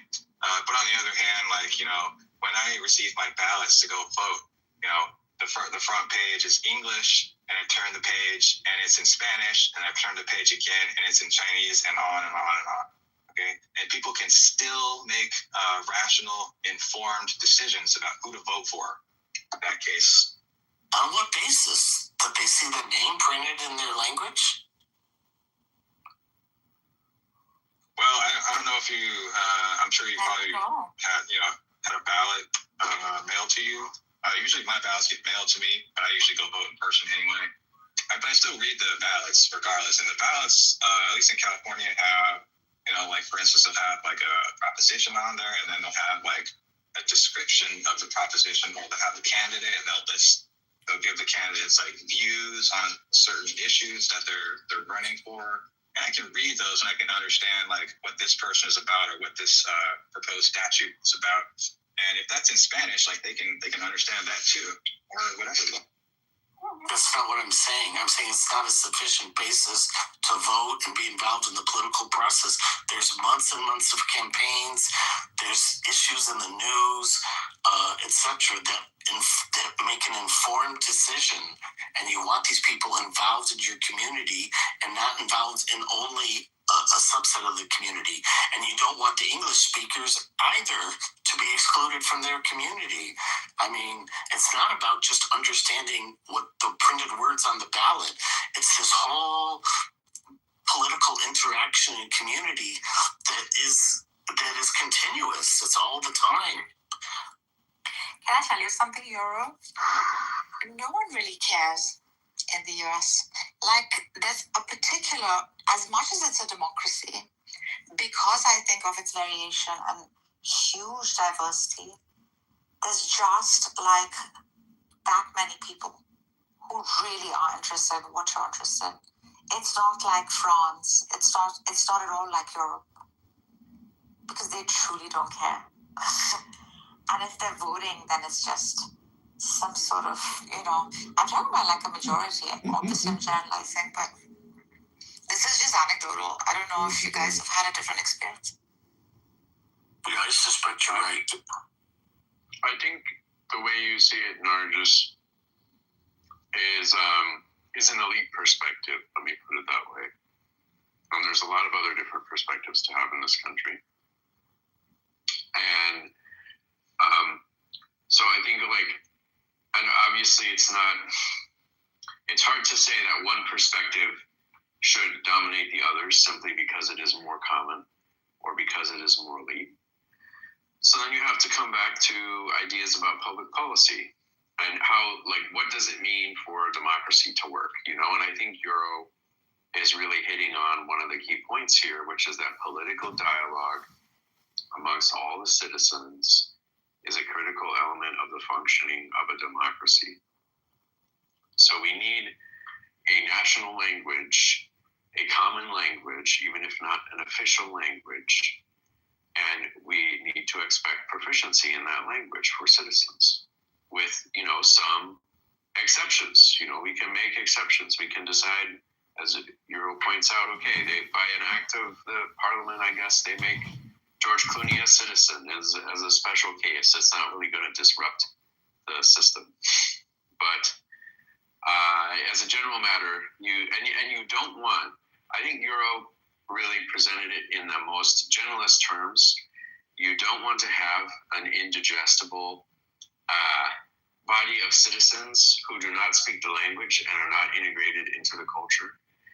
That does not last for a long period of time. Usually the way it is resolved is genocide. And no, there is no stable situation like that. Those people get exterminated or they get expelled. Okay, they end up in Switzerland, basically, they just all drew lines and they're all on the other side of their lines. And that works, okay? But it's introducing a very unstable situation that will get people killed in the long run. And that's my objection to it ultimately. I agree with everything Euro said, but then if the carrot of political dialogue is not going to get you, what about the stick of strife, okay, of civil strife? Yeah, absolutely. I agree with you. I truly agree with you. How far are we willing to take this, you guys? Because there are social institutions and cultural institutions, clubs. These are just kind of endless in the United States. This very clubhouse room is a social room primarily for atheists. How far are we willing to go before we have to say the atheists must integrate into the religious view of things or something like that? Clearly there's got to be some amount of liberty and freedom that people have and some independence that people can have when it comes to the culture, even the languages that they speak. So I don't know. Alien, we don't exist in tribes, though. That's the thing. When there's one common denominator, that's more than enough. Like, let's establish at least one thing in common, such as language, because of course that's what drives whatever communication. I mean, it's so essential. In a democracy, it's so essential. Simply for it to function, for it to demonstrate itself. Or else, what's the